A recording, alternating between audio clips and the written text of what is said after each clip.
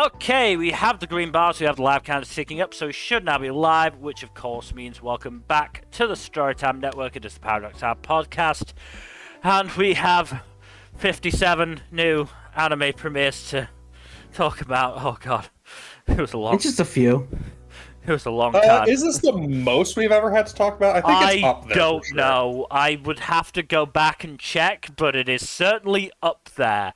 Like I said, I had to add more sources in to fucking OBS because I didn't have enough already on there. Oh. Which is insane. I had to add, I think it was something like 3 or 4 extras. So, yeah, that's... I mean, it's not definite because I had to do a full like computer reset at one point, which I'm pretty sure reset that. So, but it certainly certainly is the most we've had for a while. Mm-hmm. Not helped by the fact that Nmbr and I both had shows that by all rights shouldn't have been licensed, but fucking got put up on YouTube anyway, officially. Yeah, fucking YouTube, because sure, everyone's favorite streaming platform. Honestly, we've had worse. No, do not get me wrong. Again, Cinderella Grey's best subtitles were on YouTube for some reason, so I can't say shit. Fucking dropping the ball, Amazon. Jeez. I mean, look, being on YouTube is not necessarily a sign of, or like a definite sign of bad quality, because Akane-Banashi is on YouTube for the first month, and hey, the subtitles were actually really good. They weren't actually in YouTube subtitles as well. Which helps immensely. That's cool. Yeah. Still don't know why Netflix is taking a month to start airing it, but fine. Netflix has made several questionable decisions of late. We're not getting into fucking Steel Ball Run again. I can't do it. We already talked about that. At length. It's fine. We're good. But also interestingly, I would say that we have a majority of shows before the halfway point of the alphabet. It's still a pretty good spread throughout the alphabet, I'd say, but yeah, it is pretty top-heavy alphabetically wise. Yeah. And everything that has season 4 as part of its title is in the back half. I was gonna say, interestingly enough, we have 4 shows on their 4th season. Yeah, we're counting Dr. Stone, right? Oh no, yeah, did I say 4 shows? You said 4. I meant to say 3, but I got it correct by accident. Yeah. Okay. Look, Science Future is the 4th season. Yeah, no, it is 4 shows with 4 seasons, which I think says something about how deep into seasonal anime we're all getting now. In fairness, a lot of these are like big franchises, so. Yeah, but One Piece is only on its 2nd season, so. Fucking Dr. Stone and Iruma started in 2019. Slime started in 2018. When did ReZero start? 2017? 2016. 2016. 10 years ago. Yeah, oh jeez. So, but yeah, we're just... Dude, we've been doing this for 7 years. I'm not sure about your number, but certainly my first season was fall 2018. I'm pretty sure Jack's was fall 2018. It was if it wasn't a lot, yeah. If it wasn't 2018, it was definitely around there for sure. So I mean, I'm sure we kept up with seasonals around then, but like fall 2018 was like the first season I was all in on a lot. Yeah. Oh god, 7 years. Ooh.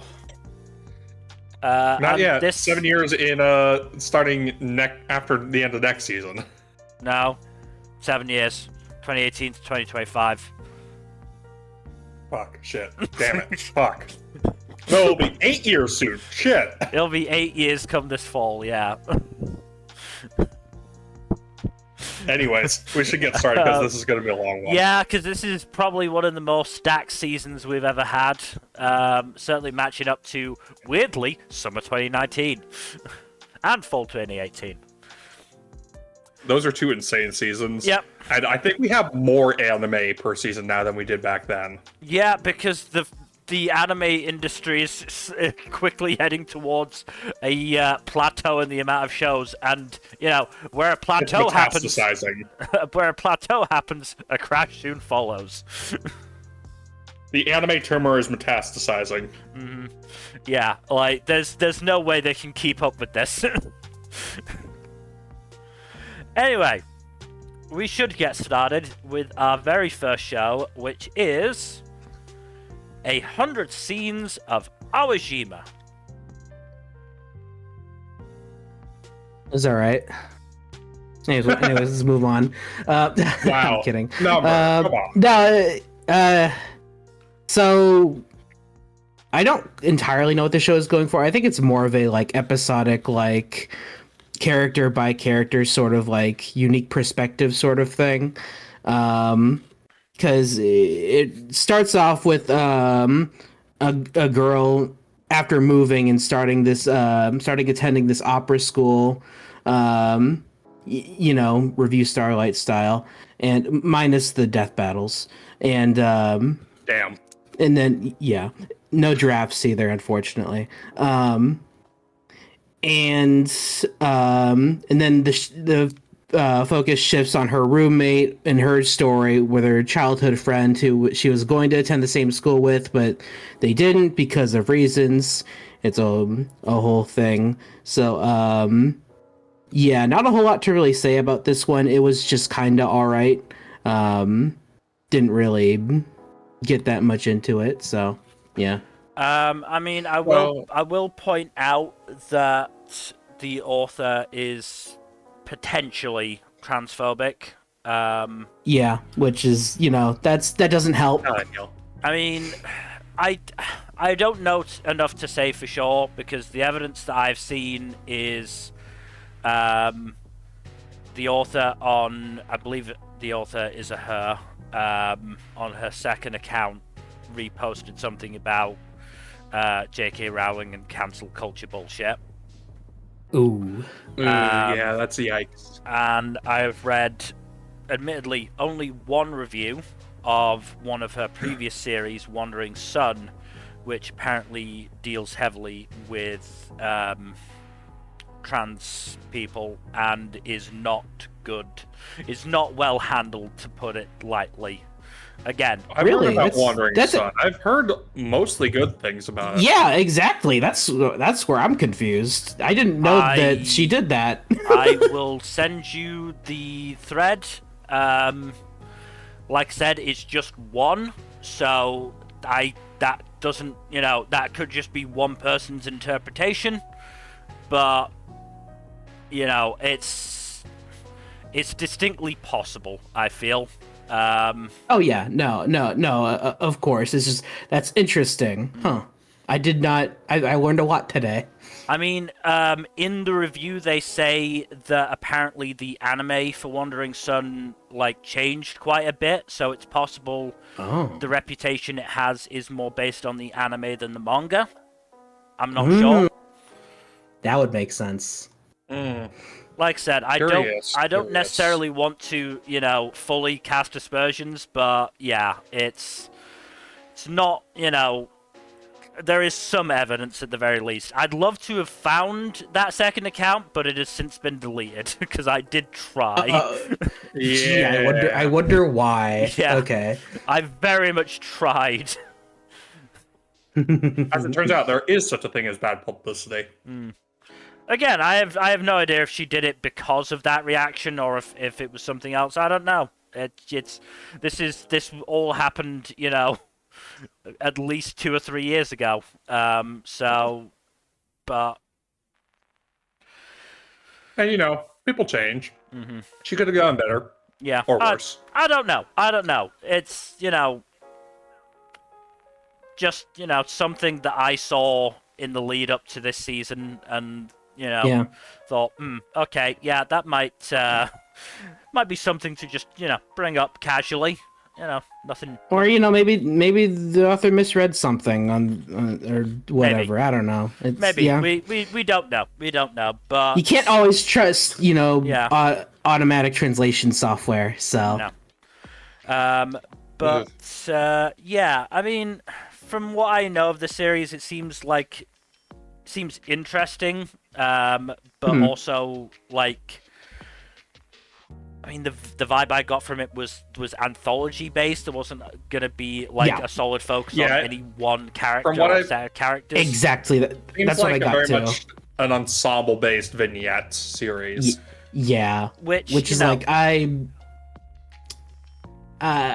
personally have difficulties getting into that kind of stuff. It can definitely work, and I have enjoyed stuff like that before, but at least in this case, it didn't really grab me. So it can work, but I personally feel like it's always going to be, average out to weaker than just a solid focus show. I mean, I still remember Twilight Out of Focus that did the same thing, and it was a good show, but after 4 episodes of the first couple and going, man, I'm really starting to get into them. Suddenly switch focus to another couple. I was like, oh, okay, great. Yeah. Oh, I'm getting into the second couple. That's great. Oh, third couple coming now. Okay, cool. Third couple, I'm barely even into these guys. Oh, we're going back to the first couple. Bit too late considering I've already, it's been fucking 10 weeks. But, okay, fine. But, to be fair, it warned you it's out of focus. You know what? It did. I didn't listen. I got blinded by the yaoi. I got blinded by it. We should probably move on because otherwise we're going to spend a while. Yeah. Let's move on. Let's move on to our next premiere, which is Agents of the Four Seasons: Dance of Spring. This was quite an interesting one. So, it's set in a world where, so it gave a bit of backstory. I believe they said, only winter and spring existed at first. And then the personifications of winter and spring, or like gods of winter and spring, created summer and autumn to give winter a break, because I think the implication was that it was winter for 9 months and then spring for 3.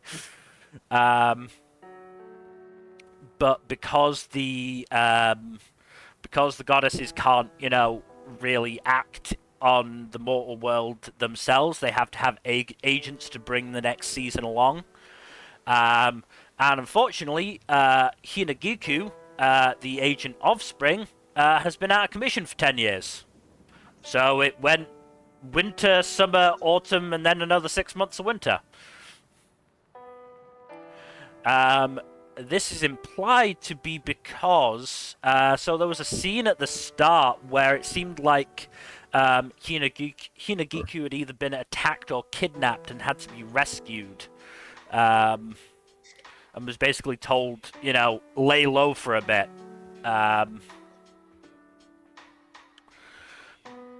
But overall, this was a really interesting premiere. I think the world is quite interesting. They've set up some really interesting world building. Hinagiku and her sort of attendant Sakura are really interesting, and I sort of got Yuri vibes there, but I'm not sure. I'm pretty sure this is going to end up in a het romance, unfortunately, but, we'll see. No! This is by the Violet Evergarden author, by the way. No! Yep. So take from that what you will. Who knows? Maybe they got woke. Maybe. God, I hope so. I hope so. And overall, it just looked really pretty as well. It's Studio Wit, apparently, so that's... pretty as on Scratch. Yeah. No, I really enjoyed this. Also, Sakura is in a suit, which, I love a good girl in a suit. Hey, that's cool. I've had my eye on this one, so I might give it a go. I might give it a go, but I am unfortunately. I get it. Hold on. Let me paint a picture. Real quick. That's what I'm like right now. That's how I'm feeling. I'm drowning. That's okay. it. All right. I mean, in terms of the writing, they managed to introduce a kid and make me care about her story in the course of like 10-15 minutes. So yeah, pretty impressive there. Good. The Violet Evergarden author is really good at that. Yeah. But yeah, no, I would definitely recommend it. Let's move on though to a premiere that I definitely fucking recommend because it is Akane-Banashi. It's trash. No, I'm kidding. I've never heard of this. I don't think it's any good. So, Akane-Banashi is a series that I've been reading from the very start in Weekly Shonen Jump because, you know, I'm apparently a masochist when it comes to Weekly Shonen Jump. You never learn from your mistakes, no. And honestly, it has become one of my favorite series in the entire magazine because of its mix of comedy, character work, and the ability to make a series about Rakugo into one of the best executed battle shonens I've seen. There's also hints of Yuri. Just to, you know... Excellent. Ooh, just to sweeten the pot, Just to sweeten the pot a little bit, yeah. Okay. It'll probably be, I would imagine, the end of the season, I think, if I'm thinking about pacing. As someone who isn't really a big Rakugo guy, like, it's the Japanese art form I bounce off the most. Pretty much, like, anytime it comes up. Yeah. This is still really good. Like, I probably won't be, like, if this gets another season, I probably won't be sticking around for that, necessarily, just because it's not my vibe, but I think it's still worth watching. You don't know that. Maybe you'll get dragged in over the next few episodes. Maybe I will. Who fucking knows? I mean, this is also really pretty. This season through. Yes, it is gorgeous. It is gorgeous. It's still not the prettiest show of the season, though. You cannot take that from, honestly, a few other shows. Also, apparently Zex is doing this, which is like, wow, that's hell of a blow up. Zex and it's pretty. How the fuck? The director is what's his fucking name again? Ayumu Watanabe, who I should point out is also the director for Hat Atelier. Wait. Holy shit! Yeah. Huh? Wait. How? Because apparently he's actually quite a hands-off director. Not to mention, Witch Hat has been in like production for like ages. Yeah. So I imagine like his job was actually finished. You know, maybe not ages ago, but you know, long enough ago that he was able to pick up Akane-Banashi as well. Chief director of Komi-san as well? Yeah. Wow. Okay. Dude has a stacked ass resume, let me tell you. Oh god. The assistant director, Yu Haruma, was the episode director for fucking Witch Hat's first episode. What? I'm sensing a pattern here. Yeah, are these people okay? Again, Witch Hat was mostly finished with its production for a while. Yeah.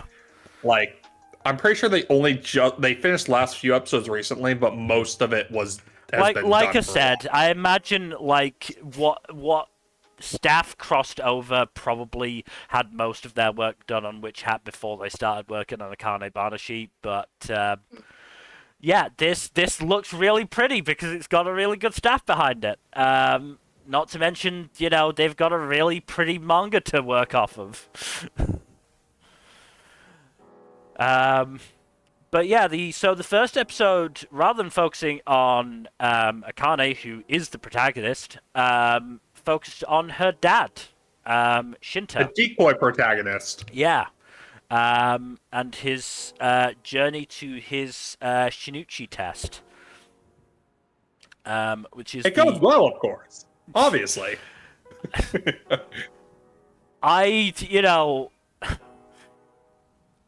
it was so like tragic for me knowing what was about to happen. Like it was so triumphant, and I knew that Isho, because he is one of the genuinely He's a jackass. He's a jackass, but he is also one of the best antagonists in Jump at the moment. Which is crazy. He is so fucking like interesting and intriguing. Cool motive, still dickery. No, 100%, 100%. And look, as I said, I'm a shill for this series. I fucking adore it, and I was always going to adore this premiere. Thankfully, Really? I'm shocked. Thankfully, I could do so without also hating myself because the premiere was really fucking good. No,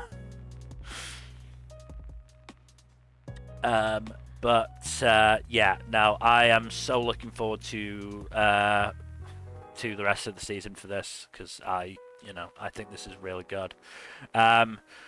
I will also say that apparently the voice actress for Akane, who's it, Anna Nagase, I believe. She's a newbie in the industry, and she's tearing shit up already. I mean, she's Akane in this. She's in Marriage Talk. She's in Needy Girl Overdose. She's Koyuki in Rampart of Ice. Jeez! Before that, wow. She was also Iraha in Cosmic Princess Kaguya. She was. Good lord! She was Ono in Sonda. And what else was she in? She is also the protagonist in Zenshu. Oh, and also she was Harley Quinn. Jeez. Very busy. Yeah. She only really entered the scene a few years ago, so she's been tearing it up though. Yeah, her first roles are from 2021. Well, actually, she didn't really start to get consistent roles until sort of summer 2023. No, 2023. Because she was in Back Arrow Winter 2021, Summertime Render Spring 22, Yuri Deco Summer 2022, Ippon again Winter 23, and after that she starts appearing more frequently. Yeah. Summertime Rendering was her first headliner role. Yeah. Where she portrayed one of the protagonists. But yes, so apparently she's been performing, at the very least, the Rakugo scenes while, kneeling on a Rakugo cushion and with 3 fucking microphones around her. Amazing. Fully, committing to it. So, yeah, that's really fucking great.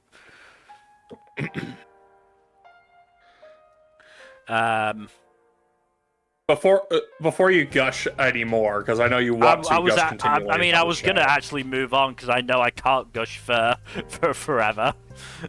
Yes. But what were you gonna say?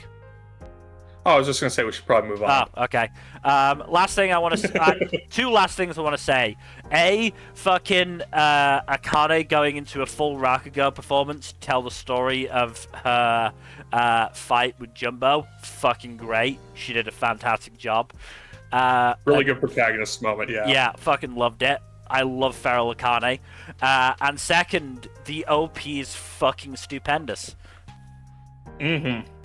I've already watched it half a dozen times. This season. There are a lot of good OPs, but this is the one that I've been watching the most. But yes, we should move on to our next premiere, which is... Let me just do that, okay. Always a Catch. This was also quite fun. Yeah, I enjoyed this more than I expected to. Yeah. It's just a good time. I love that she has a fucking knuckle duster hair decoration. Knuckle duster hairpin was where I went, okay, I'm sold on this. I'm already sold on this. 5 seconds in. It's perfect. Absolutely perfect. Meanwhile, I'm not quite so convinced about the male main character, because I feel like there's going to have to be a big recovery job done on Renato to make him likable. There is already a recovery in process in episode 2. I don't think I've gotten episode 3 yet, but Okay, good. he does get considerably better in episode 2. Yeah, I've only seen the first episode, so. Because, like, yeah, he gets taken in by Eleonora, and then fucking grabs the wrong girl, thinking Maria is his fucking fiance. Which, How do you my make god, that man! mistake? Like, I love it. I love her reaction though. First, you need glasses. I was so rooting for Maria to just uppercut him. To be No, that's brutally episode 2. honest. She uppercuts someone else. I'm Okay, pretty sure. good. I'm glad she does actually punch somebody. She throws hands. Yes, Good. she throws Good, glorious good. hands. Also, sorry, going back to the knuckle duster, did you notice that it looks like there's a knuckle duster as part of her family crest? Yes! Yeah, holy Yes! amazing! This is apparently the Oh. Throw Hands family, which I'm just so on board for. Honestly, valid. I love this. Yeah. This is a good time. This is just charming. Yeah. Ida seems like a really, really fun, character as well as Maria's friend. Clearly in love with Placido as well. Yeah. Like, I'm shocked. Shocked, I say. yeah. Yeah.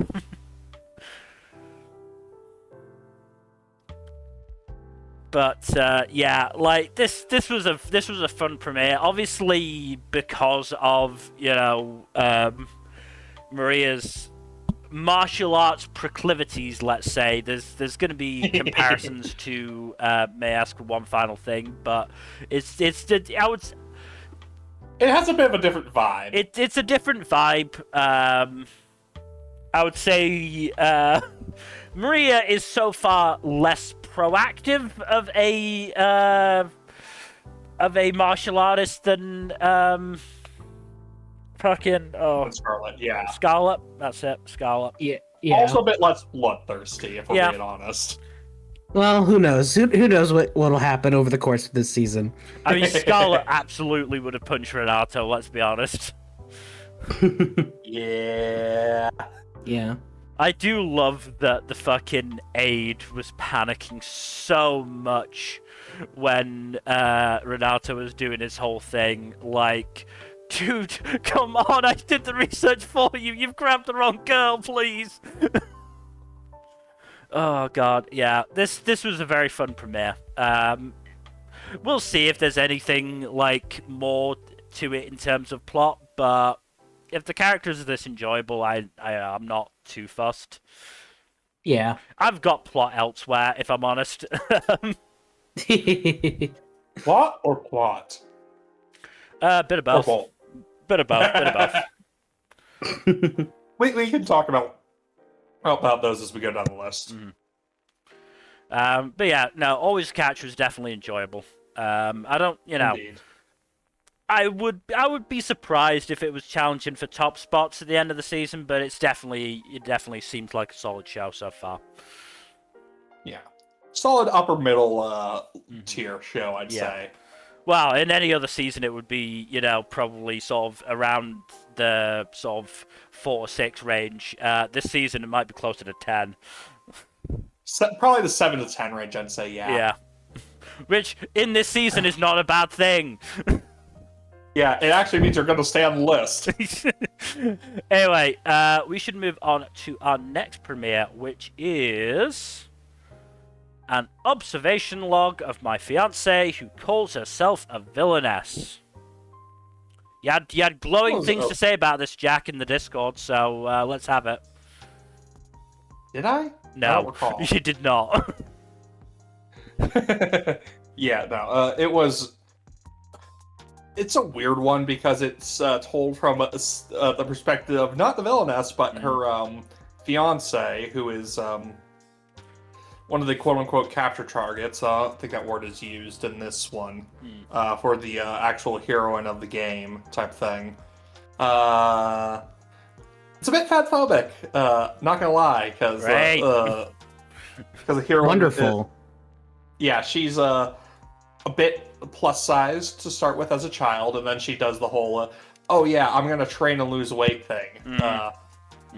At least it's more realistic than another show we'll get to later, where it's like it's over the course of a whole last year that she gets into she gets a bit leaner, and she's also a child, so it's like maybe a bit of a growth spurt helps that out a little bit, I guess, if I want to be generous to the show. But like, it's still not a great look. Yeah. Especially since, like, in the game, that quote-unquote game, the villainess is also overweight. But now she's heroic, and now she's conventionally pretty. Yeah. I'll also say that taking a genre that has been, I would say, fairly uniformly female-led, and putting the focus on a male character, not a great look, if I'm brutally honest. Male characters, it's kind of a bit of a Mary Sue, if I'm being honest. Yeah, I'm shocked. Like, the one time that a male lead in a villainous story has worked that I've seen is fucking Bureaucrat to Villainess, which is a delightful and charming show. Yeah, but, like, even then, it's at least a fucking male guy in a female's body. Yeah, exactly. It plays a lot with gender stuff, which is more than most of these shows do, if we're being honest. I mean, this definitely ain't. Yes, exactly. This one ain't it. Yeah. Like, I'm sorry to those who enjoy it, but no. I am passing on this one. It's not the worst show I watched. Oh, no, it's not the worst one I watched. Okay. But, yeah, I don't think I'm going to continue with this one.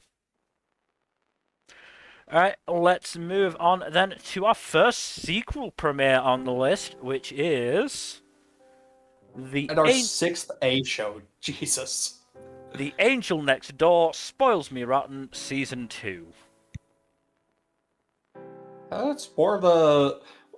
It's nice that we actually have an acknowledged status quo change with the leads being an actual couple and, like, it being properly established for other people to know about. So that's nice. Yeah, it's been cute and charming so far, as the first season. I assume you didn't get around to this one because you didn't have time number?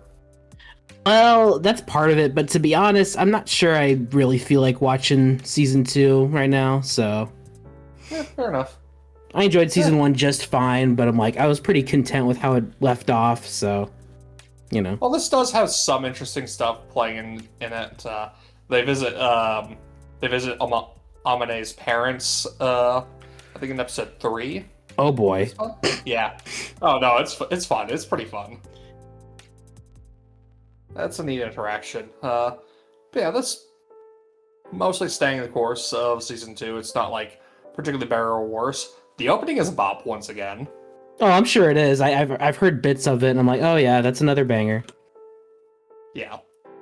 Yeah. Just good stuff. It's the season's already very crowded though, so I don't blame anyone for not following up on this one, especially with all the other sequels out. Yeah. We will that, and plus there's other romances that I care a bit more about lately, so it's, you know. It's, oh god, this is such a long list of romances. Yeah. We should probably move on. Speaking of romance, actually. Let's move on to...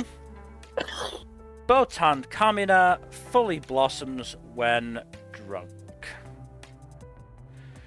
I like this one. This is pretty fun.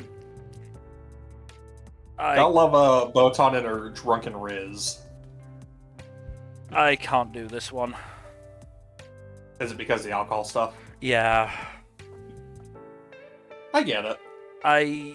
It's at the risk of getting too sort of personal, I've had family issues with alcohol, and it started in university, and so seeing this really brought up some bad stuff. As someone whose family also has had a history of alcoholism. I get it. I can't blame you at all. I do have relatives who are recovered alcoholics, so yeah, I also understand. I was fortunately not close enough to actually see them anywhere near their worst, but yeah. Alcoholism is no joke. At the same time, I do think it is fine to have like something about characters exploring their expression and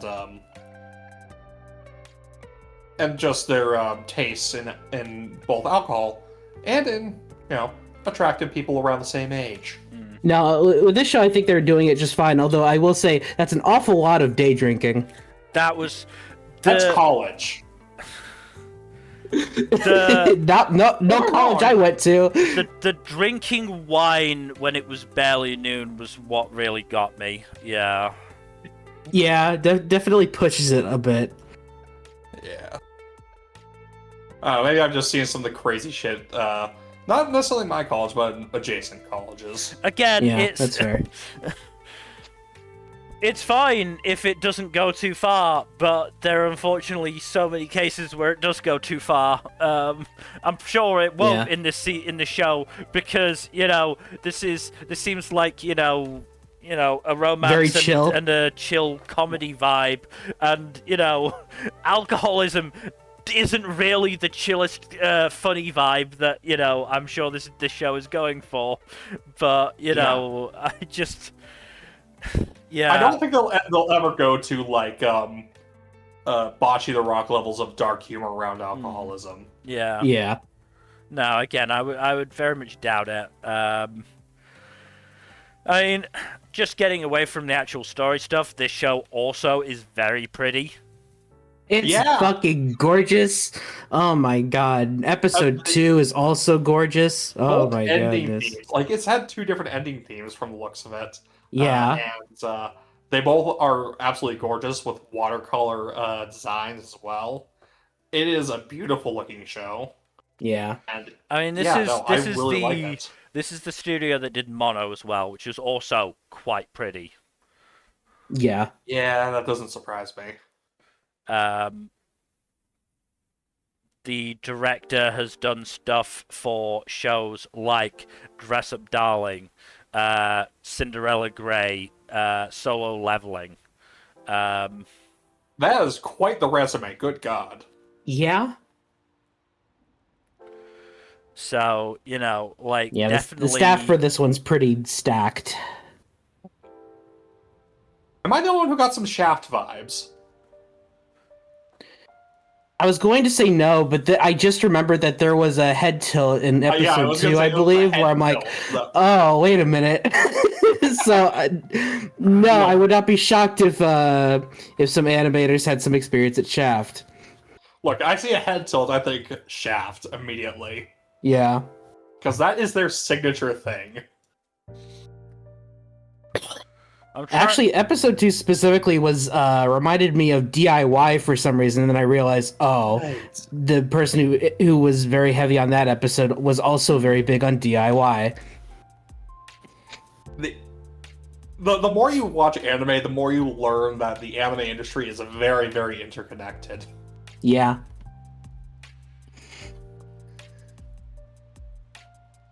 But yeah, this one's good. Like, no, I really enjoyed it. If you dislike it because of alcohol, because of its portrayal of alcohol, it's not that I dislike it. It's just that I can't watch it.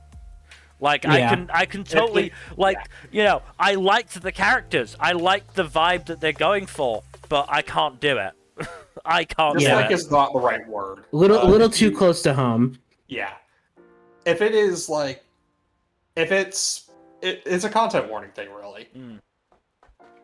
Like, it's not like alcoholism portrayal is just like casual and frequent portrayal of drinking, basically. But yeah. Also, Kamiina needs to calm down a little bit. Jesus. She is such a flirt. She's such a flirt. He really is. Who says that about another person's tongue? Oh my Good God. Lord. I was not joking when I said she had drunken Riz, because good God. Yeah. Yeah, no, this is a good one. Definitely going to keep up with it. Yeah. Yeah. I mean, it was funny, However- like, just during the first interaction between Botan and Ibuki, I was like, oh, hey, the Yuri hints have started, and then she straight out, like, said a pickup line. I was like, oh, we're going straight into text. Cool, great.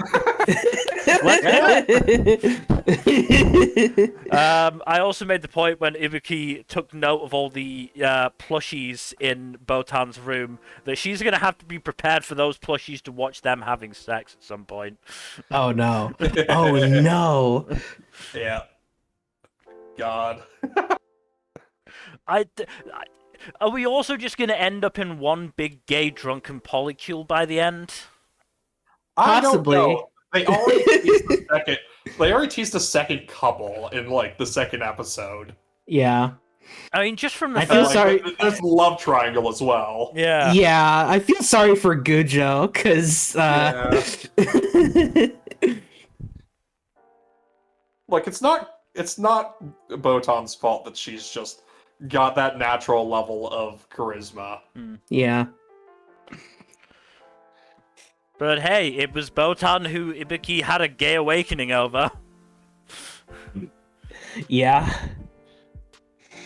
Anyway, we should move on to our next premiere, which is The Classroom of a Black Cat and a Witch.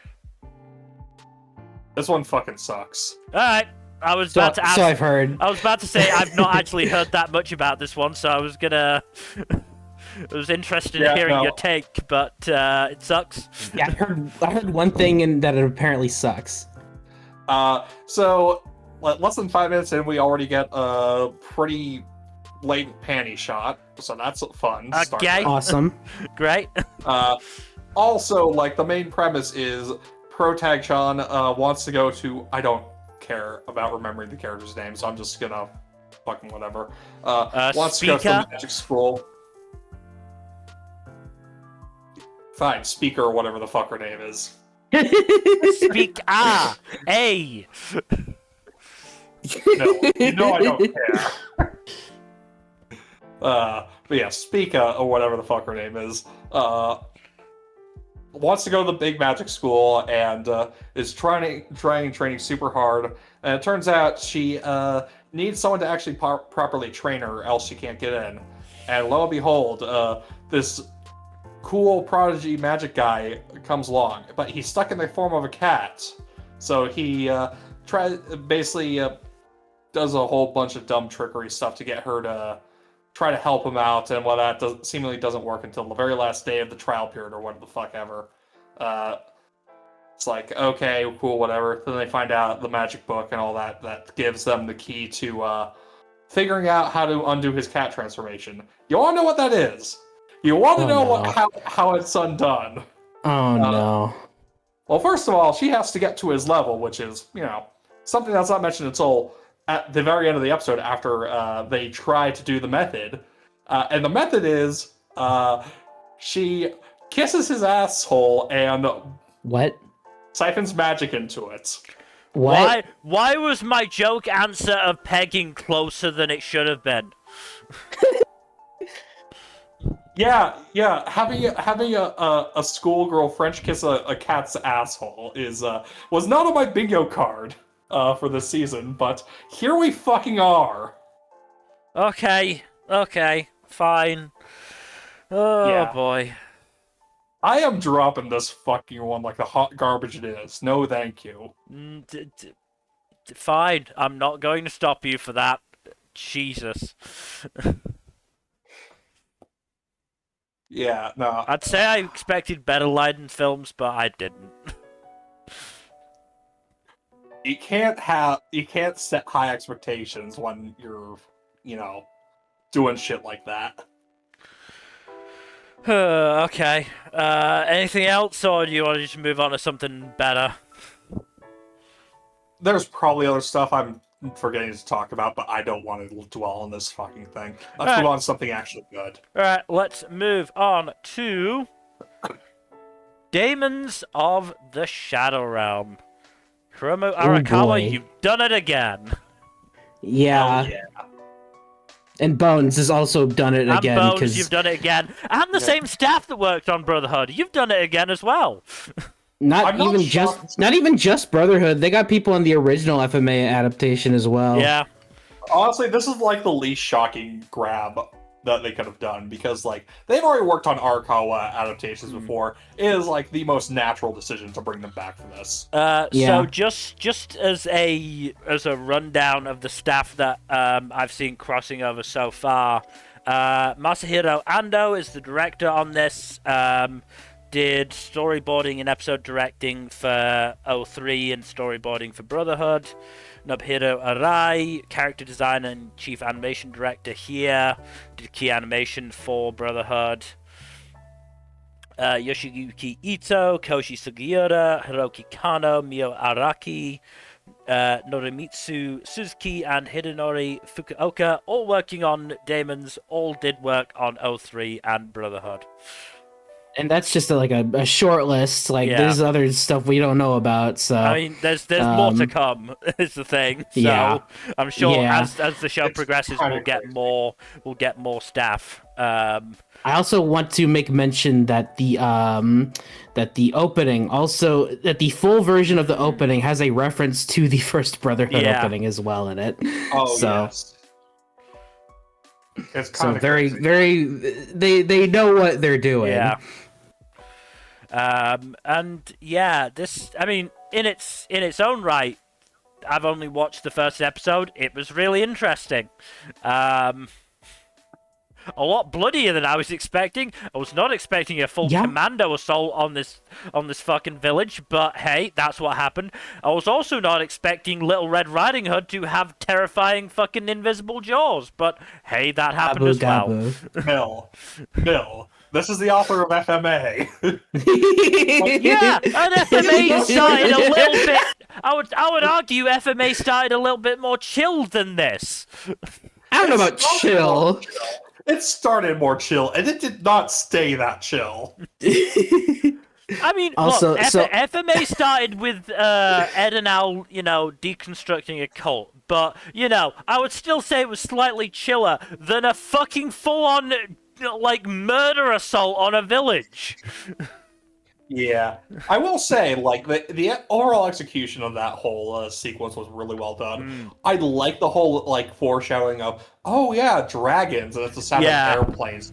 That's a fucking plane, dummy. And it's like, oh wait, he doesn't know. Yeah. Oh, Does he know? Does he know? No, he doesn't know. I mean, there was also, bad vibes going on already when the sister was, well, the fake sister, as it turns out, was in a cage. Yeah. I mean, I got bad vibes off of Granny from the start when she's like, no, you need to hold your child in and stop giving birth until the time is that passed. wasn't great, let's be brutally honest. Yeah, bad vibes. So I have one major issue with this show. All right. What? The episodes are too short. I knew it'd be something like that. because no, consistently the episodes leave off of no, wait, give me more. I need more. What are you doing? But I mean, look, I'm only on episode 1. I'm really intrigued as to where this is going. I've just met left and right who, let's be honest, weren't doing their fucking job at the start. They took some time to fucking get on it, but they did take out the helicopters. Poor Gabby is gonna have to fucking hike her way back to civilization. She'll get over it. Love their designs. They're great designs. I mean, it's fully fulfilling the Arakawa yes, Arakawa the men are character buff design and the women are motto. boom, I believe was what she said. It's nice when a fucking when an author is so consistent with her character designs. Yes. Speaking of consistent, the dub is also really good, unsurprisingly. Dub is very, very good, yeah.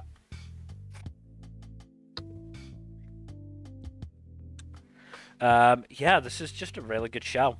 Really good premiere. Looking forward to seeing, Good what stuff. happens from here. Indeed. It's a good hook. It's a really good hook. Mm-hmm. Um, I can't help but wonder if by the end of this series, if they're gonna pull another Fire Force and somehow connect it with FMA. I don't think that's going to be the case because the setting looks a lot more modern than FMA did. I know, but you was never know. Century, early 1900s tech level, whereas this is very clearly modern. It might not be a prequel or anything, but it could be a sequel, or it could be, I don't know. There's weird demon magic in this, like, you don't know. True. But I don't think it's the same because the magic is not the same. I doubt it as well, but it's like, you never know. Yeah. You never know. I certainly would not be adverse to some little, little hints and cameos from fucking FMA stuff. Mm-hmm. There are worse things that could happen. Honestly. Yeah. Like a fucking alchemy circle showed up and going, oh, what's that? Oh, I was just testing something. Doesn't work though.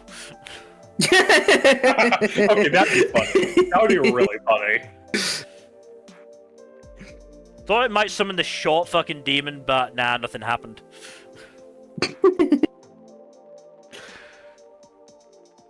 But yeah, no, Daemons of the Shadow Realm, very good. I'm looking forward to getting to see the titular Shadow Realm. I'm hoping it's going to be, full of card games. On motorcycles, you say? I had to make the reference. I had to. Yeah. Someone had to. I can't fully blame you. But we should move on to our next premiere, which is Dandelion. What the fuck is this, Jack? It's a weird afterlife thing where it's angels doing an thing where they send souls to the beyond when they're stuck kind of in between life and death. I didn't really vibe with this one, if I'm being honest. Shocker! I'm pretty sure it's by the Gintama author. Mm-hmm. Yeah, that explains it. I don't like Gintama.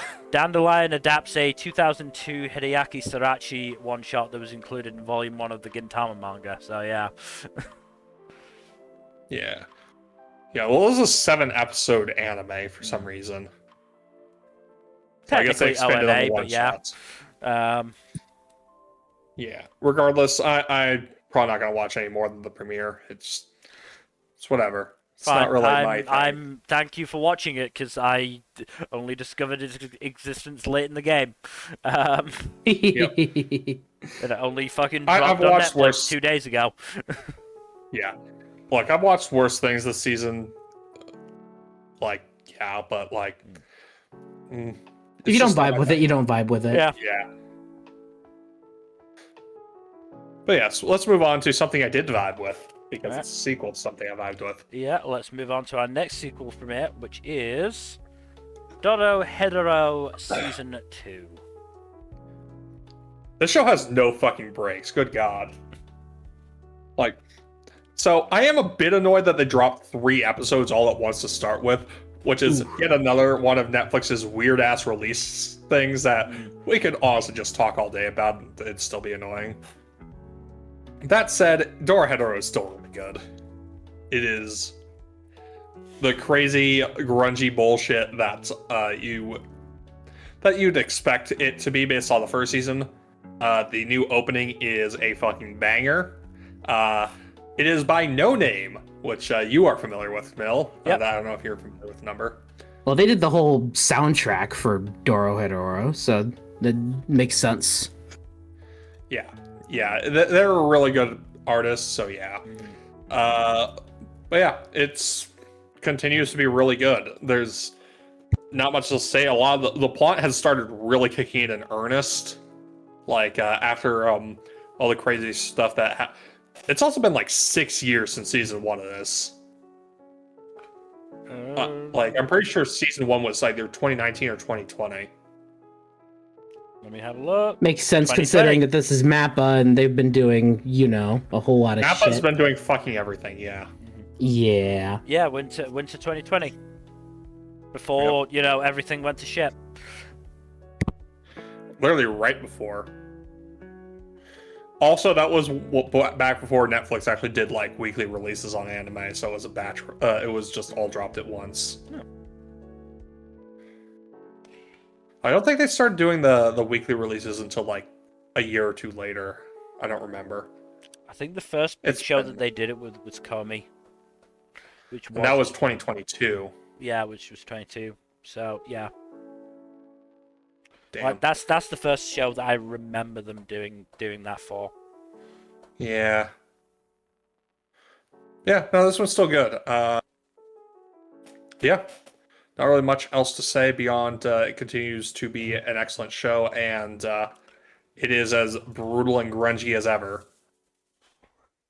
All right. The opening, I will say, as much of a banger as it is, there's some graphic ass imagery in there.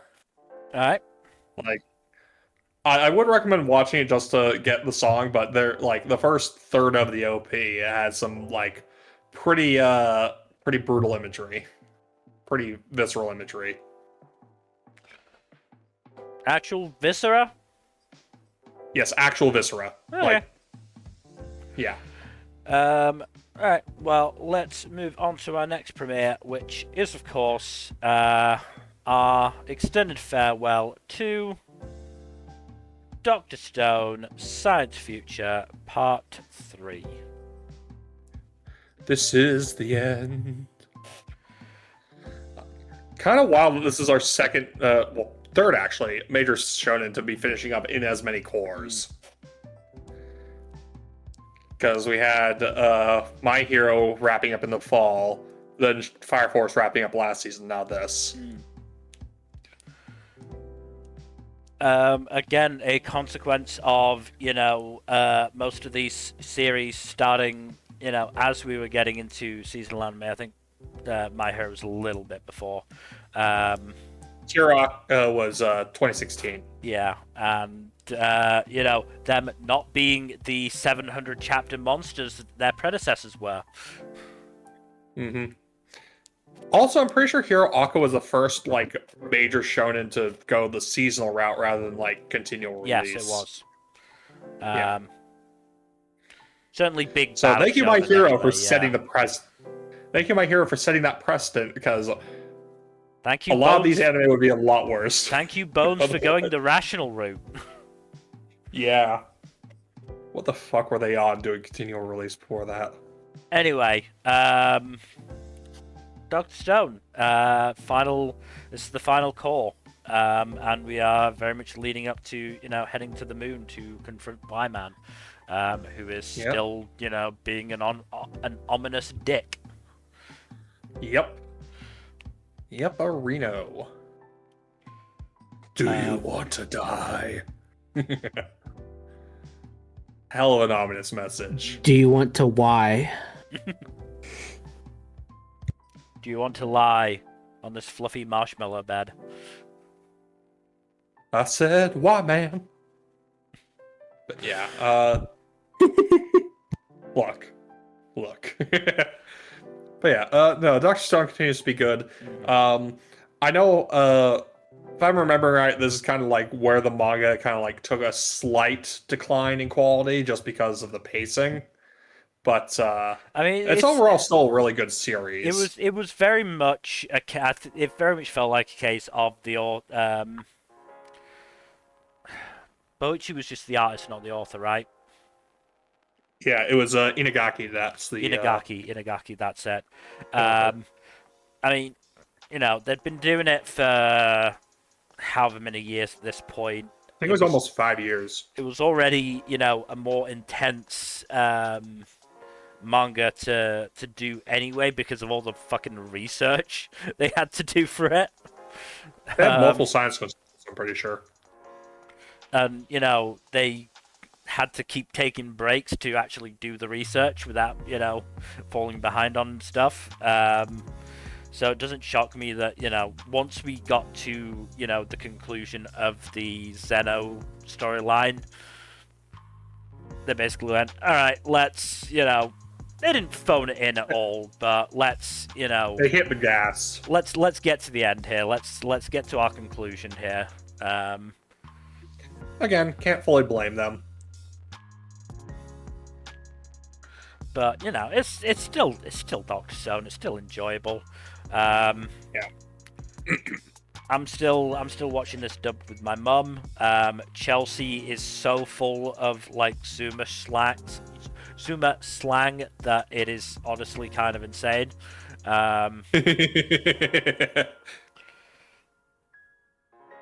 Amazing. I would also say this is the happiest I've ever seen Francois. At the prospect of getting olive oil. I love Francois, and honestly, understandable. Olive oil is like a cooking essential. And certainly as of episode 2, which is the last one I watched, they're off to India. Oh yeah, yeah, I watched the newest episode. It's yeah, fun stuff. I mean, I know what happens. I've read the manga, so I know, but for the people in the room who haven't, our wonderful audience, who I'm not sure is even here right now, who knows? It is very fun watching with my mum though, because as they were planning to go around Africa and the Cape of Good Hope, she was like, "Why can't they just use the Suez Canal?" And like 5 seconds later, "Wait, can't we just use the Suez Canal?" It's like the Holt gif. Vindication! Yeah. But yeah, no, Dr. Stone is continuing to be, good quality. It's an enjoyable series for sure. And I hope, Indeed. they overall stick the landing, even if it's not, as full on, even if it's not going to be, a full on, like, big climax thing. But we should move on to the Drops of God. So, remember how earlier you were talking about how the whole thing in Botan was about it being like just nonstop, just a lot of portrayal of alcohol and just it not vibing. That'll probably be even more the case here, because this is all about weenie smellers. I mean, wine sommeliers. And the whole thing around, oh yeah, this is high class. Oh, the wine is godly. Oh, this is what it's like. Look, there's an audience for this. It's probably not me. I'm not a weenie smeller. I mean wine sommelier. I heard the adaptation isn't the best either. No, the wine looks like CGI goop. No, you can't fuck up the wine. No. I mean, come on. That's like the one thing you have to get right. Come on. I mean, I'm gonna be honest. It doesn't always look like it, but yeah. I have a feeling this is probably a series that is better in manga format, where you can skim over the all the gushing about wine if you're not that into it. Whereas again, anime, you can't do that. No, unless you like accelerate the playback speed. But yeah, which Crunchyroll also this is very a much bitch about doing. Yep. Also, this is very much a product of its time. You can tell this was written 20 years ago. Not like how it's writing characters necessarily, but just how it writes about wine, because that's not really a big thing nowadays. If you're talking about alcohol, most people are talking about beers or like hard liquor. They're not really talking about wine the way they did like a couple decades ago. And it's just not as culturally relevant nowadays. And apparently a lot of the wines discussed here, like, aren't really a thing anymore, or not to the same degree that they were. Because, as it turns out, 20 years on, a lot of those winemakers haven't made the same wines. And some of them are straight up dead. Like, because that's what time does. Yeah. But look, if you like, if you are still interested in a story about weenie smellers, I mean wine sommeliers, Sorry, I'm doing a bit. It's a reference to a YouTube skit. Don't worry about it. Then, yeah, you might enjoy this. It's just not for me. All right. Let's move on then to Eren the Southpaw. Speaking of things that are not for us, not quite sure what this show's going for, because, well, I have a vague idea. So it's there's this young wannabe designer in school right now, and he prides himself on being like the best artist in his class, right? And then all of a sudden he hears of someone who's apparently going around spraying graffiti on decent artwork, and he's like, okay, I'm gonna try luring them out. So he gathers everyone from the art club, and they make a mural, and then eventually he has a run-in with this girl who's the graffiti artist named Eren, who is apparently just has it out for art for some reason, and it's all very dramatic. There's some allusions to her history involving her father, and he may have been an artist or something like that. It's not very clear based on just the first episode, but it's all very dramatic in how it's portrayed, and I don't really vibe with it. So, is it weird? Is it weird that that spelling of the name Eren is just kind of tainted for me at this point? No, I mean, that's fair. That's pretty fair. I see the name Eren. We know who everyone thinks of. But yeah, not really vibing with this. It wasn't necessarily bad. Its rating on AniList is shockingly low for some reason. Not quite sure why. It's like a 58%, which is like, wow. You have to hurt someone to make it that low. 6.48 on Mal. So yeah, it's really fucking offended some people. Yeah, I don't know why.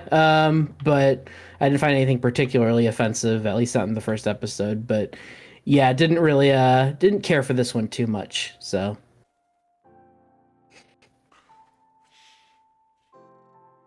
It might be that the Chud crowd doesn't like Eren. Maybe. I don't know. I'm not going that deep into fucking Malforums for it. No. Alright, let's move on then to our next premiere, which is... Even a Replica Can Fall in Love. No, I didn't really vibe with this one either. Funny how that works. So the story is this: there was this girl when she was young. She apparently had an argument with her friend, and somehow, like, Foster's Home for Imaginary Friends style created her a replica of herself. What? And yes, I thought like it'd be like a known thing like in this fictional world, but no, I was gonna say it's not just a thing people can do like order. No, she just somehow just poofed her own replica. It's like, oh, I thought she was like an android or something. I don't fucking know. Okay. It's so weird. Yeah, I and have like the Foster's Home theme stuck in my head. Thanks, Nmbr. Yeah. But yeah, it's like that how she appears. Well, the difference being that she can apparently like make the replica disappear at will. So that's horrifying. Yeah.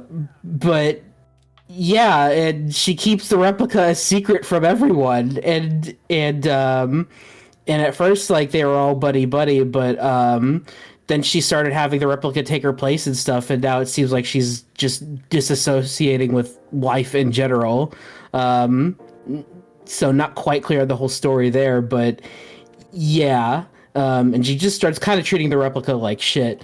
And meanwhile, the replica seems to just be living her life and starts a blossoming romance with this guy, just this dude, and yeah, so again, was pretty shocked by the whole replica thing just not being a normal thing. That's kind of wild. Aside from that, didn't wasn't all that interested in this one either. It's nothing particularly bad about it, and to be honest, I don't entirely hate exactly what the story seems to be doing here. But yeah, I didn't like it that much, and it's a busy season. So. Yeah. It's a really fucking busy It's a season. really busy season. So I can't blame you. And honestly, even if it wasn't, I have other things I'm trying to watch on the side, so Fair. Look, I understand. Invincible is getting crazy. Yes. Speaking of viscera. Fucking hell. I mean, Jesus. you still got to catch up to Thunderbolt Fantasy number. So it's... Wow, you're digging that up right now, huh? I will eventually, I promise. But this is not the season to be pushing that agenda, Mel. Not. I will catch up. I will watch it all, I promise, but not gonna be for a hot minute. You say that, and yet I'm looking to add another show to my docket to take advantage of my fucking High Dive subscription. God. So if you've got a show on High Dive that I haven't watched that you think I'll like, give me a shout. Because currently I'm just gonna. Is Log Horizon still on there? Log Horizon is great. I don't remember. Horizon is very good. Also, probably longer than I'm looking to watch. At the moment, I'm just gonna rewatch fucking Toonie Boys. Because it's been a while, and I wanna see if 2019 me was based or not in my love for that show. I'd have to look through their catalog, so I'll let you know if I spot anything. Oh, you should probably watch Babylon. That show. I can't even finish that sentence. I'll also point out now that don't bother suggesting Eminence and Shadow to me because that's already on Netflix, so I don't need High Dive for that. Damn it. But you should still watch it. I should still watch it, but I don't need High Dive for it. Shit, Dororo's on High Dive. That's on Amazon. I can get it on Amazon. It's fine. I'm pretty sure that's also the dub of Dororo, and it's a Sentai dub, which means it could be decent, but is more likely going to be not very good. Okay, here's one you might actually vibe with, Mel. Endo and Kobayashi Live. Alright, I'll consider it. But it's going to take a lot to beat Toonie Boys, because I am actually quite looking forward to rewatching that. Okay, either that or Bureaucrat to Villainess. That one's also a good one. All right. This is all very fun, but we should move on. We should move on to our next sequel, which is Farming Life in Another World Season 2. Yeah, it's just more of the same fun vibes. They have a whole bunch of new potential villagers inbound, so they build a new village, only to find out that the new villagers that are they are all a lot larger than expected because they're a bunch of minotaurs and centaurs. So the housing they built is a bit too small for them. So they're like, shit, we have to build new housing. Fuck, it's gonna take some time. Shit, sorry. We'll figure something out. Just hold tight. So yeah, it's a little bit of that. There's also a really funny bit in episode 2 of the season where a centaur and a horse are basically competing to be ridden by the protagonist. It's just very funny. The bit is plays up the jealousy between the two as well, which is it's a very funny bit. It's hard to describe, but yeah, it's a good time. But yeah, that is mostly just more of the same chill vibes. It's a nice, relaxed isekai, so yeah, I appreciate it. It's a good time. Alright. But let's move on to something that I know you had a lot of fun with, Mel. Let's move on to Fist of the North Star Hokuto no Ken. I sure did miss Berserk 2016. This wasn't Berserk 2016. I know, but I wanted to make the joke. This was closer to Berserk 20... what year was it? 22, 23? Golden Age movies, yeah. Yeah. Like, look, I mean, obviously, I'm sure you'll have heard about the dub. I did not. We haven't. Hokuto. You haven't heard about the dub number? No, I haven't. What about the dub? It was done no. by I think I've mentioned them before. The South African arm of a company called Transperfect Media, and therefore the actors are all South Africans having to do American accents, while also not having any experience dubbing anime because they've done like five of them. Maybe this is worth watching. The dub is not good. I mean, let me just see if I can quickly find. That's why I want to. That's why I'm now interested. That sounds amazing. It's horrible. It's not as good as you're thinking. So Nmbr, every single time they say Hokuto, they pronounce it as Hokuto. Well, they could have pronounced it like Hokuto, so All right, Yeah, but that there just you go. egregious. The fucking That's it. somebody made a fucking All right. compilation of it. Let me watch some of this real quick. We're posting a lot in the Discord today. Yeah. Oh my! This is oh. So yeah, what are your thoughts overall, Mel? Is this a masterpiece? Nmbr, do you remember fucking did you ever listen to the dub for Ninja vs. Gokudo? Yes, I did. Same company, same actors. That explains so much. Funnily enough, the actor for live-action Heavy Point Chopper is in the dub for Fist of the North Star. What? Yeah, Gavin Gomez. I didn't know Heavy Point Chopper had his own voice actor, but that makes sense, I guess. No, I mean the actual actor that portrayed Heavy Point Chopper. Oh, you mean? Oh, okay. Like the actual actor in the suit. Oh, wow. Okay. That's funny. Anyway, besides that, it's not great. I'm shocked. I mean, the premise of the Look, first. I know people will swear by the actual story of the manga and stuff, but like, this does not seem like a good adaptation of that story. No, I mean, look, the animation is not good, and the darkness of the physical darkness of the setting does it no favors, because it has to do a lot of shadows as a result, and the whatever CG they're using is not great with shadows, I don't think. That's not great.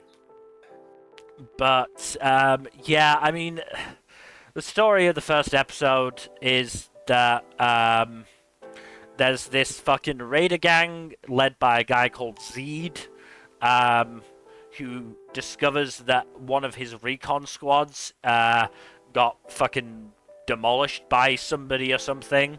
Then we focus on our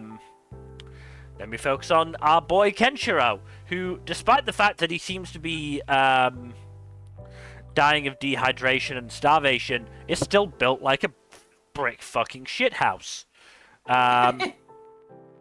Yes. 80s shonen character design. Like, I have no idea how he maintains that level of muscle mass in the apocalypse as a scavenger,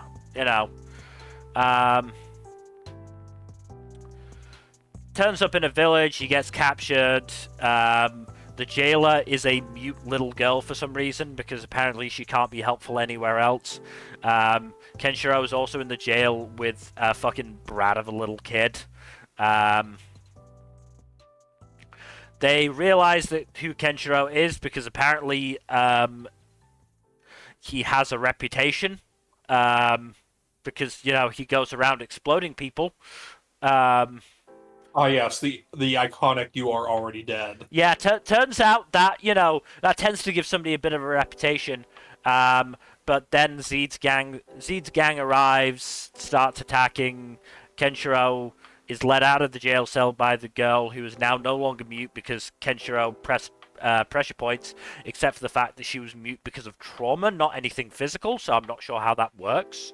Apparently pressure points fixes trauma. And then Kenshiro, fucking pressure point pressed his way through the entire gang, basically. And then he said the thing! He said, "Omae wa mo shinderu!" And he exploded. Yay! And then, Kenshiro moved on because he didn't want to bring attention to the village and blah blah blah. The brat came with him because he thought that he would find more food with Kenshiro, when I think it's more likely the opposite, because do you know how much Kenshiro is going to have to eat to maintain muscle mass? Honestly, he's probably just going to eat the kid after a week. I'm not the biggest fan of older series to begin with, and this was sure one of them. One of the adaptations of all time. Yeah, I don't think I'm taking too big of a stretch to say I doubt fans of the source material are going to be, especially happy with this adaptation. Judging by its rating, no. What's it at? On AniList, it's at a 55%. Oh, God. 6.47 on Mal. That's higher than I expected, to be honest. Yeah. No, 6.41. Sorry, I had to refresh the page. Still not good. No. Still not good. No. And according to AniFem's review, they apparently made it gorier than it originally was, which I didn't really notice. That's crazy. Well, that's fun. Shunsuke Takeuchi does a pretty good job as Kenshiro in what little he has to say. Kenshiro's not exactly talkative. No. True. He's a stoic guy. But yeah, just, fucking... It's not really for me anyway, and I don't think this was a particularly good adaptation to begin with. No. Thing is, I heard that this was going to be bad, even before it was announced. It was because the person that leaked it was oh, ooh, and it was oh, and then we saw the trailers and oh, and it's yeah. Oh, no. Yeah. Put it this way, the director on Mal only has 3 other shows listed, and he was director of photography for all 3. So this is the first thing he's actually directing, it seems. Why would you do this? Why would you do this to such an important series? Come on. I'll also say that Amazon kept translating Hokuto as the Big Dipper, but the Big Dipper is not the North Star. No, it's not. It's in the name, North Star? Fist of the North Star? Call it North Star, not Big fucking Dipper? It's Polaris, if you want to actually go with the star's name. Yeah, so, that was weird as well. That was really weird as well. I couldn't stop getting distracted by that. I had to take a break to look it up just to make sure. Questionable creative decisions in Amazon Studios. They're a more iconic duo.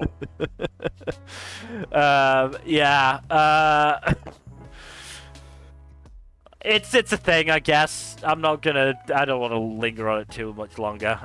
Let's move on to our next show, which is The Food Diary of Miss Maid. Honestly, just a fairly, nothing show, I guess. The premise is that this maid, who I believe was born in Japan but grew up in and was living in Britain, is in Japan for a holiday. And then she gets a call that the mansion she worked at as a maid was destroyed when they tried to install the rooftop pool. So she has to stay in Japan for a year. And it's basically just her going around trying Japanese food. So a foodie show. Yeah. So it's one of those. Okay. Episode 1 covered. What did it cover? Taiyaki, takoyaki, onigiri, dango, and bamkushin.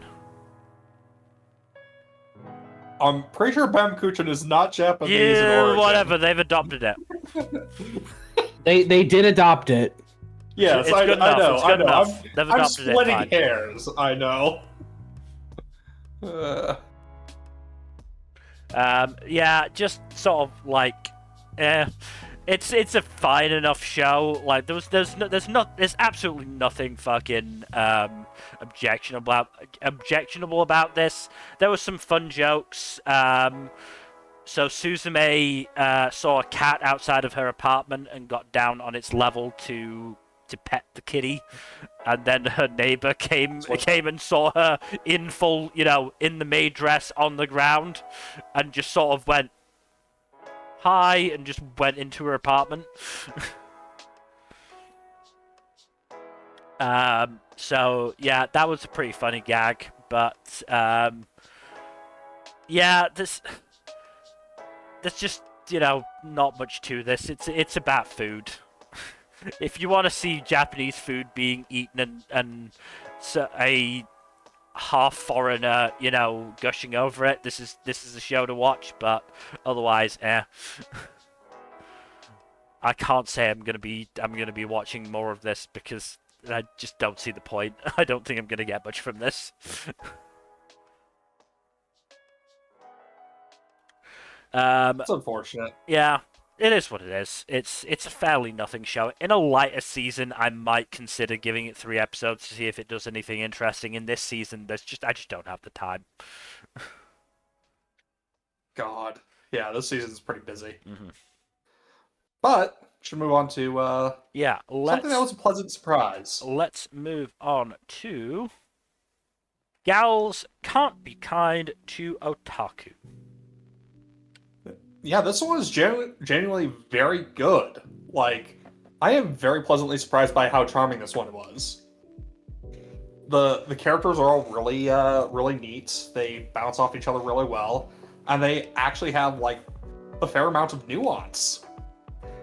The show is pretty damn good. All right. Glad to hear that TMS has actual winners this season. Yeah, no, I would legitimately recommend this one. I say that, but I forgot they do Dr. Stone and Always a Catch, and unfortunately Rent a Girlfriend. So they can't all be winners. Look, no, I didn't can't. put the key visual in, but we do have to talk about Rent a Girlfriend at least a little bit at some point. Yeah. We'll get to it. Yeah, we do. But this is a lot better than Rent a Girlfriend by quite a margin. I would hope so. Legitimately, I do recommend this one. It is very good. I very much enjoying it, and it is it's just very fun and refreshing, and it's a good time. The whole premise is just the protagonist is an otaku who is interested in a show that is aimed primarily at young girls. So it's like kind of like a Pokemon Precure hybrid type thing.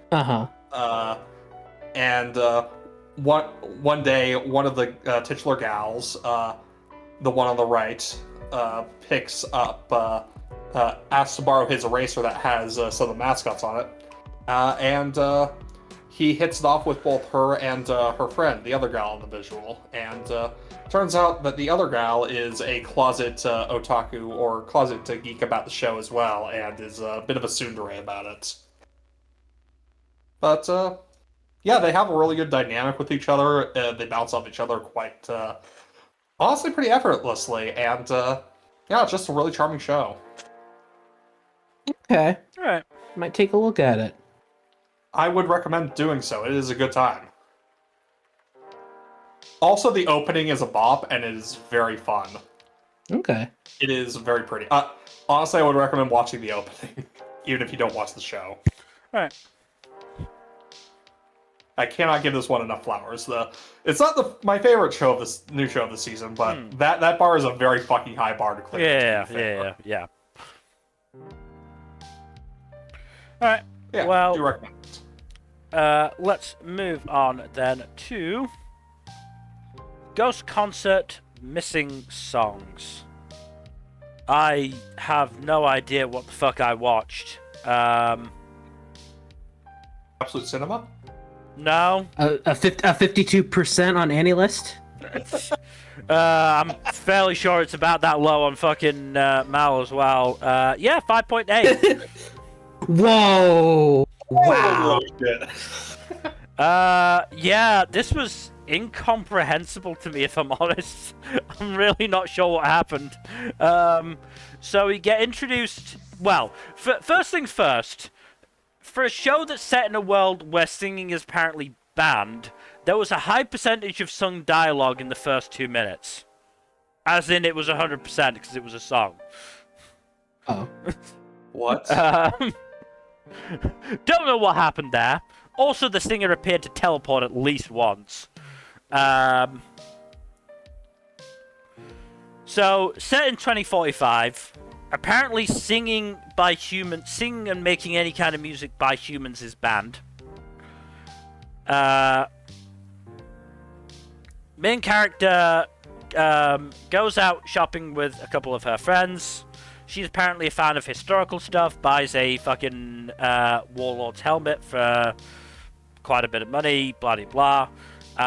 And then she hears mysterious singing and follows the mysterious illegal singing for some reason. She finds somebody who's covered in mist, and then the mist attacked Seria. Okay. And then Seria started acting all horny because apparently she got possessed by a ghost. And the ghost was horny. She's then confronted by a girl who seems to have a connection with her, but I'm not actually sure if it's actually, a proper connection. I don't know. Anyway, girl called Kaede, along with the priest, they transport themselves and Seria to... Well, I don't know whether it's a case of, they fucking did, a Jujutsu Kaisen barrier technique, or they actually transported themselves to another world or whatever, but they went somewhere else. Turned out fucking, Seria was possessed by Cleopatra. That Cleopatra. Oh. And then Kaede can apparently summon the skills of Nasu no Yoichi, not a name I expected to hear in this show. Cleopatra managed to summon the ghosts of Caesar and Mark Antony, because of course she did. And then, mid-fight, Seria and Cleopatra sang a duet, and that apparently solved everything. That's awesome.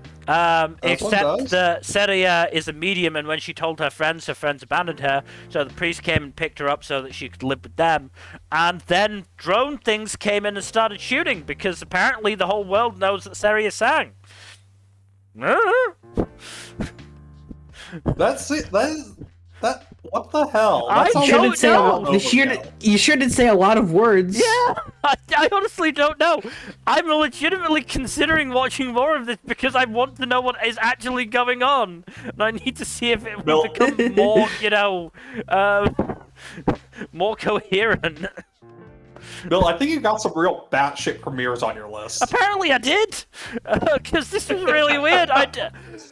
What's setting me off more is that the Aniframe reviewer apparently, understood what was going on. I'm like, how the fuck did you get all this from this show? Because I don't understand what happened. I don't know what's going on.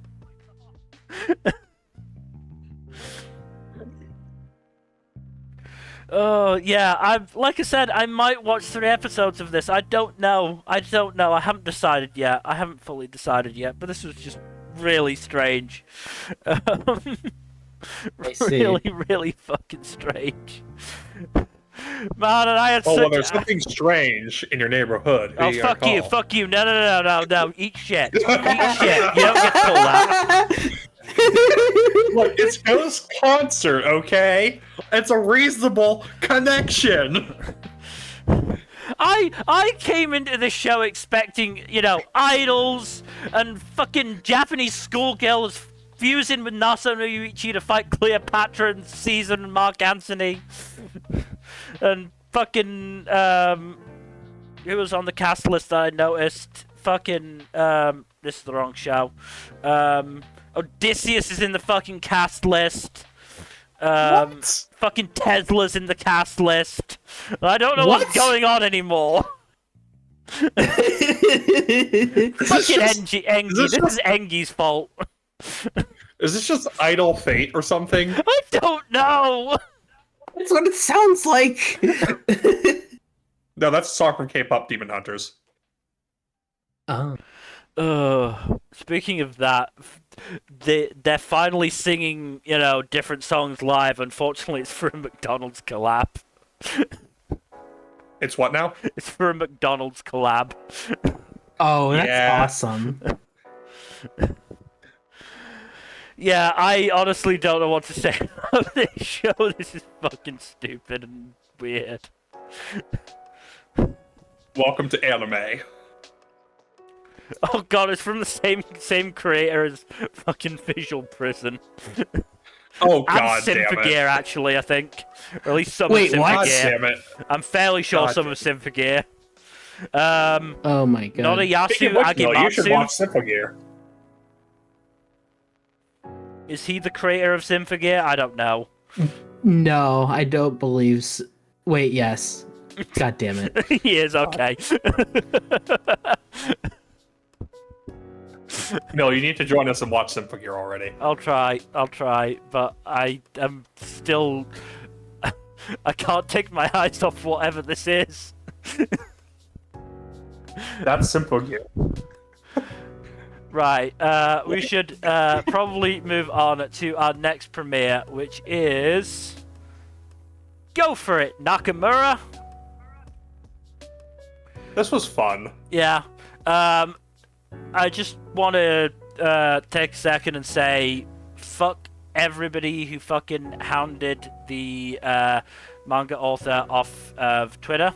You all fucking suck. Oh yeah, no, that was fucking awful. And I'm also Twitter was just, a mistake. I'm also just gonna say a big fuck you to the author of Heartstopper, because apparently they also fucking suck. Oh no, Which I only that's found out in unfortunate. context of Go For It Nakamura. Because apparently she took shots at fucking Japanese boys love material for not being pure enough. I'm honestly not sure. I didn't really read that much into it. I know it happened, but that's it. Fetishizing it, yes. She said that it Japanese boys love fetishized gay relationships. Wow. Yeah, yeah, cool, great, fuck you. Anyway, show proper. This was really fun. Cute. This is really cute. I love Nakamura. He's such a goober. Yeah. I love how well animated this is. It's just very, very fluid and very clean. It's also, And also the expressive. It's very Yeah. expressive. Also Takahashi inspired pretty clearly. yeah, the art style is what really stands out. Yeah. I mean, it's 80s in general, but it's very Takahashi-esque, I'd No, say. definitely. And look, it's just really nice to get some disaster like male gay rep, considering we usually just deal with disaster lesbians. I feel like. Yeah. And Nakamura Nakamura is quite the disaster. I mean, just what prompted me to say that was when he fucking stomped on the handkerchief. Oh my god. So to explain, Nakamura has a crush on this boy Hirose, who he has not talked to yet. He's looking for opportunities, and Hirose drops his handkerchief, and he's like, opportunity to talk to him, I've got to go pick it up and give it back to him. A girl says audibly to Hirose, "Oh, Hirose, you've dropped your handkerchief. Here, let me get it." And Nakamura literally goes, "No!" and fucking stomps on the thing in front Amazing. of Hirose, and then just goes, Amazing. here's your There you go. handkerchief, and just runs. That Riz, that's incredible. What a champion. It's negative Riz. Never before seen. You know what Oh, actually it's gets Hirose and Nakamura talking? Octopi. Octopi, yes. Because Nakamura has a pet octopus and has a thing for them. And then in a cooking class, they find like 3 or 4 of them and are like, oh no, are they an ingredient even though they're alive? We've got to get them out of here. And Nakamura then starts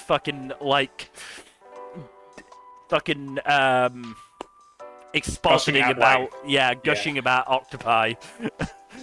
Which apparently Hirose found endearing. So that's great. Info dump unlocked. Yeah. No, this is really cute. I really like both of them. I hope we get a bit, more into the wider cast, but definitely fun. I mean, the other thing is the thing that could be a little bit worrying is this is a 13-episode anime when the manga, I believe, was like 1 volume, 1 11-chapter volume. I think it's 2 or 3 volumes because I think there was a sequel to the first the yes, original. There was a sequel that was one 9-chapter volume. So I still don't think we're making it. We've really got enough material for. Honestly, if they just add a little bit of expansion on it, it should be fine. Well, here's the thing. I'd rather they cover the material in the manga and then add the anime original stuff, because apparently, I mean, do you want to get in? Do you want me to say the spoiler that I know for it? Go for it. The original volume of manga ends with them actually becoming friends. Yeah. So I remember seeing that. So I would actually like to see more progression on the romance front. Yes, no, that's fair. Then get stuff in between. They might add some bits here and there in between, but they are probably going to expand on the ends as well. I hope so. Yeah. Yeah. Well, I don't need them to get together by the end. Just maybe a little bit more progress. I don't know. Yeah. Apparently, the anime is adapting both the original and the sequel. So yeah, that makes sense. I mean, yes, it's only 20 chapters, but I don't know how long those chapters are, so it could be if it's collected in a single volume, they can't be that. If it's 2 volumes, it can't be that long for the chapters. But yeah, I don't know. We'll see. Yeah, we'll see. Either way, this is definitely worth keeping an eye on. It's a very fun show. It's a very, very fun show. Very fun. And the dub was very good. I enjoyed the dub. Yes, it's a good dub. Oh boy. Nassim Benelkor did a very good job as Nakamura. Very good job. Mm-hmm. Really getting across how much of a disaster the guy is. Yeah, really good job. Alright, we have to talk about it, Jack. Let's move on to Haibara's Teenage New Game Plus. Remake Our Life this 8. This thing wishes it was Remake Our Life. I really liked Remake Our Life. I want more of this that. one. You wouldn't like this. Unfortunately, this. Yeah, no, it's not good. It's extremely not good. Yeah. So the protagonist is late college, and he's like, man, I wish I could redo my high school debut. And he goes back to his just before his high school debut, and is like, oh yeah, I'm overweight at this point. I'm going to lose 40 pounds in a month. And he does, and it's like, what the fuck? How? Yeah, exactly. And it seems like just a moderate exercise routine. It's not like anything crazy from what. He didn't do the Saitama routine. I was gonna say you got to do the Saitama shit for that. No, all we see is some light jogging and some other moderate exercises, and that's it. That's all that's shown. We're told that he slimmed down into what he is in the key visual, but he is very visibly overweight. The month where he enters high school. And it's okay, first of all, extremely unrealistic and also stupid and fatphobic and just, no, thank you on that front. Second, he's just not very interesting as a person. And also he's just going after his crush in high school. And everyone just talks about how hot each other is. It's like, okay. What, that wasn't a common topic of conversation at your high school, Jack? No! People don't, like, sometimes people compliment each other's looks, but it's not like the whole basis of a conversation. It's like, oh, you look good, let's be friends. Like, what kind of asinine asshat made up this dialogue? The only way I'll accept it is if there were also, I'm assuming it was just boys telling girls this and vice versa. Yeah. There wasn't like a dude going up to another dude going, "Hey, you're fucking slamming. Let's be friends." That would make this show so much more. Yeah, no, fun, I would honestly consider. Probably I wouldn't consider actually watching it otherwise, but I would, be a lot nicer to the show if it did that.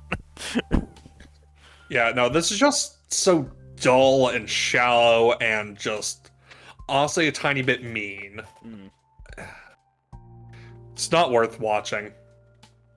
I dropped episode 1. I'm not continuing with it. Fuck this noise. Anyway, so to anyone who might be interested in this kind of premise, watch Remake Our Life. Yeah, no, that's better. For one, everyone in that cast is adults. Start to finish. In both the forward time and the backward time. Everyone's an adult. So that is already a bonus. Which makes it less weird when they start walking up to each other and saying, "You're fucking hot." It's still a little weird, of course, but it's less weird than I thought of doing it. Honestly, just totally normalize it. Just go up to your homie, just say, "Yeah, dude, you look like a fucking hot piece of ass.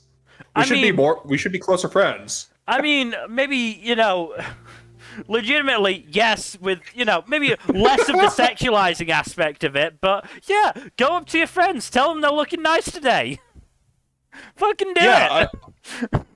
Yes, I was mostly just joking with I the know, tone. but legit, do it. Tell your friends they look good. Compliment your friends, for fuck's sake. Honestly, yeah. Yeah. But yeah, let's move on to something that's actually kind of good. Alright, let's move on to... I made friends with the second prettiest girl in my class. This was on your list number, right? Yeah, it was. What'd you think of it? I enjoyed it a lot more than I expected.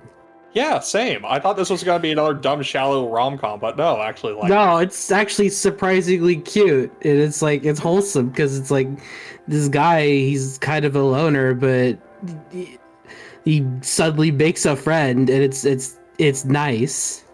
So this one and the gal one have a commonality I want to point out, and that's, oh yeah, this makes a lot more sense because it's an extrovert adopting an introvert because of a common hobby, basically. Yeah. Or potential for common hobbies. And it's yeah, that makes a lot more sense than most other ones that are just, oh, I noticed you for whatever reason, now we're going to go out because reasons. Yeah. There's actual grounds for bonding here. Revolutionary, I know. Yeah, and here it's she noticed that he likes schlocky B movies, and she approached him at the video store, and now they start hanging out, and they eat pizza and play video games together. That's fucking awesome. That's so cool. Yeah.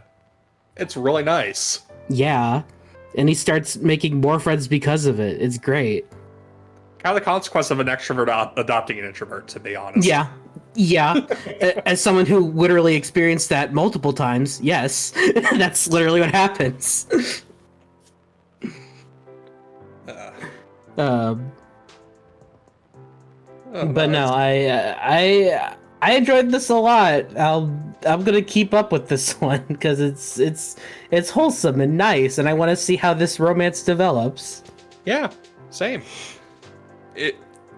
I don't like this quite as much as Gals, but it's still really good. Yes.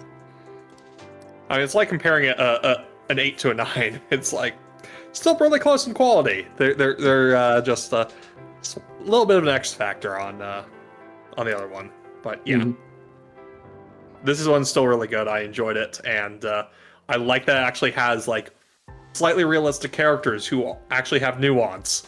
Yeah. Shocking, I know. Yeah. The surprise of the century. I like nuanced characters. Also, this is the freaking Danmachi director. That's funny. What? Yeah. We're finding out all sorts of crazy stuff about production staff today. Yeah. Yeah. Less surprising is that's also the same director of the Many Sides of Voice Actor Radio, which I could immediately tell with the art style that it's the same studio. Oh, yeah, that 100% tracks. Yeah. Yeah. This director directed at least the past couple seasons of Danmachi, which have been the best ones. So. Yep. Yeah, that's funny. No, I really like this. At the very least, directed as far back as season 2 of Danmachi. Remember season 1? Season 1's like 2013, I think. I do recall there being a staff shakeup after season 1. I'm not seeing season 1 on here. Okay. I'm gonna look up when season 1 was actually because I'm curious now. Yeah. No, that's not season 1. Season 1 was 2015. Also directed the OPs for Fate Apocrypha and Planet With. Huh. Oh, cool. That's crazy. Huh. Well, you learn something new every day. Yeah. Indeed. Yeah. But yeah, no. I like this show a lot so far. Yep. It's a good time. It's a very. I thought it would just be slop. So. we already have plenty of slop elsewhere this season, unfortunately. I'm glad this is an exception. Yeah, we're all gonna talk about some slop later. We've already talked about a few. Yeah, we talked about a few, and we still have more.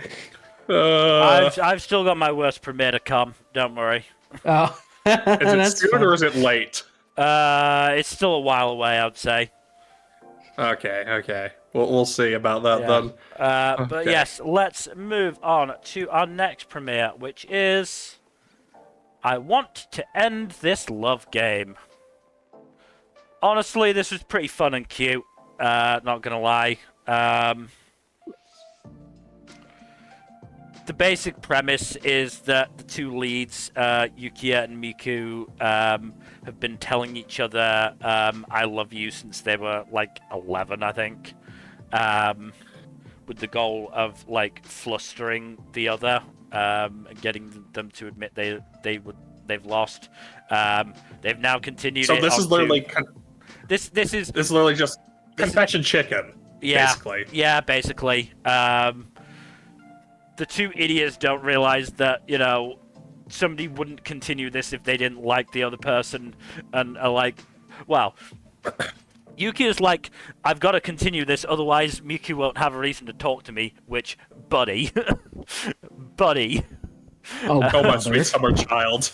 To be fair, he does realize that there's at least a decent chance that Miku likes him. He's just not confident enough to take the risk on it yet. So he wants to gain confidence by winning the game. It's still dumb. But it does make sense.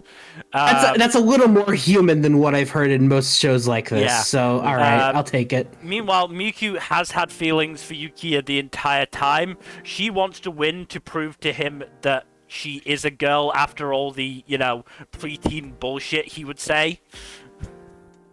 Ah, yes, preteens. The most emotionally well-adjusted people in the world. Yeah. Yes. Look, it's,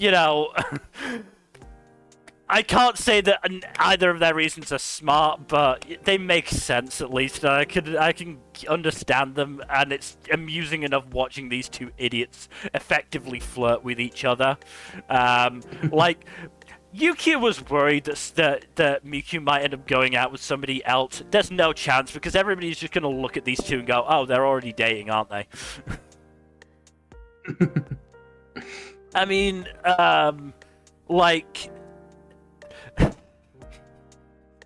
first day of high school, like, Yukiya has this big plan in his head. He's prepared himself. He's prettied himself up. He's like, okay, I'm gonna go to Miku's house to pick her up, and she's gonna be so shocked to see me. Guess who was outside his fucking house? Her. And you want to know what his fucking reaction was? Nani? No, he literally nearly fell flat on his back at the sight of her. Amazing. And it's just like, my dude, you're gonna try and pass this off as you not being flustered by her? And then he fucking Kamidoned her, and it was super effective, but it backlashed on him as well, because he got flustered about being so close to her. Amazing. Oh god. I do love an idiot for idiot romance. Yeah, they spent so long flirting at Yukiya's door that they were nearly late to school. Like, look, this is not breaking any kind of, like, this is not breaking the mold or anything. This is, like... I mean, Kaguya already kind of did this kind of premise. This is less ridiculous Kaguya in a sense, because this is not, you know... This is not actual, like, war planning like Kaguya did. This is just two idiots trying to be attractive to another idiot. But, like, this is... So far... Kaguya was... Sorry. No, go ahead. Kaguya was two idiots trying to win against each other in 4D chess. This is two idiots trying to win against each other in a game of chicken. Yeah. So, like... Not quite the same thing, but... And look, like... I liked the characters. That's the thing. I think if you can't really get into the characters, this isn't gonna hit for you at all. But like, makes sense. Not to mention, Yukiya is voiced by Kado Ishikawa. I love him. It's honestly feels like it's been a while since I've actually heard him. Kado Ishikawa was a really good seiyuu. Yeah. And Miku is voiced by Miku Ito, who again is a very, very good voice actress. Mm-hmm. Yeah. It's very funny whenever a voice actor has the same name as the character. But yeah, this was dumb. But this was very fun, and this was quite cute. So yeah, I'm definitely continuing on with it. I really enjoyed it. Glad to hear it. There's a studio for it, actually, just while I'm thinking about it. Felix Film, okay. They have done... That's not what I'm familiar with. Not a lot that I... Oh god, they did Nekapara. But they also did they did Other Side Picnic and Aharen-san, so... That's a hell of a variety of shows. Yeah, wow. That's They've also been doing MF Ghost, so I honestly don't know at this point. That is like one of the most eclectic bunch of shows I have seen from a studio. Yeah. The director has done storyboarding, or did storyboarding for some episodes of Digimon Ghost Game. Okay. And that seems to be the last thing he worked on. So. Oh. Okay. He's worked Ghost on Game wrapped up what, a year and a half ago? Longer than that. He also, the last episode he did was 38, so it was probably still. It was probably 2022. Quite possibly. Christ. Either way, this show seems to be going well. I'm hopeful for it. I'm enjoying it. Obviously, it might, the premise might, dry out after a few episodes. We'll see, but for now, I am definitely enjoying this. Look, there's always a chance that a rom-com shits the bed, but yeah. You never know. But we should move on to Ichijouma Mankitsu Gurashi. I almost escaped the show because it was only licensed by Ocean Vale, and then Remao put it on their YouTube, and I'm like, great. Like a couple of days after it properly aired, Remao uploaded it. Fuck you, Remao. It's partially my fault for checking. Yeah, it's fine. That said, I don't know why Oceanville licensed this, because at least based off the first episode, there's not much in terms of fan service. I mean, well, that's not entirely true.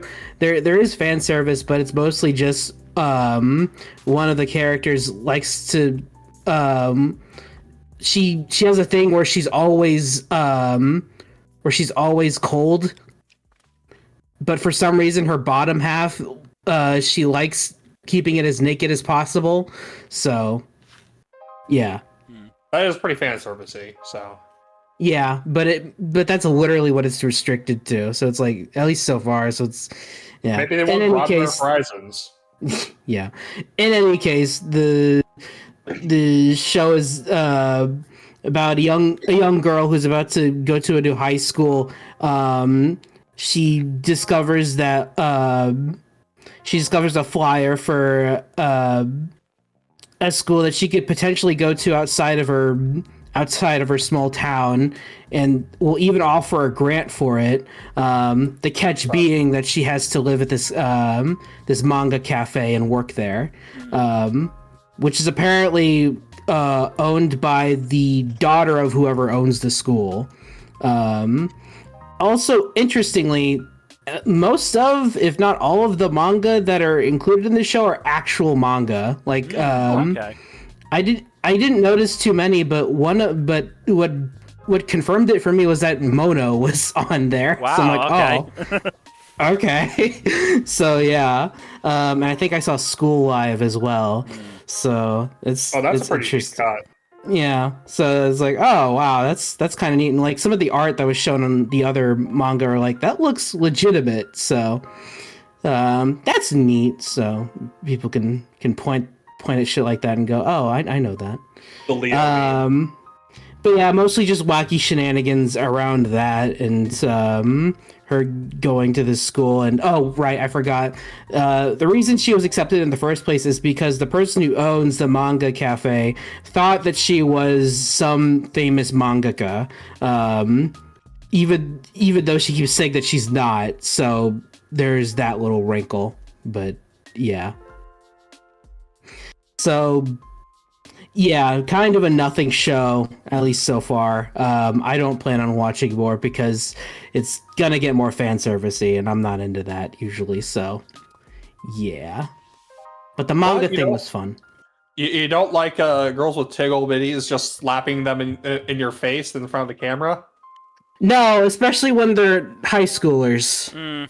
Understandable. Have a nice day. Yeah. Not the worst offender, though. On No. that front. No. It's not even close. We've seen some real bad examples over the years. I was yes. talking about this season. I mean, yeah. Look, we'll get there. But that was a bullet that Nmbr managed to dodge. Yeah. You lucky ass. You say that like you didn't Lucky agree to take motherfucker. that show. Yeah, Jack. yeah, I was gonna say, like, this is a deal that you agreed to. Yes, I know, and I regret it, but whatever. Fuck it. Anyway, let's They move. love me. Yeah, let's move on to our next premiere then, which is Kill Blue. This was fun. I that's a good like the time. show. I really love the show. Yeah. It's really funny. Mm-hmm. So Just I love the protagonist fucking crying when he realizes Yeah. he's actually able to learn for the first time in his life, or the first time since he was a young child. That's so funny. No, like, it's just, oh funny. no. It's first time in his life. Even as a kid, he did barely paid attention in school. It's like, oh no, studying is fun. Yeah. It's a combination of fucked up and hilarious. It's great. So I'm just gonna, because obviously, look, this was I've read this entire manga. It's 100 and something chapters. And it was a big concern all the way through. I'm going to very much confirm there is no romance between Juzo and any of the middle schoolers. I didn't Thank think there would be, merciful but God. that's good. That's It good to have fucking- confirmation. It has to fucking, like, dodge those bullets left and right throughout the entire series, but it dodged them, it does. Okay, good. It definitely got- dodges them. Very good. Yeah. Very good. He's got to do a good job of dodging the allegations. No, but genuinely, it's fucking Matrix-like at times. You have no idea how many times I went into the fucking Reddit threads for chapters and people go, how the fuck is this still happening? Oh my god. This is insane. This keeps coming up and it keeps not actually happening, thank god. It's doing their best Neo impression. Yeah. That's great. So, like, there are genuine worries at times, but no, just dodges it every time. Anyway, yeah, this show is very fun. This is by the Kuroko's basketball author. Okay, alright. Which, you know, has a pretty solid sense of humor in of itself, but this is very much a more comedy focused series, though it does have some really good action scenes as well. I forget, was Kuroko's Basket the one that had the magic sports ball powers, or was that the other basketball one? I think it's this one. I think it's Kuroko. Because, well, Kuroko definitely had some fucking insane basketball shit happening. Yeah. Yeah, that doesn't surprise me. The other one I was thinking, I think, was Slam Dunk. I think Kuroko is more, like, super powered than... More cartoony. Bullshit, yeah. Yeah. But, yeah, no, first episode of this was very fun. I watched this dubbed on Netflix. Dub is very good. 13-year-old Juzo is voiced by Caitlin Elizabeth, a.k.a. Boobs McBalrog in the dub. Wait, who? Boobs McBalrog. I believe she had some roles in Yu-Gi-Oh! The Abridged series. Okay. Ah. I'm sorry, that name just caught me off guard. Yeah. And was close friends, let's say, with Lanny for a time. I'm not sure what that relationship was. But certainly they did. There was a period where they were doing a lot of streams together. Okay. Good for them. Like I said, I don't think she's been on his streams for a while. I honestly don't know what the situation was there, because it was after Lanny's divorce as well. So I honestly, and I don't really want to get, you know, that's not my business. That's not my business. So, you know, yeah. It's personal stuff that no reason to dig into it. Yeah. But, you know, she did a very good job here. Like, I really enjoyed her performance. Yeah, this show is very fun. I'm looking forward to more of it. I really hope they're gonna get to my favorite chapter of the entire manga, which they just might. Is it the one about getting yoked? It's the one about the 4'7" girl saying she wants to get yoked. Yes. What? There's a chapter where a 4'7" girl just comes up to Juzo and goes, "I want to get yoked. I want melon-sized delts." What the fuck? Okay.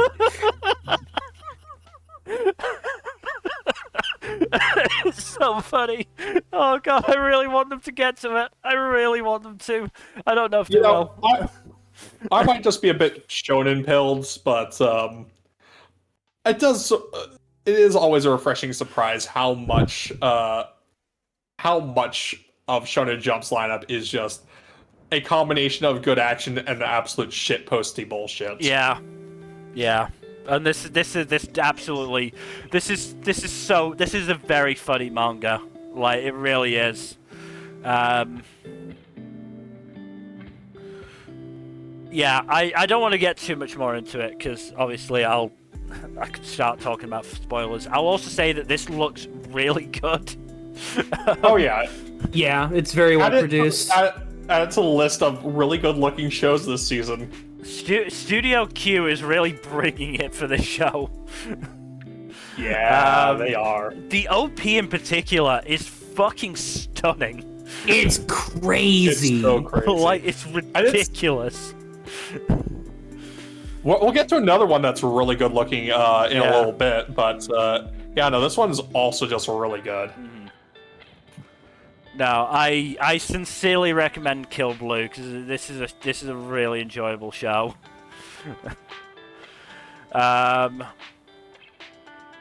But yeah, we should probably move on to our next premiere. Less good. Let's move on to Killed Again, Mr. Detective. Alright, Jack, I saw that you watched this one. Did you watch episode 2? No, I did Okay. not have the time. That's fair. I just wanted to know if, because the first detective mystery is a two-parter, so I was curious if you'd watched it, and I could, get that resolution without having to watch the episode, which I'm not going to do anyway. This wasn't that good. Yeah, I'm here or there on if I could watch more. I might, but I'm probably not gonna. I already have a massive fucking list as it is, so, like, there's not, like, if I'm here or there on a show, I'm probably not gonna, watch Look, more of it if I... Yeah. These characters are not that interesting. No, I watched it because the premise sounded interesting enough, Yeah. but, like... But they didn't. The premise is not is not interesting enough to save the show. No, the show can't be carried by a premise alone. So the premise is that Sakia is the son of a big time detective who is also called the Immortal Detective. But Sakia is just does little cases in the agency. He has an assistant called Lilithea, who is clearly in love with him and sniffed his jacket. Which is weird. Sakia... Let's not brush past that. Yeah, it's weird, but Sakia may have also fucked the school nurse. I don't know. I completely missed that. Well, there was an implication there. I don't know if they were actually trying to pull that, but the conversation leading up to that seemed to imply that it happened, but I honestly don't know. So Sakia goes onto a cruise ship to follow a dude who's being accused of adultery. Meanwhile, his dad is dealing with a commercial flight hijacked by a 9-year-old girl. I would honestly be more interested in following that. That actually does sound interesting, yeah. So Sakia follows the dude. They watch a fucking circus performance where there is a at least 2-minute long conversation about the difference between clowns and pierrots, which, okay, I guess it was I'll be honest, interesting. I tuned that out. I guess it was interesting, but okay. Then Sakia meets Yuryu, so the guy he's following is a film producer. Yuryu is the lead in the film he's producing that's, I think, filming on this cruise ship. Yuryu hires Sakia to find the producer's cat, because apparently he loves cats, which I'm pretty sure that's what he was doing, not adultering. So Sakia goes to look for the cat, ends up in the cargo hold, finds a dead body hanging, and then gets stabbed in the neck by Pierrot. Which I guess that was why they explained the difference. Yep. And then the episode ends with him coming back to life. Yeah. I mean, obviously it's in the premise, so I can't say I'm that shocked they didn't make it a cliffhanger, but I don't know, I feel like they should have. Feel like added a little bit more intrigue at least. It could have added a little, I'm sure we would have all gone, yeah, he's obviously coming back to life, but I don't know. Yeah, it would have shown at least some effort. Would have shown at least some effort to make this interesting, because I'm not that interested. I'm really not. Sorry, show. You're boring. I might skim through the second episode just to see who the fucking culprit is, but honestly, I don't care that much. Yeah, I'm not super invested, I'll be honest. Yeah. It was a struggle at times to pay attention to, if you couldn't tell. Yeah, the characters just aren't interesting enough. They really aren't. Yeah,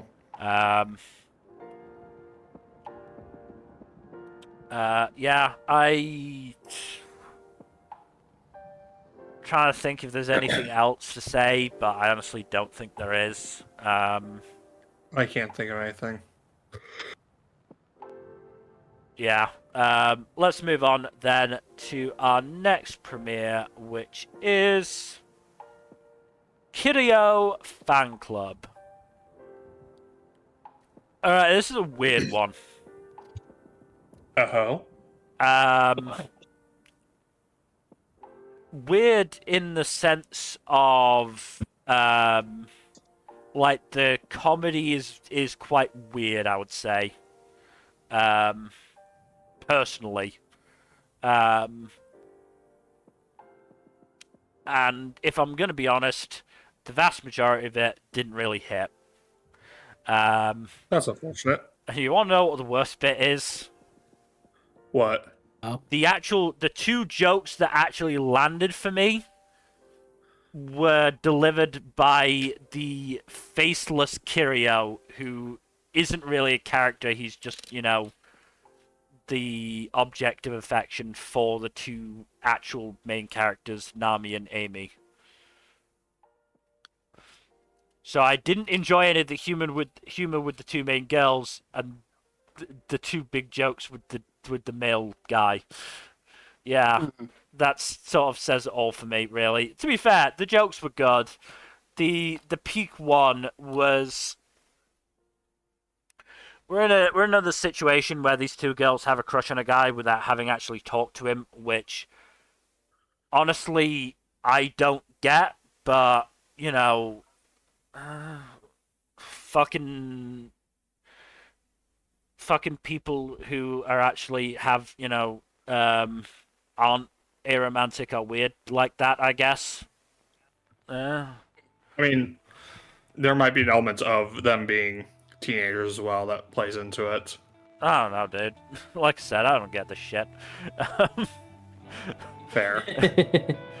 But yeah, they haven't actually talked to him, and then so Amy has a dream where she goes on a date with him, but she also she sees in the dream a monkey munching on a castella cake and Nami falling over, and then in real life they see a monkey munching on a castella cake and Nami falls over, and so the dream is a prophecy, and then they come across a boy in the same club as Kirio, who then calls Kirio over saying, "Oh yeah, Kirio had something he wanted to ask you."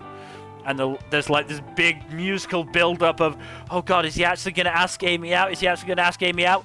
The question he wanted to ask was, have you ever counted the number of moles on your body? The number of what now? Moles on your body. Oh my god. I see. And genuinely, I can't even blame Amy for staying silent there, because how the fuck are you meant to answer that? Yeah, no. What? What? Yeah. Yeah. Like I said, that genuinely got me.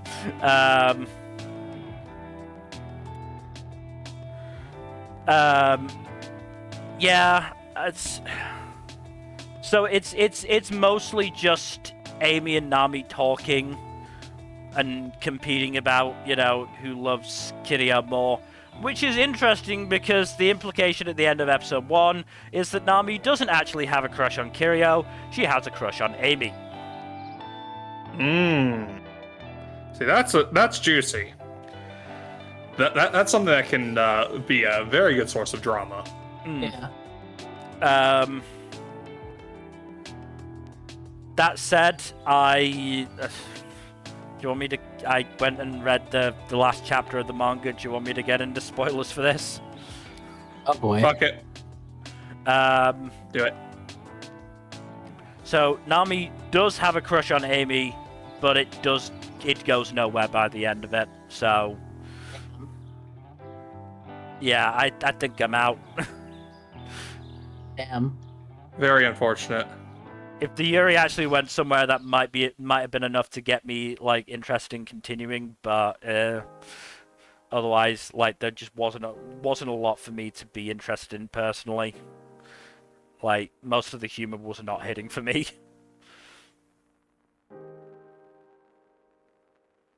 Very unfortunate. Visually, like they're doing like quite sort of over the top facial expressions for the girls, which is quite good. But yeah, like this is just not for me.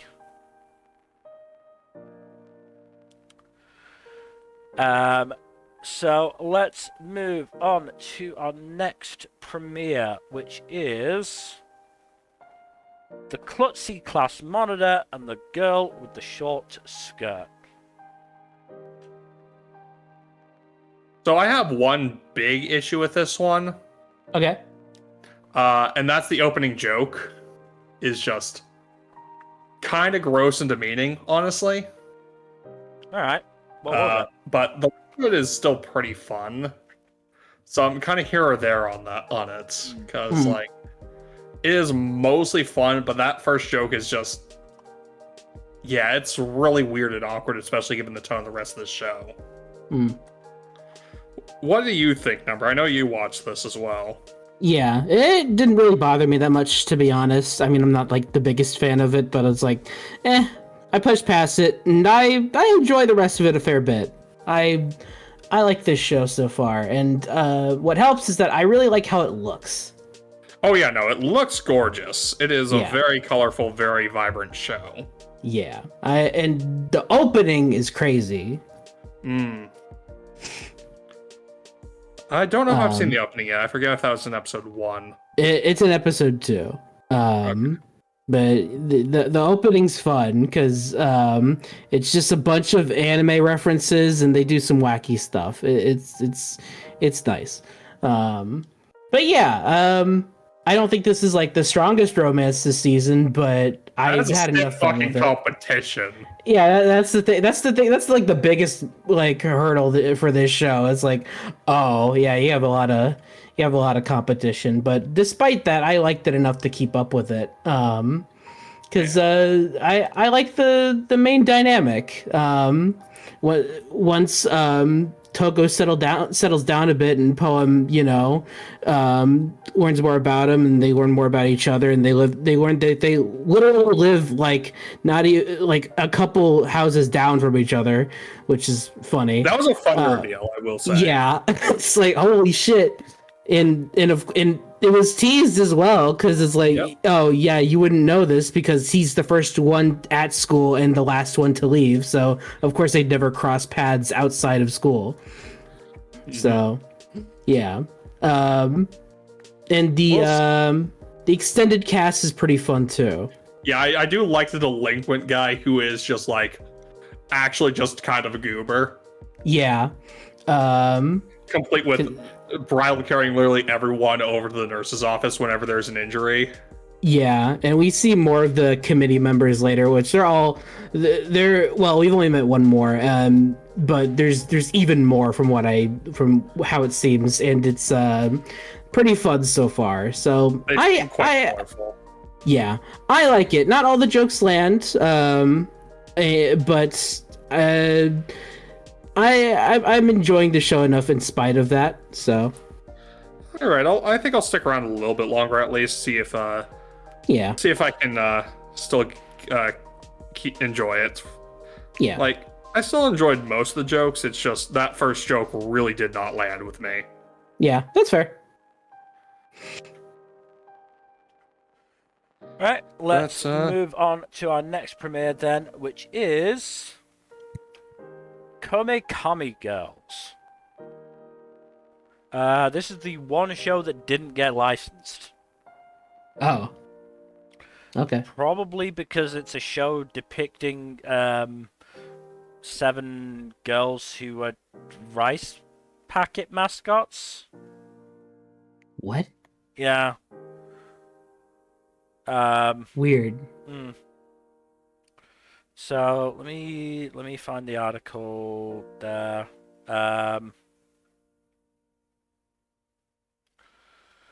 The character project started as Komekami in 2011, and the characters have been featured on rice packaging, short anime, 4-panel manga, and light novels.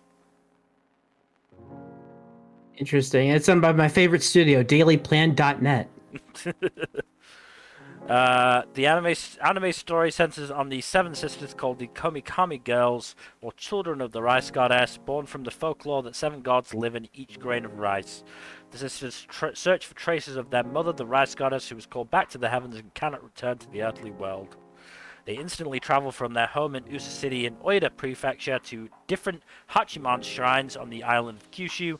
As they solve problems in those areas, learn about different cuisines, and experience culinary battles, they also mature and grow up. Kind of a fun premise, not gonna lie.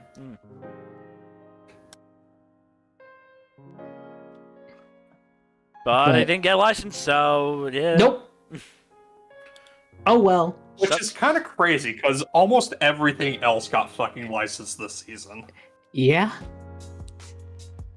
No.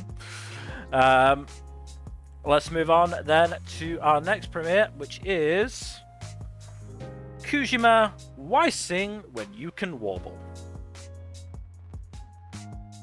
This show's fucking weird, man. This show's fucking weird. Were you also put off by the human-sized bird with hands? Because I know other people were. Because he just has limbs. He has arms and legs. So it's like, what are you? It's so weird. So you have Arata, this young man who's walking home from school one day, and he comes across Kujima, who is just this giant bird man, and Kujima's trying to scrounge up coins by a vending machine, so that he can get some real freaking food, and apparently that's illegal. So Arata invites Kujima to his home, and Kujima wants to try some Japanese food because apparently he's not from Japan. Yeah, some cooking shenanigans happens. Naturally, Arata's parents come home and they're both like, "What the fuck is that?" And they eventually are just like, "Okay, I guess this bird's just staying with us now." So, yeah. I imagine that conversation when you get rid of him. Have you seen that fucking bee? Kill me. You get rid of him. Then I guess he's fucking staying, isn't he? Yeah. There's also Arata's brother, who's kind of a shithead, because he's entrance exams, because he's dealing with that, and he apparently failed at his first go, so he's stressed out about that or something. So he's kind of an asshole, but it's mainly just because of what he's dealing with. So it's shown that he's not all bad, but yeah. So just a weird show. Kujima is very weird, and Good weird or bad weird though? just weird. Not really a bad weird. It's, I guess I could say he's kind of charming, but it's just like, all right. He's just this Birdman who's just chilling with his family because of reasons. I don't. It's just crazy. But yeah. I did get a few chuckles out of it, but otherwise the show didn't really do a whole lot for me. So this is adapting a completed manga. It was only 5 volumes long. Published in the same magazine as Dorohedoro, Tagagi-san, and Mix, interestingly enough. Huh. Huh. Interesting. Though Mix has outlived them all, because of course it has. Of course it has, That yeah. series is not going to die anytime soon. Because like a billion. That series will die when volumes. Adachi dies, let's be honest. Which, is probably closer than we would like, considering he's like 75. Holy shit. Yeah. Also, Mix is also like a follow-up to an also incredibly long baseball manga, so it's like, oh. Yeah. No, exactly 75. I am just impressed that he's been in the manga industry for that long. To be Good fair, for I him. think he mostly does monthly series. Understandable, honestly, though. Yeah. Oh wait, no, it might not be but the same anyways- magazine, but it's by the same publisher anyway. Whatever. Anyway, Ah. yeah. I'm not surprised that you found this weird because it looks fucking weird. It's pretty weird. I'm pretty sure But- both Mill and I were kind of relieved that it didn't wind up on our list. Honestly, because we no. thought- I would have been interested in watching this. I think you would have found it like at least a bit amusing, but Yeah. but I don't think anyone here would have stuck with it. No, absolutely. Yeah, probably not. Yeah. I don't know. I put it with another fucking weird bird in another show. Gymnastic Alright. Samurai. Ah. Had that fucking, Oh, I know that show. I that- remember that show. had that fucking weird bird from South America that gobbled corn on the cob in like seconds. Ye- I Yeah, I hated remember that that. thing. I hated it so much. I didn't know why it existed. So what you're telling me is that you wouldn't have enjoyed this because the weird bird. I don't know. I don't know how I would have felt about this weird bird. I'm not a bird racist. I don't hate that all even a birds. I don't know. So- I don't know what I'm so- saying anymore, dude. So is the bird the word? Considering the bird's name is the title of the show, yes. All right. Now we know. All right, let's move on. Probably the best. Let's move on to our next premiere, which is Kusunoki's Garden of Gods. It's okay. Wasn't anything mind blowing. Just kind of, Just chill. just kind of chill. There's not anything really complex to it. I'll probably give it 3 episodes just because, but it's not like it's not going to be a remotely revolutionary or anything like that. It's not super crazy. Does have a couple neat concepts, like anything the protagonist writes works as a magic talisman of sorts, which is neat. It's like even like mundane grocery list work, but when they get used up, his writing just gets turned to it's kind of like a legible, like half erased shit. But yeah, it's all right. It's got some yokai stuff to it, I guess. I don't know. I watched the first episode like a week and a half ago, and that was like before I watched a lot of other anime. Yeah. So it didn't a lot of the really details- didn't leave much of an impact. No, unfortunately. All right. We're in a pretty busy season as it is, and Yeah. while I can appreciate chill, this one also just doesn't have a lot going for it, unfortunately. That's fair. That's fair. I was wondering if it was going to be like a sleeper hit like Tonari no Yokai-san, but God, I wish. Yeah. No, it's Tonari no Yokai-san. This ain't, unfortunately. fair enough. That was my only that was the only reason I was interested in it because I like yokai stuff, but you know it's If you want to check it out, feel free. I'll but it's... maybe I don't know.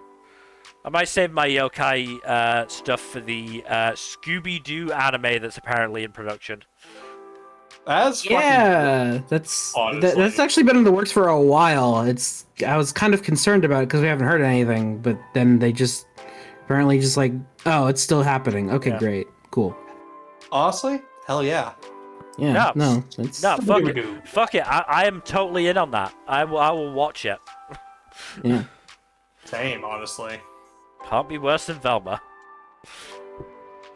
That bar is in fucking hell. I don't think anything's worse than Velma, at least in terms of Scooby Doo. Yeah. All right. Nothing I can think. Let's move on to our next premiere, which is Liar Game. All right, so this is about a young woman who is she was apparently known for being too honest, which all right, in a show that's called Liar Game, all right, you have an idea where this is going.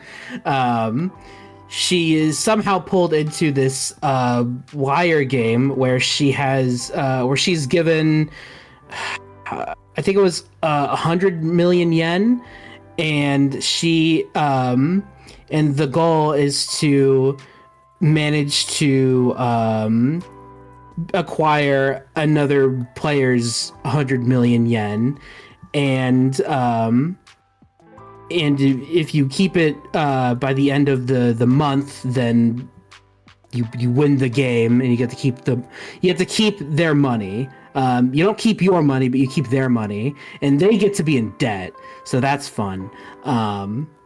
Of course, she wants out because she doesn't want any part of this.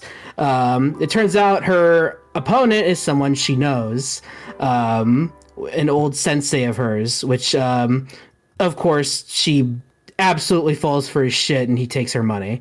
So she recruits the help of a con artist, a major con artist who was just released from prison, and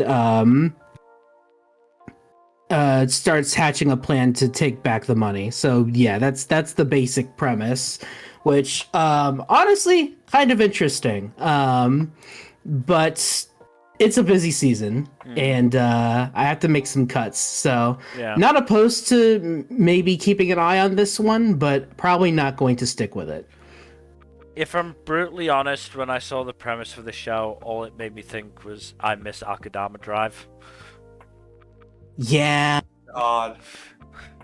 that's a very different show though. This one's a bit more the connection. grounded. The connection is Swindler, like yeah.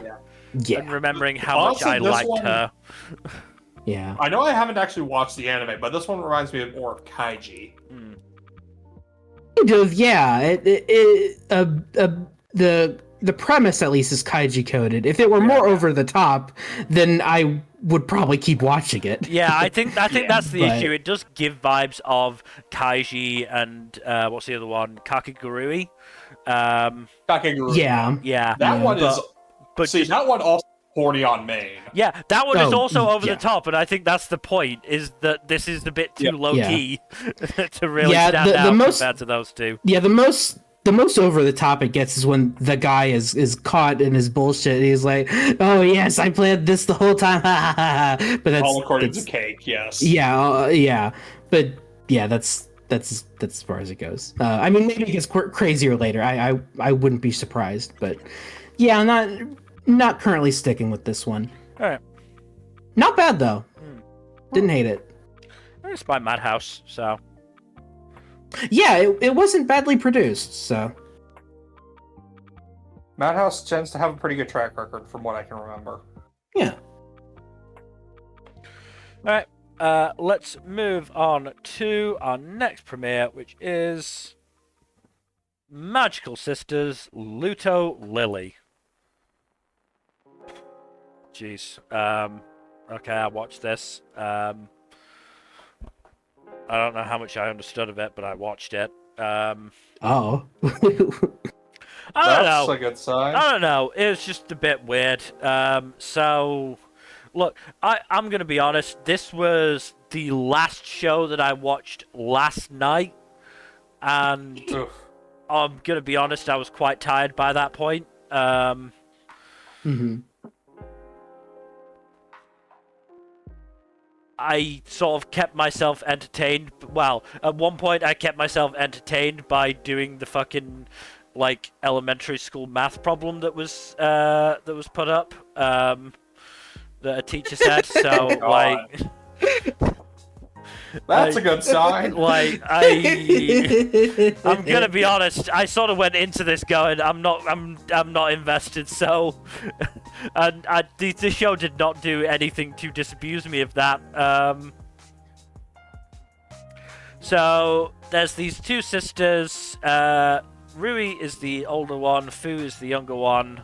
Fu, as I said, I think is in elementary school. Rui, I think middle school, maybe high school, but I think closer to middle school. It never actually gets said. Fu is sad because Rui is now busy with grown-up stuff, so can't play with her. Fu then sees a spaceship. Well, that's going quickly. But then it disappears before she can do anything. Well, she's in class when she sees it, and nobody believes she saw it. The next day, she sees the spaceship again, and this time follows it. Accidentally bicycles over a fucking barrier down a cliff. Thankfully, the spaceship and its occupant, Mita, catches her. And transports her and her bike to the ship, where he reveals that magic is real and tells her how to cast magic, though he says she can only do it for a year and can't tell anybody else. Fu goes through the whole magical girl transformation into what is currently her, like, the form she wants to have, which is, you know, being the same age as Rui. Mita drops her but not her bike off, by the way, and then just leaves the planet. So he just stole her bike. That's fucked up. I'm pretty sure anyway. Fu casts her first spell, which is doing fireworks, then returns home. Mita also gave her his cats as, like, fonts of advice for the magic stuff. The parents accept that they now have 2 cats pretty nicely. Though Fu names the cats, and so there's one nice cat and one grumpy cat, and the grumpy cat looked like he was gonna take a shit on Fu's bed at hearing his name. I don't know why, but yeah, I don't know. I don't think I'm in the age range for this show, if I'm brutally honest. This does look like it's aimed at young girls. Yeah, I think this is aimed at younger kids than me. It's probably why it didn't really get licensed. Yeah. Bamco just threw it on their YouTube. Through the first 2 episodes, I have no idea if more is going to get put up. Yeah. I'm probably not that bothered. I'm not going to be watching episode 2, certainly. Because, like, Yeah. Like I said, I was checked out by that point. I had already... The show I'd watched previously was always a catch, and even then I'd been getting distracted in that and having to go back a few seconds to see what I'd missed. And that was a show I enjoyed. So let's move on to our next premiere, which is Mao. Not available in the UK. Oh, that's unfortunate. I wasn't gonna watch it anyway. I think at this point I've decided that Takahashi's stuff is probably not for me. To be honest, this is pretty different from her other stuff, so... Yeah, the closest I can think of is Inuyasha, and this is a bit different vibes-wise from Inuyasha from what I've seen of that. Yeah. I mean, I did also watch, what's the fucking sequel series to Inuyasha? Yashahime? Yashahime? Yeah. Wasn't that much of a fan of that. I don't know, like, how good that was comparatively, but I wasn't. I heard pretty mixed things, so. Yeah. I know it also had that one yikes thing in it that we don't talk about. I don't think it even reached that point. I just got bored and dropped it. Yeah. In any case, I only watched the premiere. This was all right. Fairly interesting premise. I will say something's up with that smoothie. It has something to do with magical bullshit. I just know. Oh, it. Absolutely.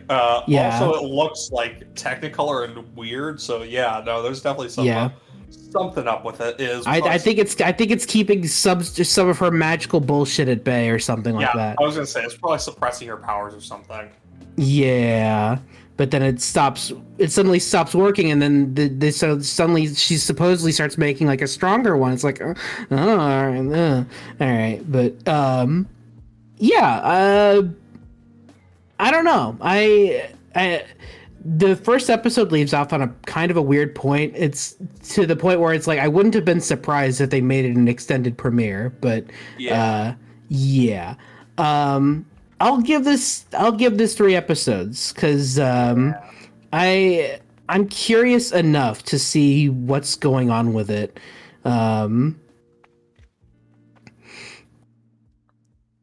Yeah, it's definitely different from the other Rumiko Takahashi stuff that I've seen. So Oh yeah. it's decently produced as well. Sunrise did this. Yeah. So Yep. Looks pretty good. yeah. Yeah, we'll see. Let's move on then to our next premiere, which is one of the, I would say, the big premieres of this season, which is saying something. Mm-hmm. Marriage Toxin. One of the best premieres of the season too, honestly. Oh, I've seen so much discourse about this. Most of it's around Kinosaki, isn't it? I mean, to be fair, I say discourse. It's more people going, it's more people going,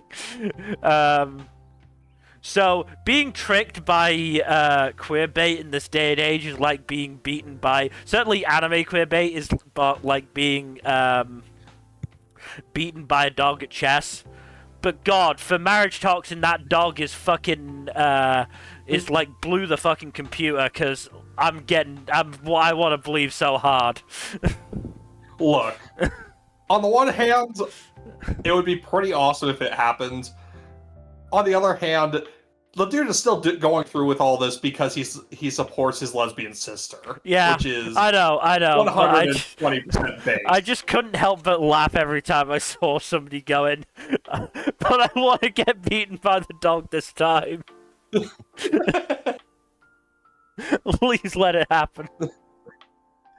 Yeah. Look, again, I'm going to hold my judgment on that aspect as well, just until we see how interesting / charming the marriage prospects are as well, because they could be also pretty fun 3-dimensional characters in their own rights. Mm-hmm.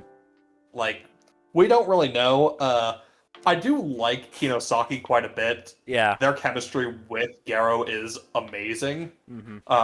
I'm just gonna stick with general neutral pronouns for Kinosaki because that gender situation is unclear at this stage. I'm pretty sure they're AMAB. They're definitely AMAB. That's explicit. But that is explicit. How they actually identify is a lot less clear. It's murkier, yeah. Why didn't they get Murase? I'm just saying.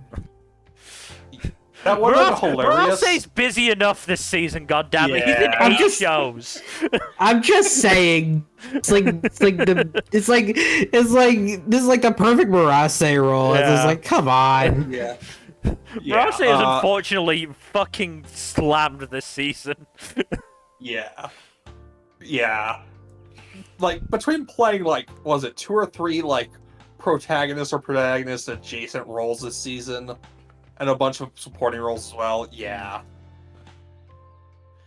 Because, yeah, Murase is doing protagonist of Iruma, of course, doing... Yeah, he's doing a lot. He's doing a whole fucking bunch. But anyways, back on the topic of the... No, you brought it up now. Give me a second. So, Dr. Stone as Ginro. He is Hitler in Petals of Reincarnation. He is obviously Iruma in Iruma-kun. He is in Ace of Diamond. He's in Observation Log. He's in Nippon Sangoku. He's in My Ribdiculous Reincarnation. And he is in Kujima. Fucking hell. Oh, and he's in Scum of the Brave. Oh, he will be in Scum of the Brave. Yeah. He's doing a lot. He is busy. But yes, Marriage Toxin is still really good. Yeah. I like the central conceit of it. It's really interesting. Mm-hmm. The whole idea of, like, specialized clans of, like, ninja / assassin types who have special powers that have been cultivated over generations, and so they're, like, super entrenched in their ways because of that. So I liked Bugmaster. Bugmaster was so interesting and so fun. Him having centipedes beneath his feet that carry him around was just the right level of camp for me. Yeah, no, this show really strikes the balance between ridiculous and cool and funny. Yeah, that was the moment that I went, okay, I think I'm in. Okay. Yeah. That is dumb, and I love it. Yeah, it's really good. Have you watched episode 2? I have not watched episode 2. I only watched episode 1 last night. Okay, okay, we could talk about the 3-episode check-in, because there's some really funny bits in episode 2. I look forward to it, because, yeah, I had fun with this. This show is just a blast. Mm-hmm. It's really good. Production-wise, it's great. The OP is a bop. The ED is great, too. It's fucking Bones film, man. Like, this is just an all-around great package. Yeah. If it wasn't for 2 other shows this season that are just absolute fucking top tier, this would be the front runner this season so far. So the director directed Metallic Rouge. Fucking hell, talk about an upgrade. Cool. Yeah, that's wow. That's To be fair, the issue with Metallic Rouge was not how it looked; it was the scripts. Yeah. It had nothing to do with the scripts. And this already has a script. It's called the manga. Yeah. it still played a part in that disaster. Look, I reserve judgment. Sometimes that kind of shit is done by the production committee. I know, but still, I'm just He was saying. the director for Super Crooks, director for Carol and Tuesday. Animation director for Psycho Pass. Okay, that's not bad. He's been working on stuff. Oh, he did some in-between animation for Spirited Away. Oh, damn. Oh, cool. Out of the way, he seems like quite an experienced head. Yeah.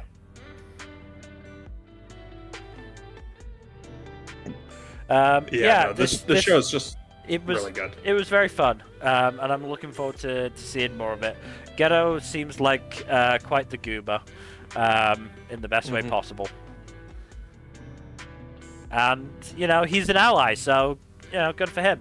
If not part of the, community himself, we shall see. Yeah. We shall see indeed.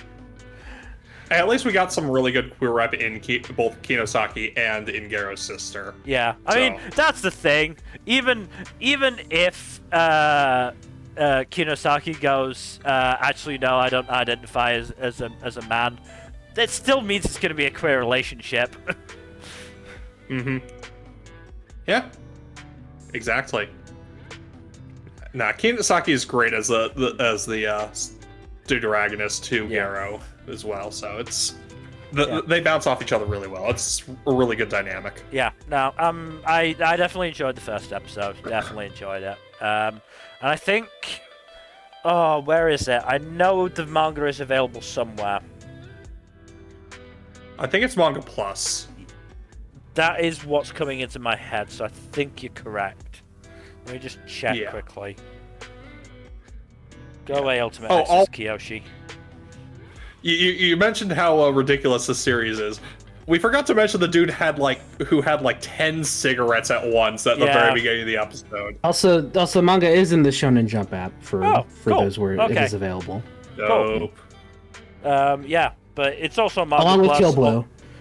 Kill Blue is there as well. Akane-Banashi is there as well. So I think Ramparts of Ice is either a Manga Plus as well. I think it's on the Viz app for those who have that.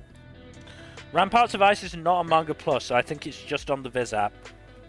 Okay, yeah. I think what else that's airing this season. There's a lot that's on those apps, actually, as it turns out. App on my phone? Mao is on Viz, I'm pretty sure. Mao is definitely on Viz, yeah. Yes, it is. Come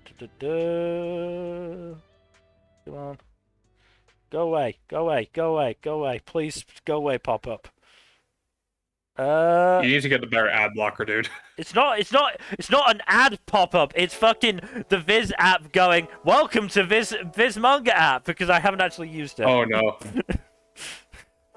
Oof. Ramparts of Ice is not on there, I don't think. It's not showing up. Huh. Weird. I don't think it's Also, showing. JoJo is on, Shonen Jump because it's JoJo.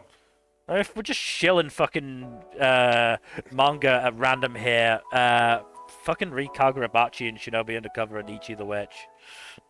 Yeah.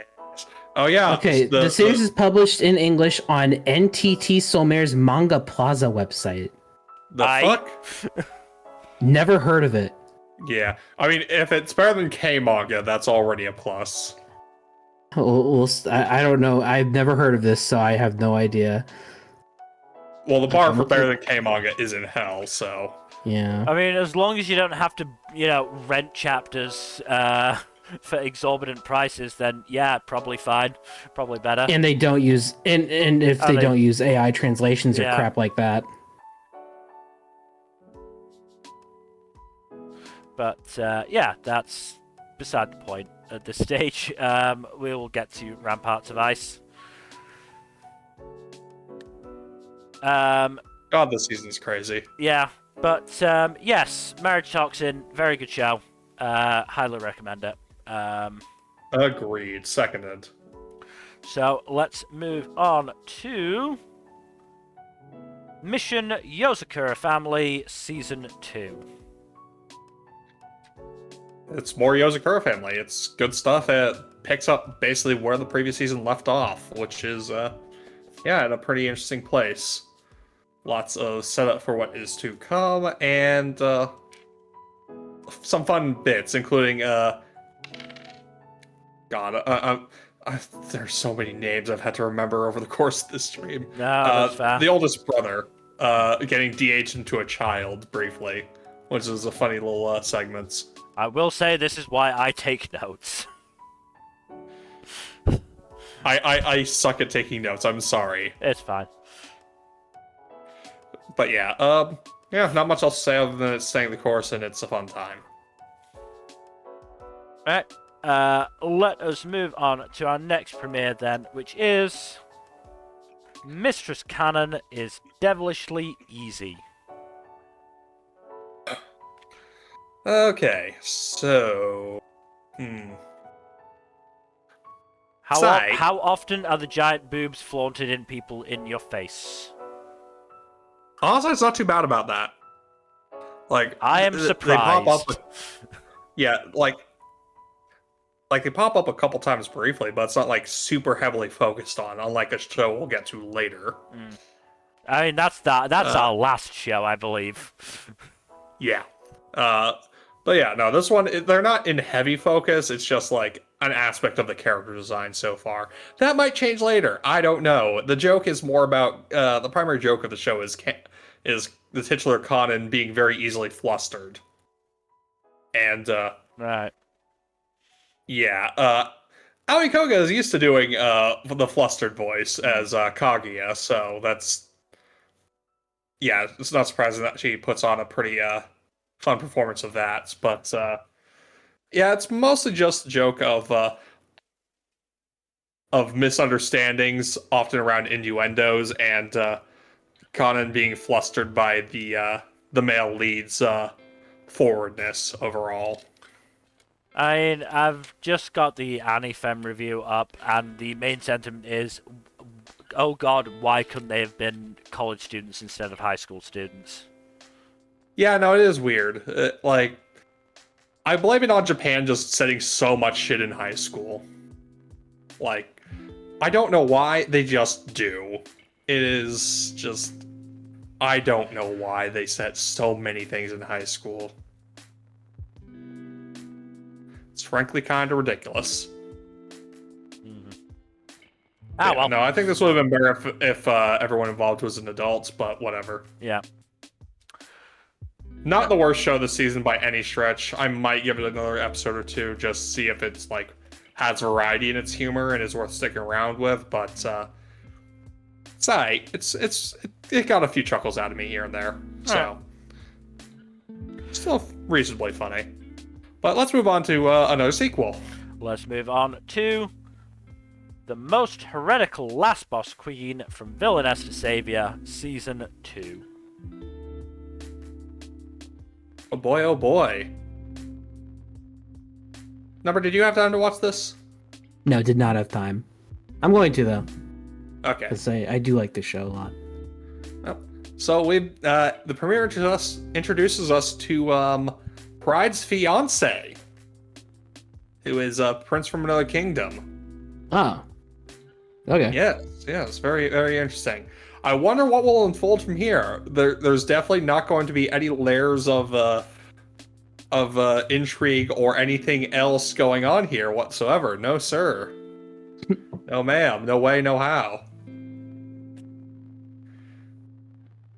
If you can't tell, I'm being sarcastic. It's more fun.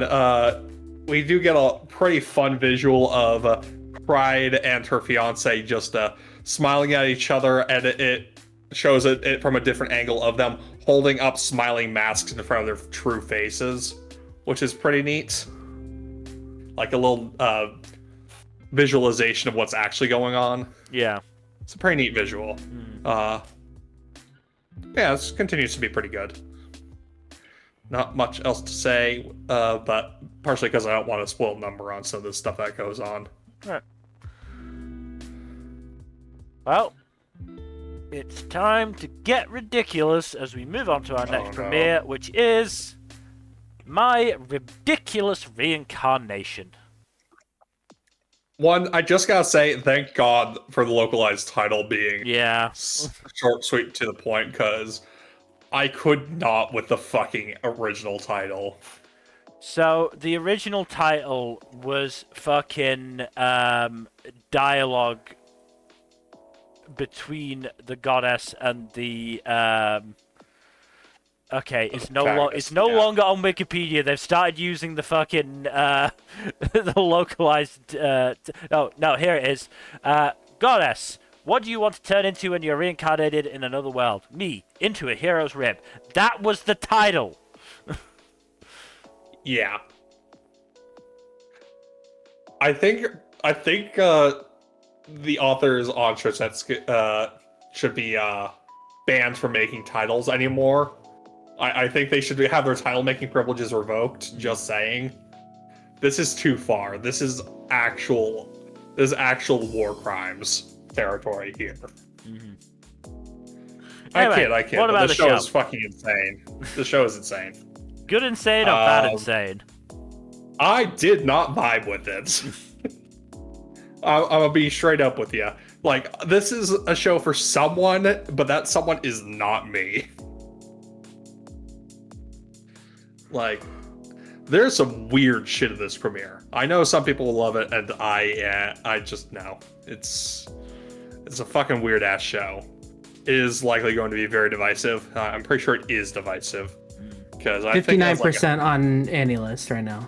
That is pretty definitionally divisive. 6.26 on Mal. Yep, that tracks. Lower than I expected, huh? It's not terrible. It's not the worst rating I've seen for the season. But that is a low bar as well. Yeah. Yeah, I'm not gonna watch more of this. It's just, I can appreciate good crazy bullshit, but this is just too much even for me. And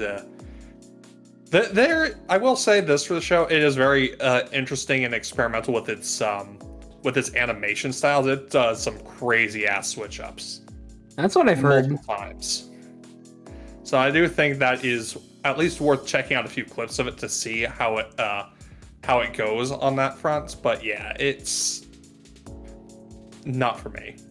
And I'm honestly not the worst premiere of the season, but it's definitely the most bizarre. I'm half tempted to just give like maybe the first few minutes a watch and see if I vibe with it. That's hell you're walking into. I've already been to hell. I watched all of X-Arm. Yeah, but X-Arm. I want to see if this if this is the same type of fun bad bullshit. again, that's how you're walking into. We'll see. If I could get as much enjoyment as I got from X-Arm from other shows, then I would be a happy person. But do you want to add this to your list when it's already such a busy season? I don't know. We'll see. If All I right. enjoy it, I might, but I don't know if I'm gonna enjoy it. Fair enough. But yeah, I'm fine with moving on at this point, because, yeah, no. Right. Again, crazy-ass show, not for me. Alright, let's move on then to Needy Girl Overdose. This show's fucking weird. This one's even weirder than Kujima. Oh boy. This is probably closer to no, this is probably not as insane as the show Mill was talking about earlier, the ghost song one, whatever that was called. Yeah. Yeah. But yeah, just the premise itself seems fine. It's just how it's presented. It's kind of hard to follow. But yeah, the basic premise is that K-Angel is like this big streamer, which you would think VTuber, no, streamer, which is how it gets a little confusing, because she's shown having like an interview and it seems like it's a virtual world, but it's not, and I don't entirely know what it is. And it's very strange. But there's part of the episode, the first episode's about her. Part of it's about another streamer who lives with her freeloader boyfriend, who without getting too into detail, doesn't seem to know what consent is. And yeah, and then there's a group of other streamers called Karamazov who seem to want to usurp K-Angel's top spot in popularity. But yeah, it's kind of all over the place, and it was a bit hard to follow for me. This is based on a game, but as far as I am aware, this is set very differently from the game's actual story, which I think is focused entirely on K-Angel. Yes. Is it just a game or is it a visual novel? I forget. Visual novel. It's a game. Well, yes and no, because I know there's a lot of actual gameplay, so kind of depends on your definition of a visual novel. And there are like there's extensions of that. Like I know there's like manga and stuff, but yeah, it's all kind of it's a whole thing. Which I haven't played the game, but I don't think playing it would help with understanding this at all. I don't think so. Except that K-Angel does mention Pichon, which I do know is the player character, who kind of acts as her manager. That's kind of it. So yeah, didn't really vibe with this one too much. I'm sure I do think that there is definitely going to be fans of this, maybe fans of the game who will probably be all over this. You say that, maybe not, depending on how loyal they are to the, I believe the creator, the writer of the game. The main writer, I wanted to mention that as well, where who is claiming to have been fucked over by one of the publishers for the game that's been working with the working on the anime. Supposedly they had withheld wages and engaged in power harassment against him, which allegedly, we don't know the truth behind it. The publisher did deny these and posted their own take on it, so the truth's probably somewhere in the middle there. But it's a whole thing. Although I do recall in the I don't have it in front of me, the writer Miaura's original statement talking about this. I do believe they still asked people to watch the show, as they were still involved with it and everything. So So there is that. But it's something definitely worth acknowledging with this whole debacle. Yeah. Yeah. So in any case, I hope they're doing well. And but in terms of this show, at least, not for me. That's fair. I very much, I watched the PVs and went, yeah, no, I do not think this is for me. Yeah. So Yeah, It's there's a some very cool visual weird- stuff though. I will say, some unique presentation stuff, especially with the opening as well. Alright. So it was not a pain to look at. Well, speaking of very interesting visuals, let's move on to our next premiere, which is Nippon Sangoku, The Three Nations of the Crimson Sun.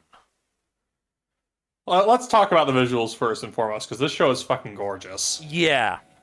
By Studio Kafka, and jeez, this was visually unique.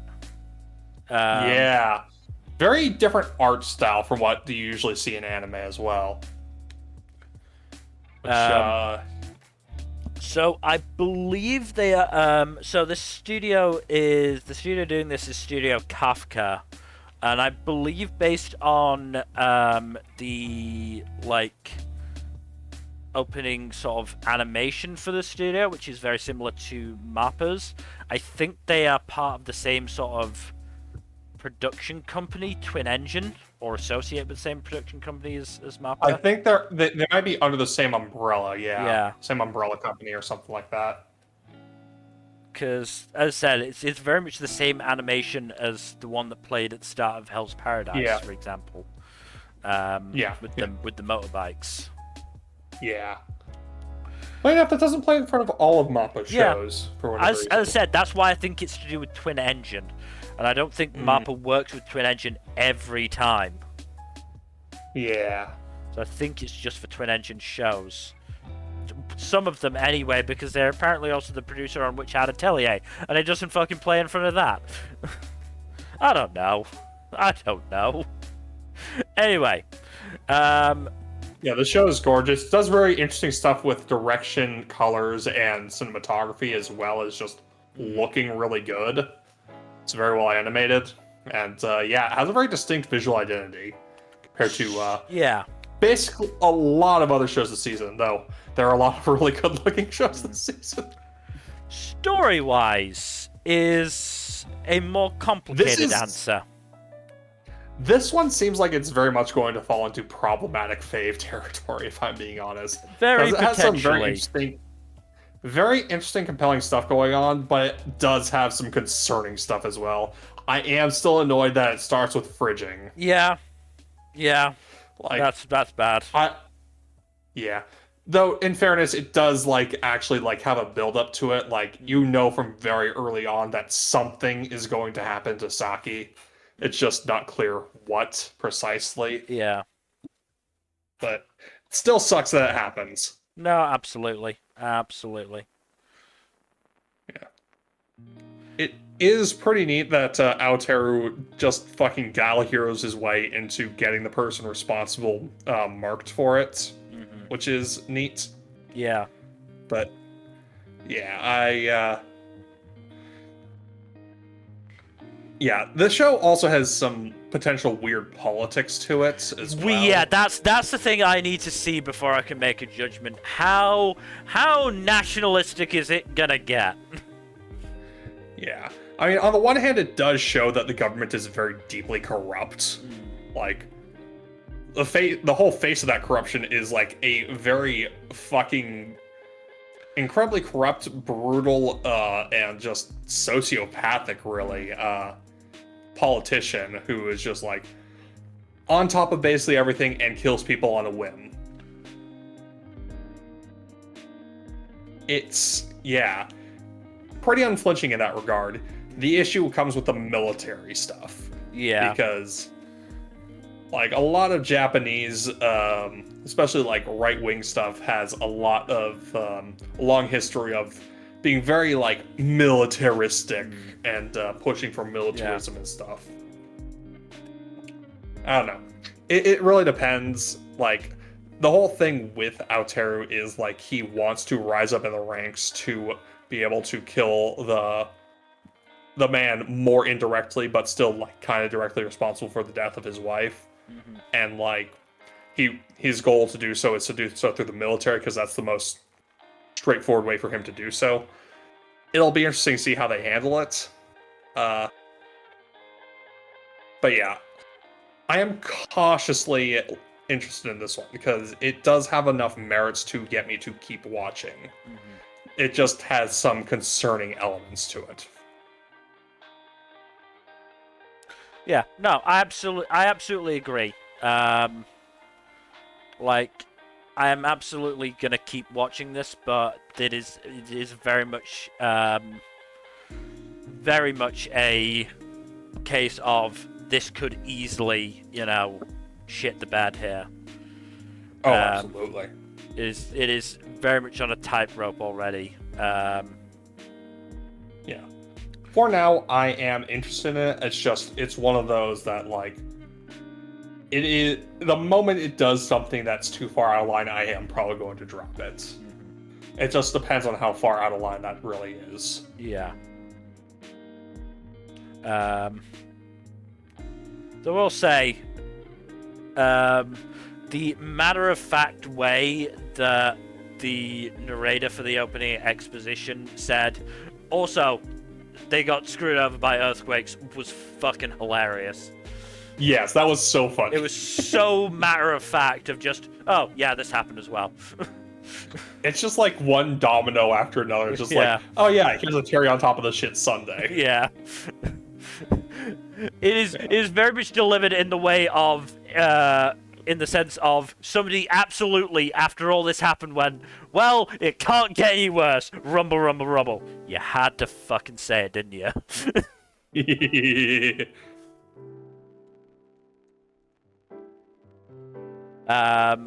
But yeah, no, definitely a very interesting show. I try to remember. I think I did start watching this dubbed, but switched to the sub. The dub is pretty good. The sub is pretty good. The dub is pretty good. The problem is the on-screen text. Amazon is dog shit about translating on-screen text, especially with subs, or rather closed captions. I'm trying to remember, did I watch this dubbed or subbed? I don't know. I don't Apparently remember it has anymore. a lot of really intricate stuff going on with the Japanese. With the Japanese, very formal and esoteric language, yeah. Yeah, which is really interesting. I don't remember. I'm gonna have to actually go and like watch the episode again to see if I actually fucking watched it dubbed or not. I can't remember. I know I was in between because I was like, on the one hand I could watch this dub that does seem quite good. On the other hand, I'd be missing out on some really good fucking sub VAs, including Murase at some point. So, like I said, I can't remember. I cannot remember what I ended up deciding. Shit. This was like 2 days ago. I've been watching a lot.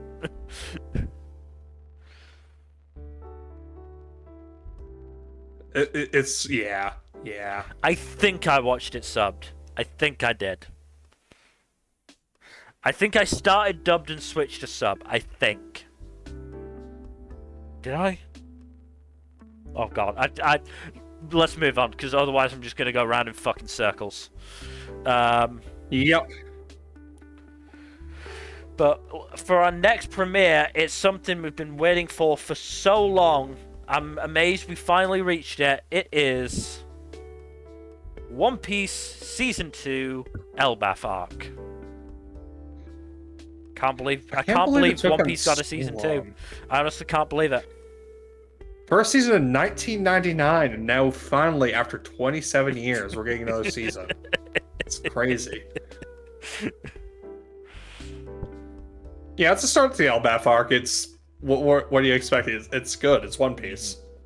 Like, I know this Elbaf arc starts a bit weird compared to some of the other post-time skip arcs, but still good stuff. Especially the stuff with Shanks and Bartolomeo, which is really good. I forget, what was the resolution to that again? Shanks lets Bartolomeo go, then Yasopp shoots their ship, and the fate of Barto's pirate crew is unknown, quote unquote. So he didn't cut Barto's arm off in an attempt to make him stronger. No, he Really? only has done that for kids so far, which Really? I guess is a sign of respect. Look, that's my weird crap fit theory. Mill, the issue is Barto isn't a redhead. You only get the power up if you're a redhead and you lose an arm. All right, no, fuck it. I'll integrate that into my headcanon. Also, I might be wrong, but I think Barto needs to use both his arms for his devil fruit. He does. I'm pretty sure. Yeah, that's what I thought. Because he always does that pose. Yeah. But yeah, the anime does show a little bit more detail of the ship exploding. So Barto is completely caught off guard by it. So things aren't looking great for him, but at the same time, I doubt Oda's going to kill him off, especially given how popular he is. Yeah.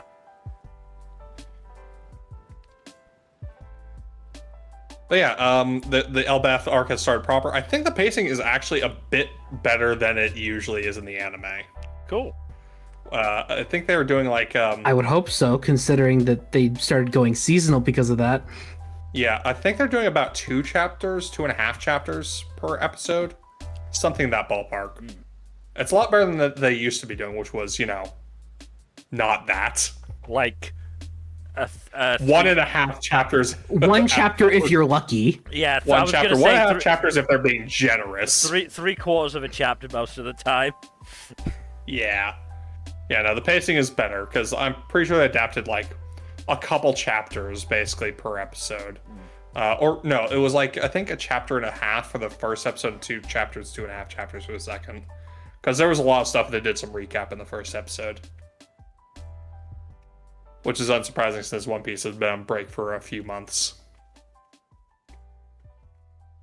But, yeah. It's good stuff. Also, it's crazy seeing the beginning of the Elbath arc, considering all the shit that's going down in the manga right now. Yeah. Oh, boy. Okay.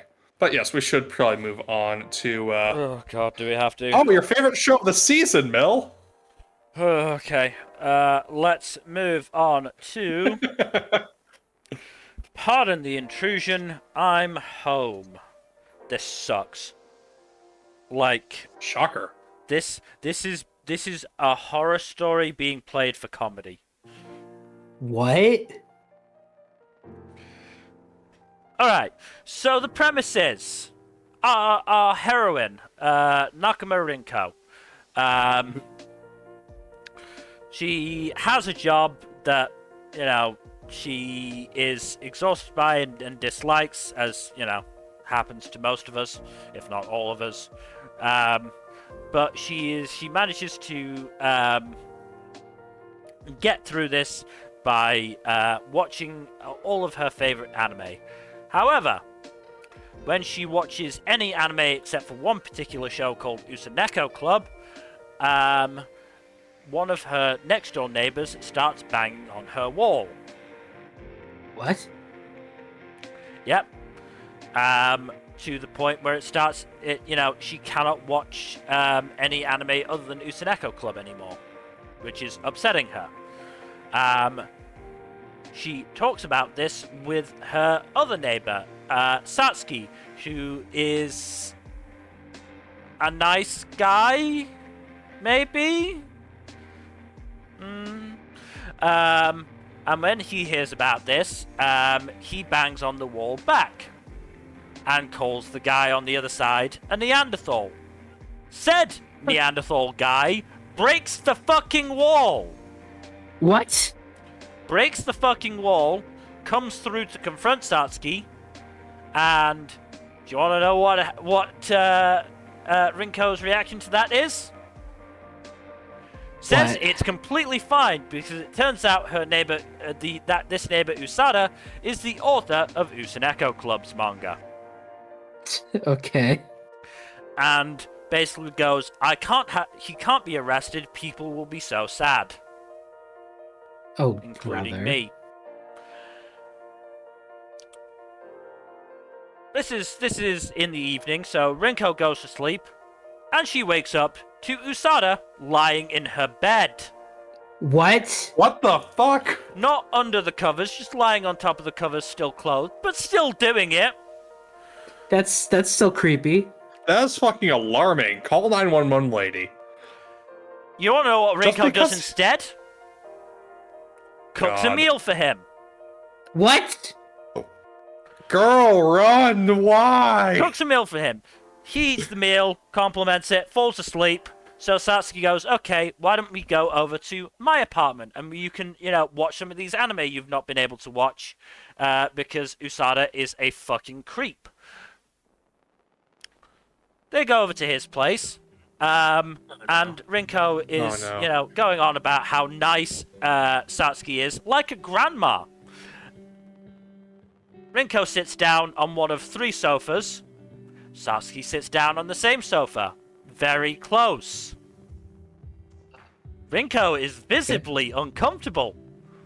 And then Satsuki laughs and says, haha, I did that on purpose so you wouldn't think I was a grandma, I was like a big bad wolf. Then What? Usada breaks Satsuki's wall. What? And says, okay, Rinko, you want to be helpful to me? You're now my chef's assistant. You have to make me meals and spend time with me because I'm lonely. What? Oh, Satsuki, run. you should come as well because you're clearly her boyfriend, and I don't want there to be any improprieties. You wanna know what Satsuki does? Oh yeah, no, I'm her boyfriend. Oh my god. And they end the episode happily eating together because this is a comedy and a romance. What the fuck is this? Disturbing. This is It's a nightmare. disturbing. This is a horror story. Yeah. Who greenlit this? Someone at Shogakukan? Tadama, Ojama, whatever. The studio's Tatsunoko Production. They did. No, they were the producer on Turkey.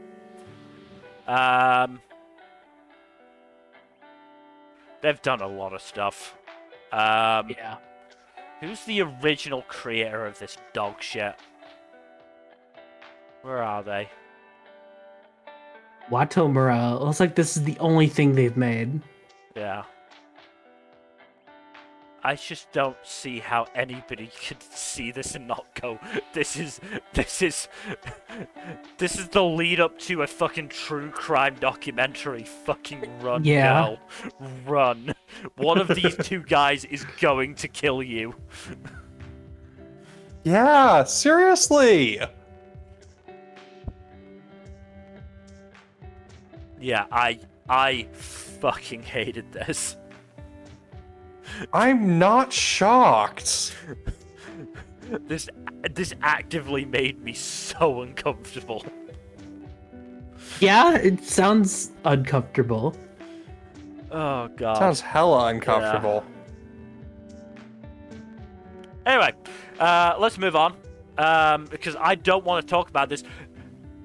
This is how bad the show is. I'd rather talk about the next show than this one. And the next show is fucking like weird and insane. So let's move on to our next premiere, which is Petals of Reincarnation. So first things first, the likes of Hitler and John Wayne Gacy are a part of this cast. Okay, sure. Oh god, John Wayne Gate. Oh god. Yeah, that felt weird. Because I was like, in my notes, I was like, I just noticed that John Wayne Gacy is a character. Oh boy. Admittedly, he's not worse than Hitler, I suppose, but I don't know. I feel like it's worse somehow. He is grosser. I mean, to be fair, the one of the characters in the first first in this premiere is a guy called Albert Fish, who was a serial killer, rapist, child molester, and cannibal. Big 4, baby. Okay. Holy shit! Okay. What? I That don't know man if was you've- if rightfully you- sent to the chair. I don't know if you've ever listened to the podcast, Mel, but that had some big energy from the guy who did this Behind the Bastards. I have to find the joy somewhere in this show, because this show is edgy nonsense. Yeah. No shit. Holy shit. So the basic premise is that there is apparently the ability to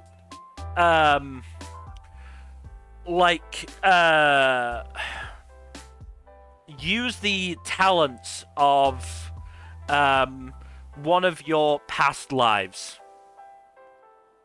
So obviously there was this dude whose apparently his past life was Albert Fish. Now here's the thing. So for Albert Fish, it seemed like he got taken over by, the real life Albert Fish. Either that or the guy who fucking had Albert Fish as a past life was also a serial killing, rapist, child molesting cannibal. Which, I don't know. I don't know. But then, one of the main characters, Haito, her past life was Musashi Miyamoto. And when she gained his talent, she seemed to stay the same. So I don't know what's going on here. That bit didn't get explained. But either way, that can happen. You can either get, the abilities of a hero, like Musashi Miyamoto, or you can be a sinner and get a bad person, like Albert Fish, or John Wayne Gacy, or Hitler. That poor bastard who got Hitler.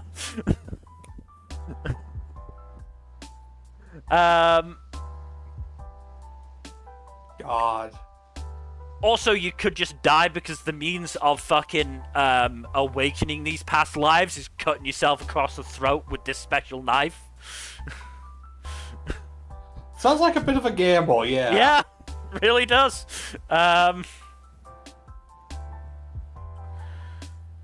The other main character is a guy called Toya, who believes himself talentless, and so when he gets the opportunity to get, the talent from a past life, he's very excited about this.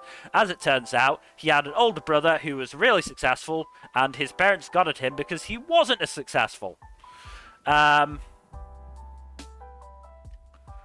So, now that Toya has teamed up with Haito and John von Neumann, who is in the That's a deep cut. who is in the form of a wheelchair-bound girl in this, because go after another one of these sinners, Vlad the Impaler, back for a second season. Second season in a row, Vlad the Impaler has appeared. Wait, what was he in last season? Casebook of Arn. Ah, right. That's why I remembered it. Anyway. They fight him, and as it turns out, Toya's ability is to steal things when he is close enough. As it turns out, he can steal people's talent and take it for himself. This bodes well. Yeah, no. Really no, because as it turns out, he is an edgy motherfucker who's like, I'm gonna steal everyone's talent so I can finally prove to my parents that I have worth. Ah, yes, the best kind of person to have power. Someone with a massive chip in their shoulder. Massive inferiority complex, yeah. That said, Newman Keikaku Doried, so I guess that's part of his/her plan. Honestly, I'm gonna keep watching this, if only to make use of my High Dive subscription, and because I genuinely had fun, fucking taking the piss out of this in my notes. This is dumb. And also This because is... you want to see Murase. I kind of want to see Murase's Hitler, okay? I want to see what he can do in the role. We're in a weird place in anime right now. Let's see. We've also got Caesar. We've got Darwin, Einstein, Carlos N. Hathcock. Oh shit! Carlos Hathcock's a deep pull. Isaac Newton with an apple for a head. Florence Nightingale. Of course. Nostradamus. Picasso. Pol fucking Pot. Oh no! Schrodinger, Alan Smithy, which is the name directors use when they don't want to be associated with a film. God. Yeah, I'm familiar with that one. Also, is Schrodinger a femboy cat? I don't know. Okay, I don't know. Damn. That is my That'd answer been really to that. funny. I don't know. That would have it would have been really funny if he was. Because Helsing. No, he's a guy, gentleman with the appearance of a cat. Ah, okay. So Nyanta. Gotcha. Hansu Rudel as well.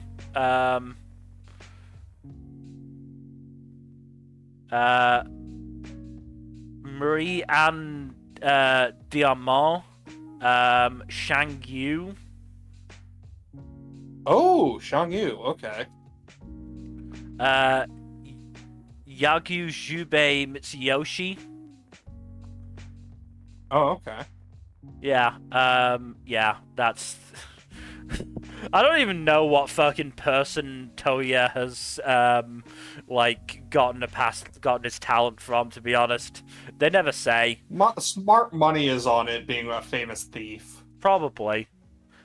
I mean, honestly, what I'm more interested in is whether he is actually, like, one of these heroes or actually a sinner. How much you want to bet it's, whatchamacallit, that famous, Japanese thief? What's his name? Goemon? Yeah, Goemon. Maybe Goemon. We'll see. I honestly don't know. Alright, let's move on to something that's actually good quality. Because... Look, I enjoyed this, but it's shit. I mean... No, you're right. That's completely fair. I just think it's funny. Production-wise, there was an interesting mix of some actually quite good cuts of animation and some very, very clearly limited cuts. So it's going to be interesting to see which one of those wins out in the end.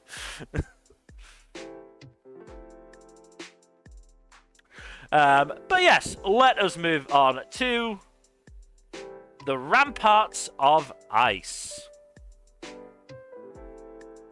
Polar Opposites author, you've done it again, you son of a bitch.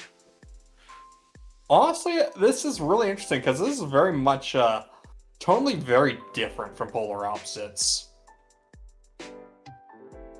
Like, it's a lot more dramatic tonally than Polar Opposites was, which is very much a lighthearted rom-com. I mean, there's still definite comedy here. Oh yeah, for sure. Mostly around Yota. He is very fun so far. Yeah, he's great. Yeah, like a lot of this character drama around Koyun is played very seriously. No, definitely. And I've only watched the first episode so far, but it was definitely a very enjoyable premiere. Honestly, it's one of the best premieres of the season. Yeah. Like. Also, Nmbr, you mentioned giraffes earlier. This is where you get your giraffe content. Yota's fucking all right, huge. All right, I'll put it on my list. Like, he's like, I think he's over 6 foot. Yeah. Like he towers over Koyuki. Yeah. I think, like, like, at one point, we get a measurement on his height, and it's like 182 centimeters or some shit. I think it was like 189, actually. I can't remember. Some shit like that. He's well over 6. He's like visibly over 6 foot, which is crazy for like a freshman in high school in Japan.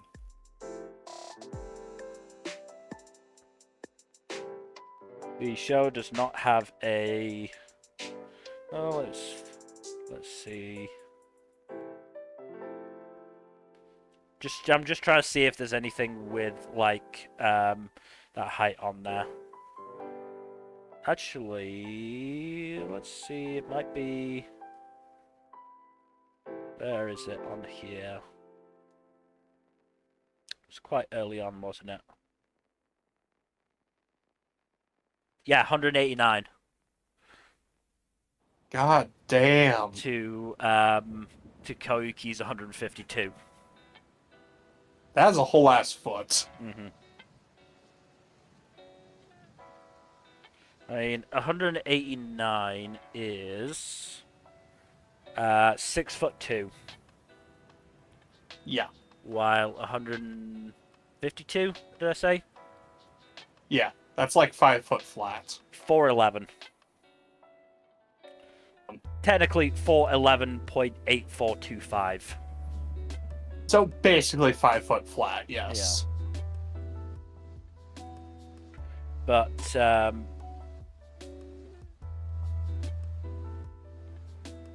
did I fuck something up there? I did. Okay.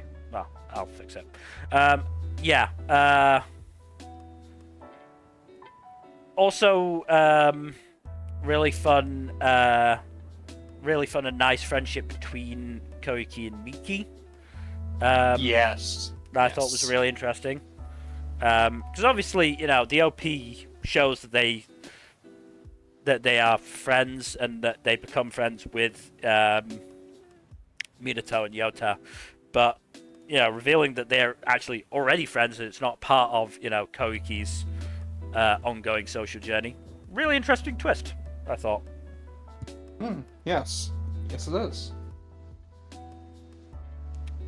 But yeah, Koiki is a very, very interesting character who has, you know, walled herself off very understandably, because, you know, people were being real fucking dicks bothering her, and continue to be real fucking dicks bothering her at the end of the episode.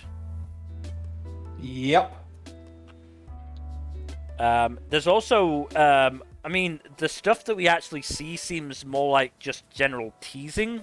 But then there's a couple of shots at the end of the episode that make it seem like she went through significantly more than that.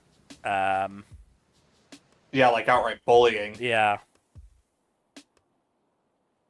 Which, yeah, that sucks.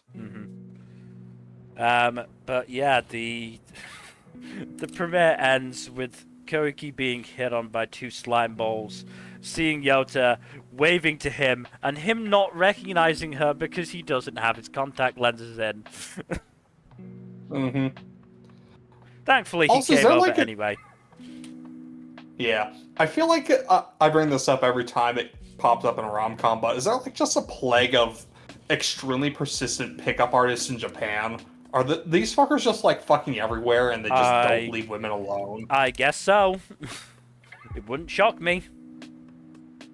I mean, it wouldn't shock me either. It's just like, it's just so pervasive in anime. Like, Japan, are you okay? No. I mean, no country is okay, but... No country is okay, but especially not Japan. Yeah, Japan doesn't have it great right now, does it? Again, who am I to talk? I mean, I just quickly, I saw a poll somebody had done of people who had hope for their countries, and for some reason the US people from the US had more hope for the US than people from the UK had for the UK. I'm not shocked. Americans are kind of eternal optimists, even through the biggest bullshit. Whereas, yeah, y'all Brits are pretty well known for being pretty cynical about a lot of things. Rightfully so. But yeah, this was also another quite pretty premiere. Oh yeah, no. We are And spoiled for choice on good-looking shows this season. another one with a really good dub.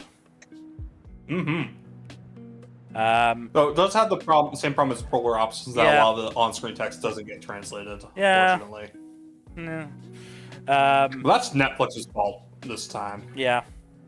Very interestingly, Erika Harlacher playing Koiki, which is the first time I think I've seen her in an anime for a while. An anime for what now? For a while. Yeah.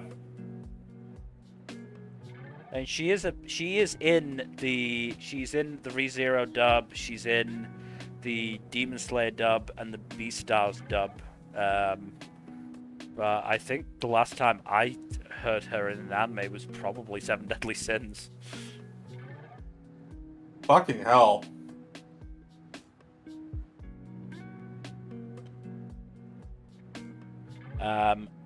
So yeah, it was, she's a very good voice actress, so I was happy to hear her.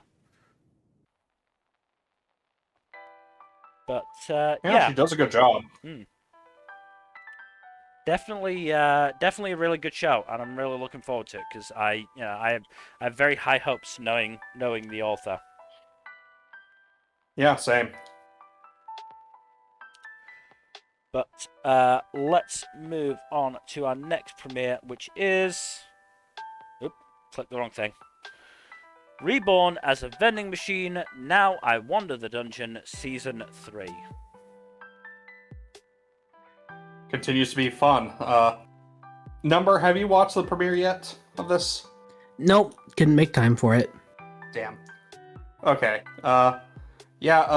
Stuff continues to happen. We are introduced to, I think the last member, or the second to last member. I'm not 100% sure of the, the Menagerie of Fools.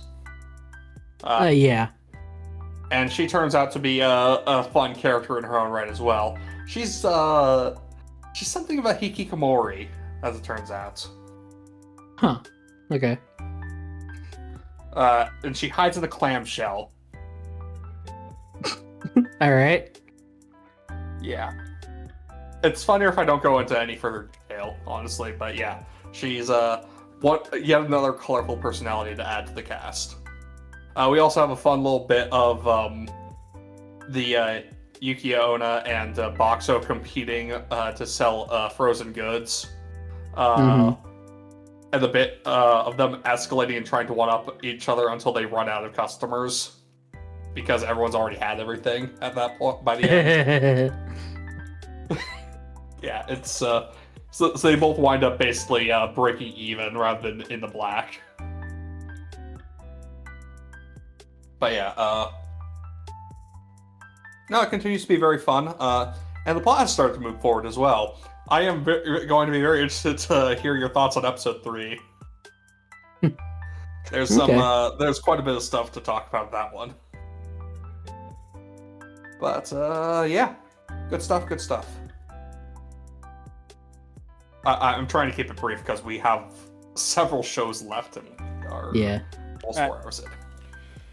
Let's move on to ReZero, Starting Life in Another World, Season 4. Now this I did actually manage to make time for. Wow. Continues.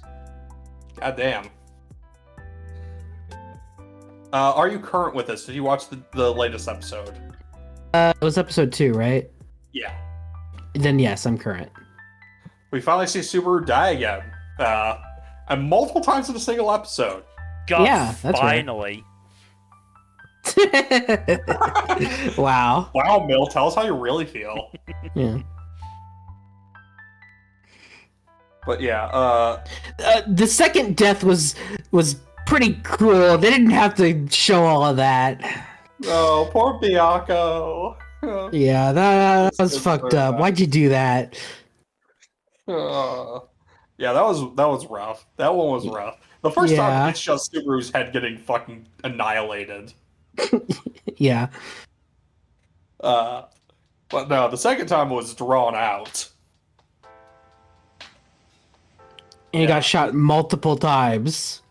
Yeah, no, it was not clean or pretty. Yeah. Apparently that tower has a sniper.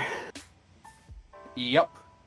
Who shoots, like, energy needles of some sort that kind of explode, I guess? Yeah. It's hard to say for sure what exactly they are.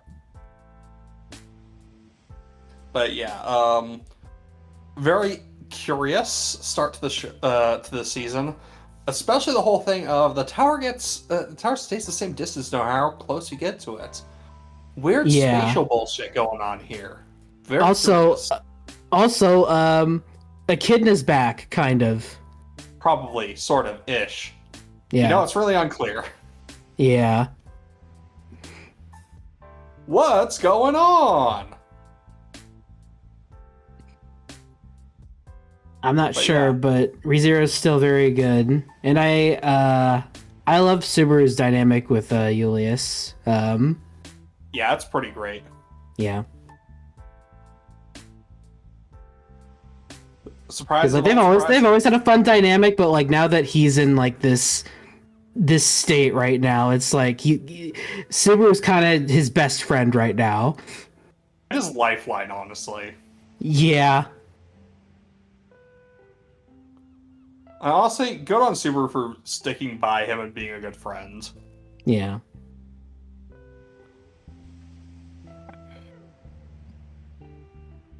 But yeah, surprise of all surprises, ReZero continues to be good. Yeah. Oh, and then there's the Garfield stuff with his mom. That was fucking heartbreaking. That was yeah. Poor Garfield. Yeah. Gorgeous Tiger did nothing to deserve that. Yeah.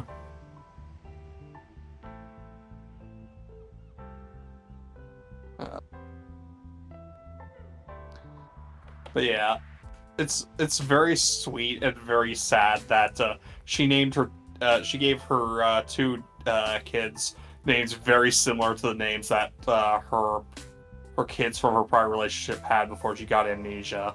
Yeah. That is just like, that is so darkly, twistedly heartwarming. Yeah. That's kind of shit I expect from the author of ReZero, though. Mm-hmm.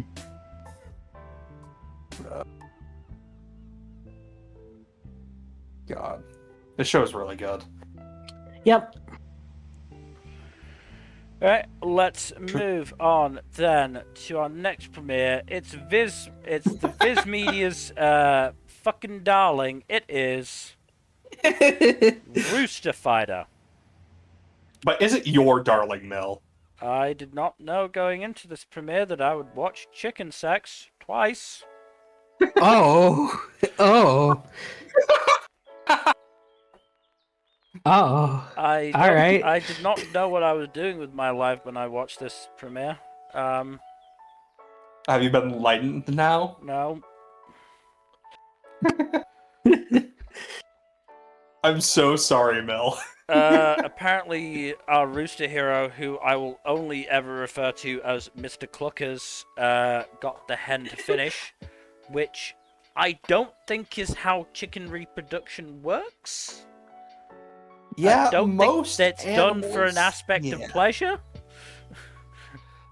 Yeah, I don't think that's how that works. And then he just fucks and runs.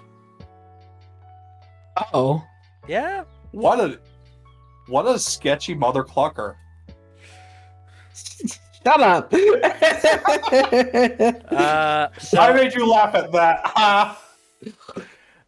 Apparently that's part of Mr. Cluckers' shtick. He just wanders about. But then he gets caught by some kids. There's a pair of girls who offer him fried chicken. Isn't that cannibalism? Wait, what? Yeah. Tries to offer Mr. Cluckers fried chicken. Then a pair of boys who want to feed Mr. Cluckers to their cat. What? Mm-hmm. Mr. Cluckers manages to escape and find an old man who takes him in. Blah blah blah. A demon attacks because apparently this world has demons, who are transformed people. So the demon in this instance is a car salesman who's worried about getting fired. He does not do a good job of picking his targets, though. He keeps attacking children instead of adults that can actually buy cars. They're No, you got a weird fucking show. they definitely can't help fill his car soul quota.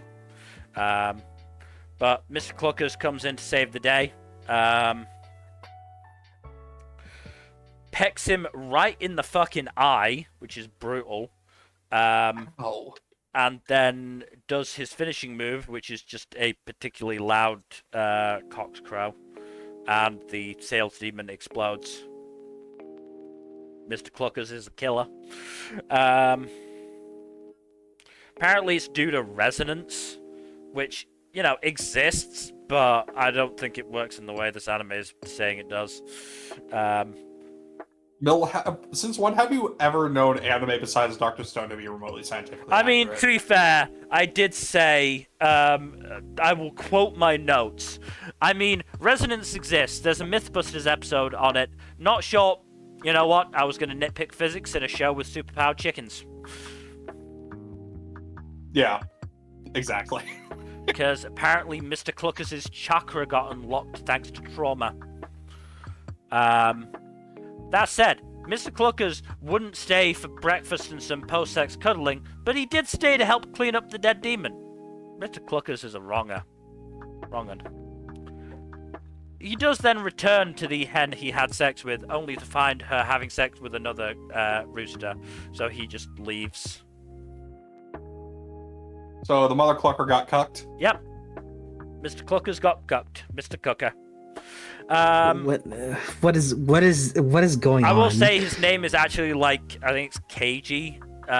Is it KG? Yeah, it's KG. I'm just calling him Mr. Cluckers because that's what the old man called him when he was pretending that Mr. Cluckers was his pet, and I have no respect for Mr. Cluckers, so he will stay Mr. Cluckers for the one episode that I'm watching, because I'm not watching more of this. What? But it sounds like such a classic. I can't take this. I can't take this seriously. I can't. Like, this is playing it too seriously, and I can't do it. Too much even for you? Yeah. Not again. I can't take chicken seriously since cocktatorship. Okay. Fair. God, that one is just... Yeah. If that ever Yeah, gets an anime, the industry is doomed. I'm pretty sure that one got canceled after, like, less than 20 chapters. It had more than 20 chapters, dude. Oh, God. I read more than 20 chapters. You're gonna have to show me how many chapters that is, because I'm scared now. Unsurprisingly, not on manga decks. No shit. 56 I'm seeing on another website. Fucking why? Japan, who hurt you? Let me just do this, because I know there's a fucking Mal page. Yes. Yeah, 5 volumes, 56 chapters. 2017 to 2018. Has a That is enough for an 5.45. Wait. Okay, no. There was a forum post that was titled anime adaptation. I had to check, but no, it's just somebody saying I hope it gets one. I hope it does too. It would be very funny, but also horrifying. There would have to be a lot of censorship, because I'm fairly sure there's a lot of nudity. Unsurprising. Anyway, gone off topic. Yeah, I'm not watching any more of this. Even I didn't like it enough, and considering I'm already basically just going, now that I've got a High Dive subscription, I'm going to be canceling Disney Plus, and so, like, and this was not good enough to make me want to keep Disney Plus, so... I mean, at least I could watch it. I didn't get worried about that, because as much as it appears on fucking Crunchyroll has licensed it, but in like, what fucking countries did it license it in? Where's Rooster Fighter? Yeah. Or did you have to VPN it to watch it? No, it's on Disney Plus in most places. In Crunchyroll, it's available in Brunei, Cambodia, Hong Kong, India, Indonesia, Laos, Macau, Malaysia, Myanmar, the Philippines, Singapore, Taiwan, Thailand, and Vietnam. So basically South and Southeast Asia then. Yep. Wild. Which I did not see initially. I just saw it was on the page.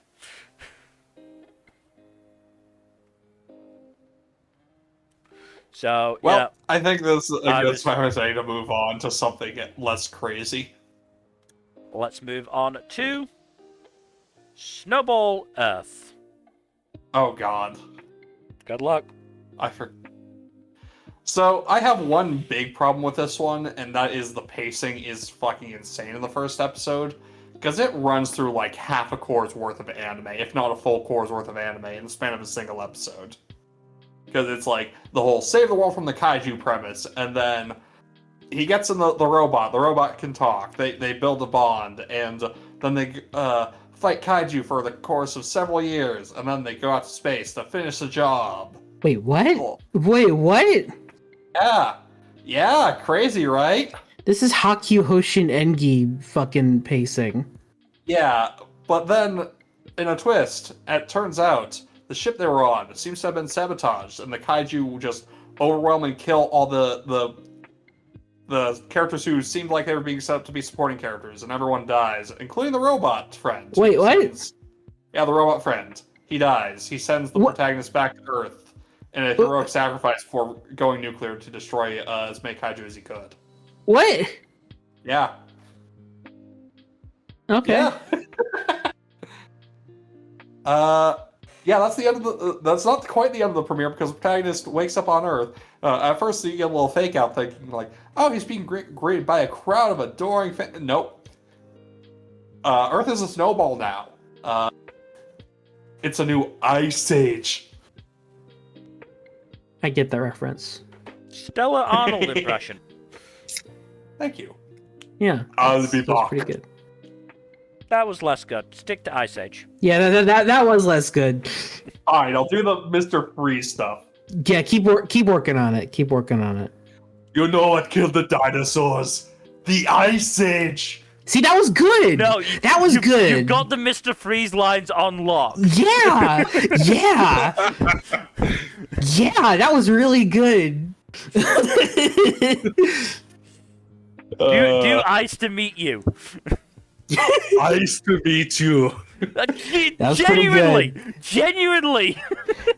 You, That's weird. I think That's I do so better weird. at, like, Mr. Freeze specifically, you got it. Yeah, I think I just do better at exuberant Arnold than I do with like Stone Cold Arnold. that's fair. Yeah. That is fair. Anyway, Hey, so this show sounds crazy. yeah. It is crazy. I've only watched the first episode. I might actually give it a couple more episodes just because I want to see if it's like continues the breakneck pace or if it actually slows down and does something interesting. Because the premise seems interesting enough. It's just like, excuse me, the pacing is kind of ludicrous. Also, the CGI for the kaiju at least was pretty jank. Yeah. The other CG was pretty decent to actually kind of good, but the kaiju stuff was a lot weaker than the rest. But yeah, I'll give it a few episodes probably. It's probably going to be at the bottom of my list for now though, because yeah. I'm trying to remember. Is this the one that A&N actually really liked? Yeah, a few people at AN really liked it for whatever reason. Like, I don't trust the taste of everyone at ANN, to be clear, to be honest. Oh yeah, James Beckett gave it 4.5 stars. I mean, look, you don't need to tell me about not trusting A&N reviewers' taste. I don't trust that guy's taste in particular. Well, no, I trust him more than Eisenbeiss, but that's besides the point. Eisenbeiss is a fucking arsehole and dumbass at that. I'm still annoyed by his slime reviews. I mean, I forgot to mention it when we were talking about it, but he rated Go For It Nakamura 1.5 stars. That's some horse shit. Genuine horse shit. And part of his reasoning was, oh, I don't relate to it because I'm straight. Okay. I'm straight and I found it pretty fun and enjoyable, honestly. You don't have to fully relate. Honestly, I think it's important that you don't relate to every protagonist because that gives you a better idea of the broader human experience. Shocking, I know. Anyways, let's move on before I get more annoyed again. Yeah. Okay, I need to actually get the fucking doc up for this one because this is I believe this is the longest fucking name of the season. Yeah, by far. Of course, it is. Got it. Let's move on to our next premiere, which is the strongest job is apparently not a hero or a sage, but an appraiser. Open brackets, provisional, close brackets, exclamation mark. This show's really, really bad. What? It's real. It's real bad.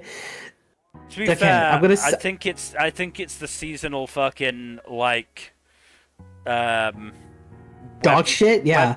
Web novel fantasy schlock. Yeah. I'm shocked we have less of that this season than we usually do. Yeah, it's kind of weird. Because all the fantasy slots are being taken up by good shows. Yeah. Of course, I had to get this. Sorry.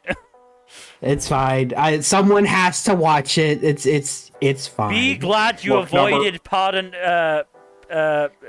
whatever the fuck it was. Pardon the I don't think I was dealt the worst hand, to be honest. We all had trash, honestly. We all had some rough stuff. All right, I'm gonna set a scene. Okay. All right. Oh boy. All right. Okay. Yeah. All right. So, and this is everything that happens and what I'm about to talk about is before the opening. Okay. Right. Oh God. All right. So you have a young man. Okay. Mm-hmm. He's walking in a very large field. All right. I can see the field in my mind's eye. All right. Okay. Suddenly, he is chased by a horned rabbit. Okay. He runs for his life. The rabbit catches up to him and gets caught in his bag. His backpack. All right. He turns around and crushes the rabbit underneath his bag. The rabbit is dead, obviously, but you can't really see its corpse because it's censored. All right. Right.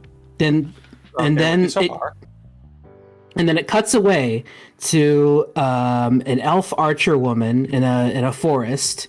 All right, she's standing there on a cliff, aura farming.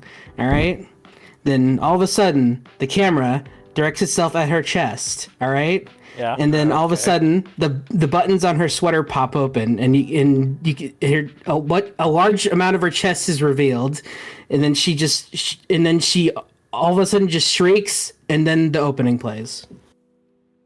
Right. Okay. The fuck? Cool. Yes. Cool. I guess. Cool. Yes, Okay, that what? sets the tone for this episode. Yeah, it's bad. So I need to mention this protagonist is a fucking moron. It takes him so long to realize that he has been isekai'd that even after the AI in his head tells him he's been isekai'd, he doesn't put together that he's been isekai'd. It's kind of insane. To be fair, who can believe AI in this day and age? All right, but fair enough, I guess. Yeah, he doesn't seem to entirely trust the Grok mind box in his head. What rational person would, to be fair? Yeah. To be fair, he was probably too busy looking at boobs. Well, no, actually. Which apparently was on show quite a lot. Yeah. Well, actually, he didn't look look too much, to be honest. So he does meet the elf woman, and she helps him out, shows him describes this dog shit game-like fantasy world. It's generic in every way you can imagine.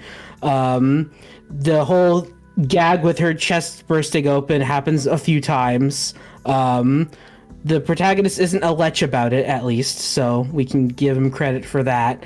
The bar is in hell, Nmbr. Yeah, I know.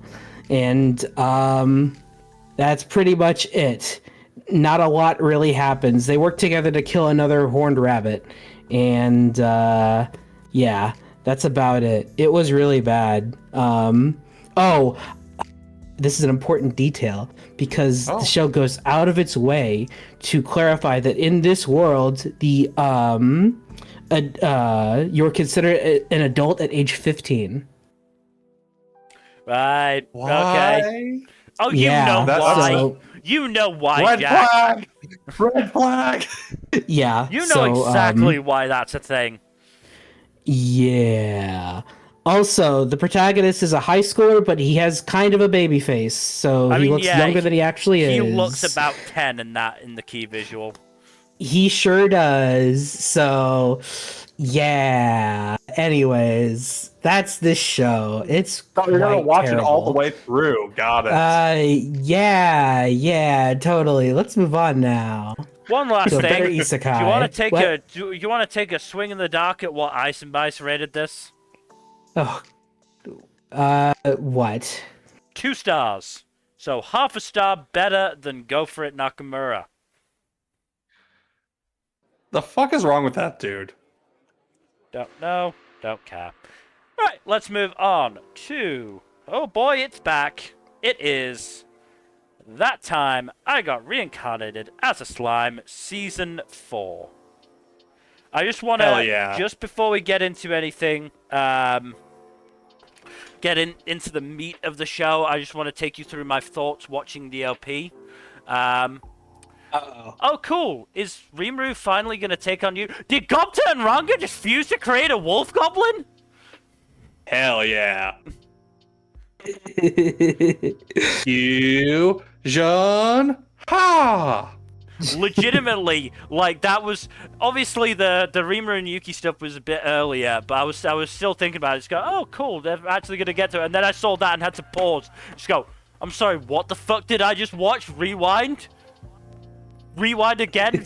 Pausing to go slowly? Oh my fucking god. Stop, play it back.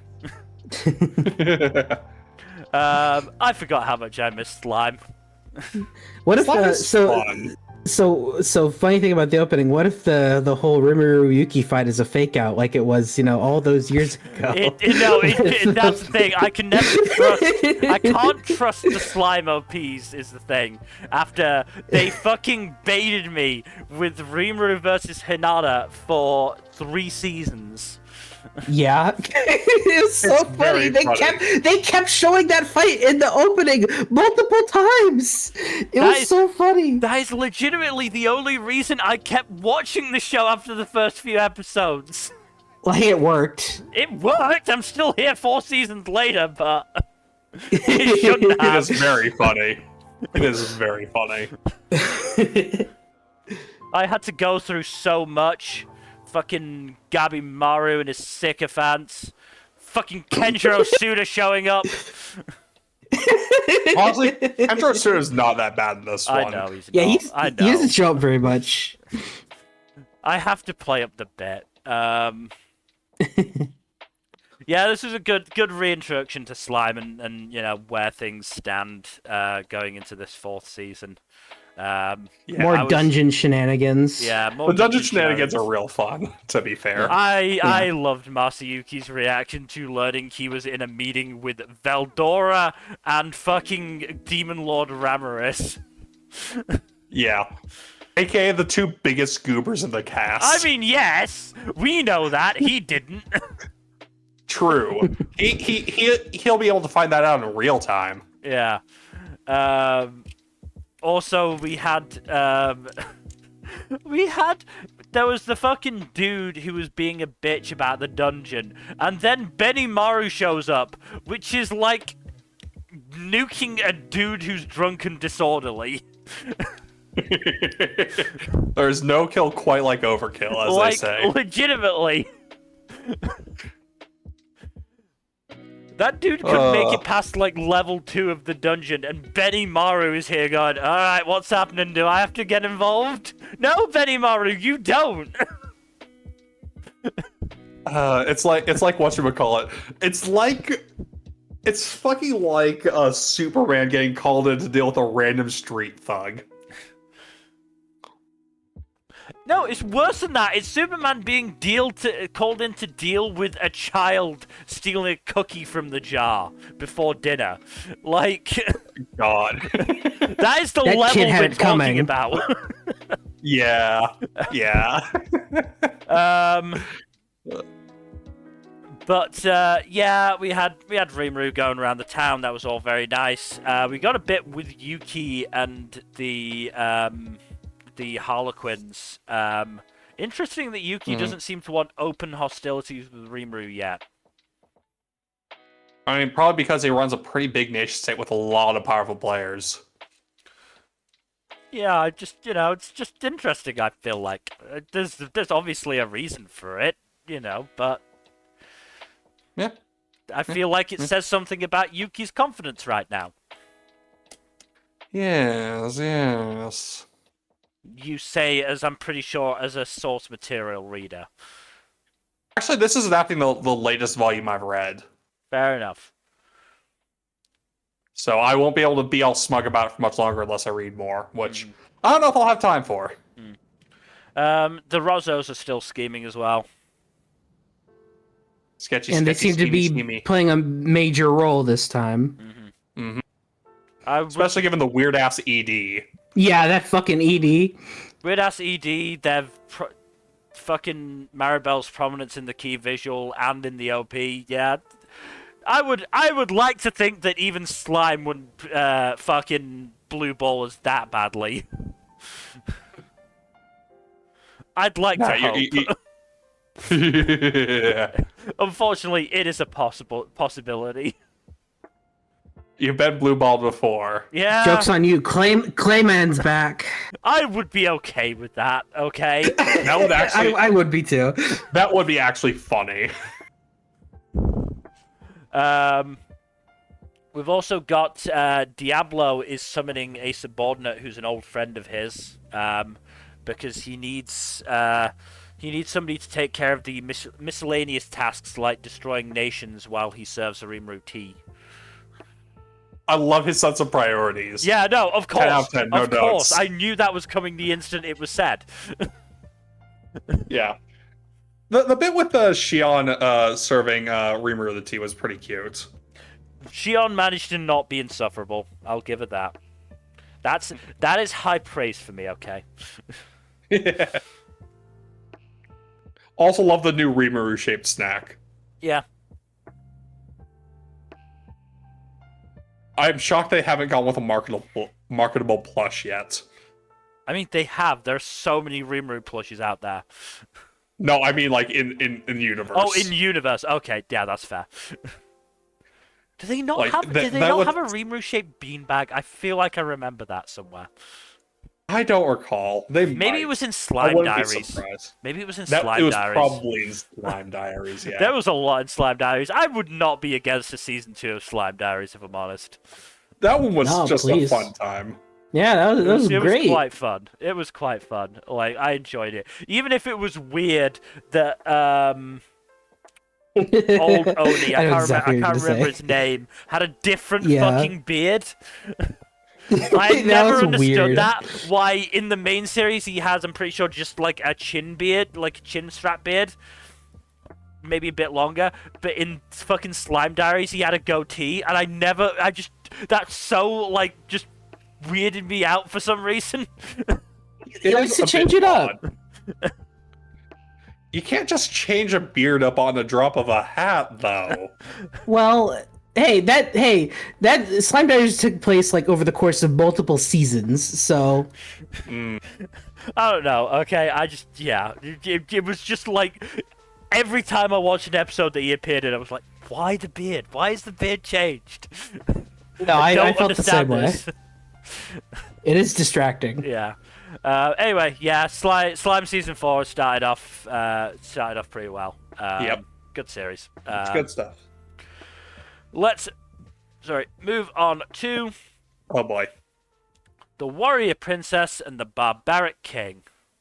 You enjoy getting to see Barbarian King Dick? Okay, that bit was funny, honestly. Like, it just pops out from the blanket and it looks like a fucking lightsaber because they're censoring it. That is kind of funny. Best joke of the episode, not gonna lie. I have mixed feelings on this one. Because it clearly is gesturing at some actual, like, feminist themes of, oh yeah, she has a very bad time in her, in the society she was born and raised in, because it's very clearly a pretty damn, patriarchal and misogynistic society. It's like, you should settle down already. Why are you trying to be a warrior? Just settle down and start popping out kids. Like, that kind of bullshit. And it's like, yeah, I can see why she was so dead set on just being a warrior at that stage. And but there's also I don't know how to put this, because like, but this is like, well, here's the thing. She's escaping. It's a bit bodice rippery. She's escaping a patriarchal society that doesn't respect her, that wants her to, just get married, to a society that does respect her abilities, but still wants her to get married.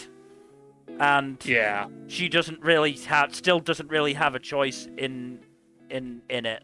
Like, no, she doesn't really have much in the way of agency at all. She is a prisoner of these people. Yeah, it's. Not to mention, doesn't she get stripped against her will near the start of the episode? Yeah, that's partially to bathe her, though. It's still not good. No, it's not good. Like, I almost want to give this a chance, but I'm here or there on it. Because there are good elements to it. It's just, yeah, I don't know. I don't fucking know. Yeah, okay. From the Annie Frem review, Seraphina hasn't escaped a sexist objectifying culture for an egalitarian one. She's just traded one form of dehumanization for another. I can certainly understand the appeal of a kick-ass lady, but women warriors are good because men are attracted to them is hardly a feminist flex. Yep. That makes sense. So, there's obviously an audience out there for this because, look at Book Talk. I was struggling not to say Book Talk through my entire thing. Nope. And you just went out and said it. Nope, I'm calling them out. They are welcome to read that shit, but it is shit. Yeah, it's Book Talk slop.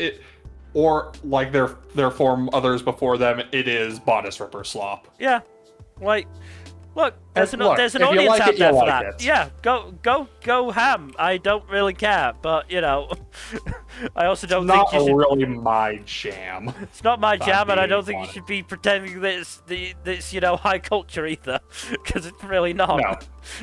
Like I said, it gestures towards some stuff, but at the end of the day, it's just not. I don't think I personally, speaking as somebody who didn't watch the episode, obviously, I don't have faith that this show will do anything particularly deep. Unless you count how deep his dick goes in her. Haha. Yeah. Again, it gestures at some interesting stuff potentially, but I don't think it's worth it. Alright, let's move on then to Welcome to Demon School Iruma-kun Season 4. Again, I forgot how much I missed this. I love this series so much. I forget number. Do you watch Iruma? Nope. Huh. So I think I sort of came to a realization watching this premiere. I feel like certainly in the anime, I don't know how well this matches up in the manga because I feel like I've had moments where I've gone away from this thought. But certainly in the anime, I feel like the best parts are when the entire Misfit class is around and together. Like, they just play off of each other so fucking well. It's not necessarily all of the best arcs, but a lot of the best arcs feature all or most of the Misfit class bouncing off each other. My big sort of piece of evidence for this is the Battler arc, where it is just Iruma as Clara and Kirio, who still sucks, which obviously doesn't help. So I don't know. Maybe I need to think about it more. This is just a thought I had, but you know. I do have a counterpoint to that, to the Ribdiculous arc. Yeah. Or rather, what was it? Not the 13 dinner arc. Yeah. Is also really good. There's a few arcs that don't feature the whole Misfit class. Okay, yeah, then fuck it. Kirio just sucks. That's my takeaway. I think you just hate Kirio. Kirio just sucks as a character. I just don't like him. Anyway, there are several good arcs that don't feature the whole class, but I think the whole cast make for a really good focus whenever they are all together. Because we have an arc that probably won't be adapted till at least season 5, that also heavily features the whole class. But the music festival arc is fantastic, and I am very excited to see what they do with the music here. Because we didn't really get to do experience the music because in the manga because of the medium. Yeah, already we've gotten some sick trumpet solos. Oh yeah. And a full introduction to Person, who is so much fun. I love Person. I love that he's voiced by Mob's VA. Yeah, and he's such a talker when he gets going. That's Congrats great. to his VA for having to do that entire fucking monologue. Yeah, he does a good job with it though. He does a really good job.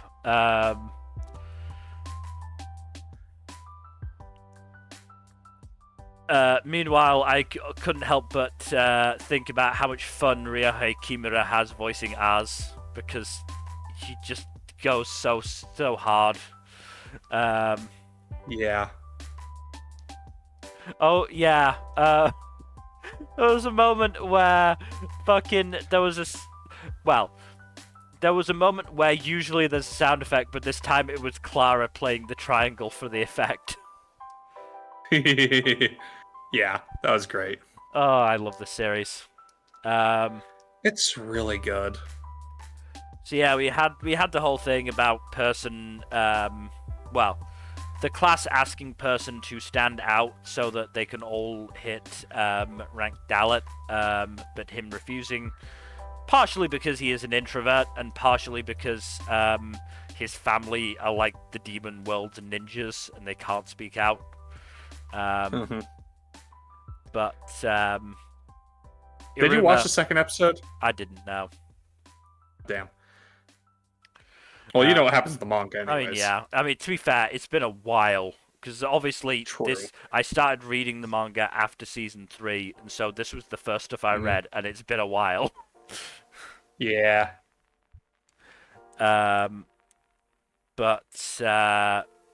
Obviously Iruma managed to convince Person because he is Iruma. Yep. Iruma's so great as a protagonist and a character. He really is.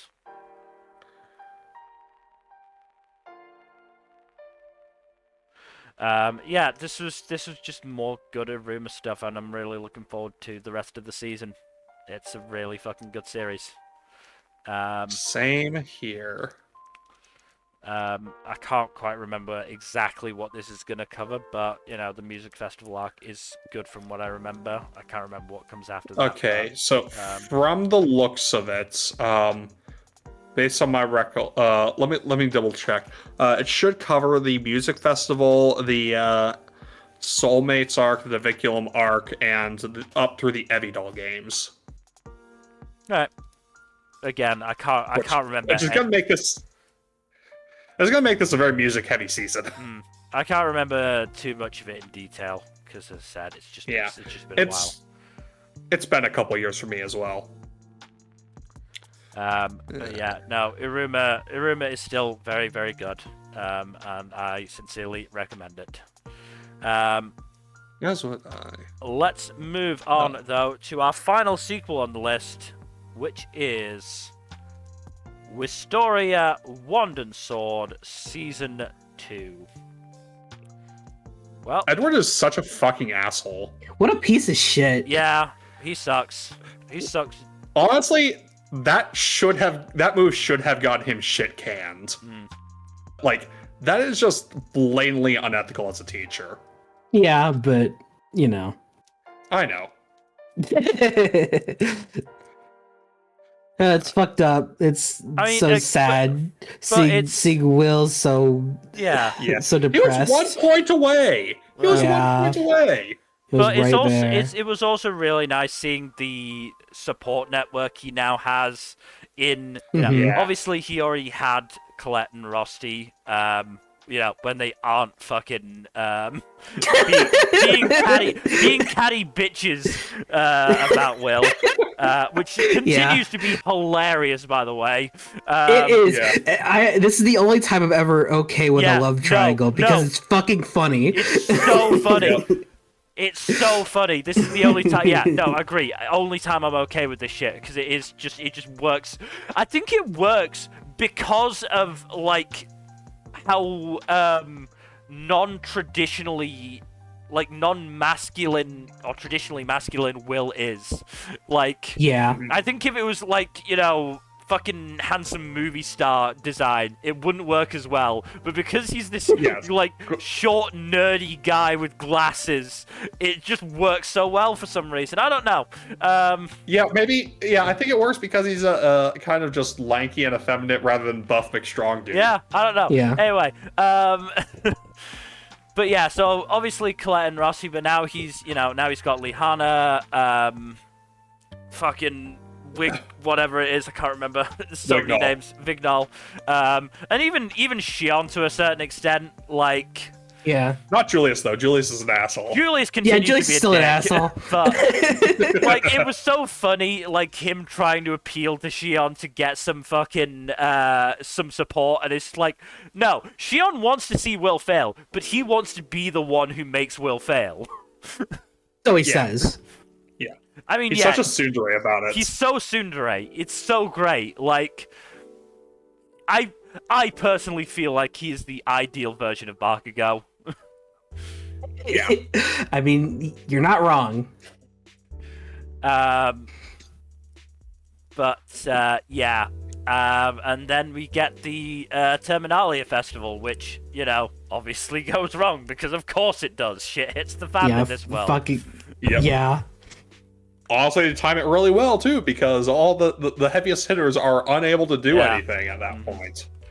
And hey, I've only watched episode 1. I think there's actually only one episode out, isn't there? Yeah. It airs on Sundays, Episode 2 isn't until tomorrow. Okay, cool. Then I'm going to take a swing in the dark, especially considering you can't, well, I doubt you're going to gainsay him because he's probably going to agree, but I'm going to take a swing in the dark and say Will's contribution here is what earns him entry to the tower. I'm not taking that bet because I was also thinking the exact same fucking thing. Look, I don't think it'll be quite that simple, but I do think like that's very close to the idea of it. I think it'll give him another chance at least. Yeah. Yeah.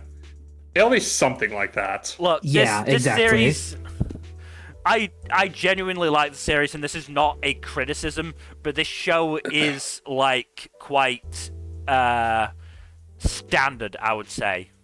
Like it executes it really well, but it is like it does feel like sort of standard fantasy. In terms of its plot structure, you're absolutely correct there. As I said, but it executes it so well that I don't care. Like, exactly. It's done so well that it doesn't matter to me. But that it absolutely is a thing, and I'm looking forward to it. Like the aforementioned love triangle actually being funny. Yeah. It should work. It's all in the execution, as it turns out. Exactly.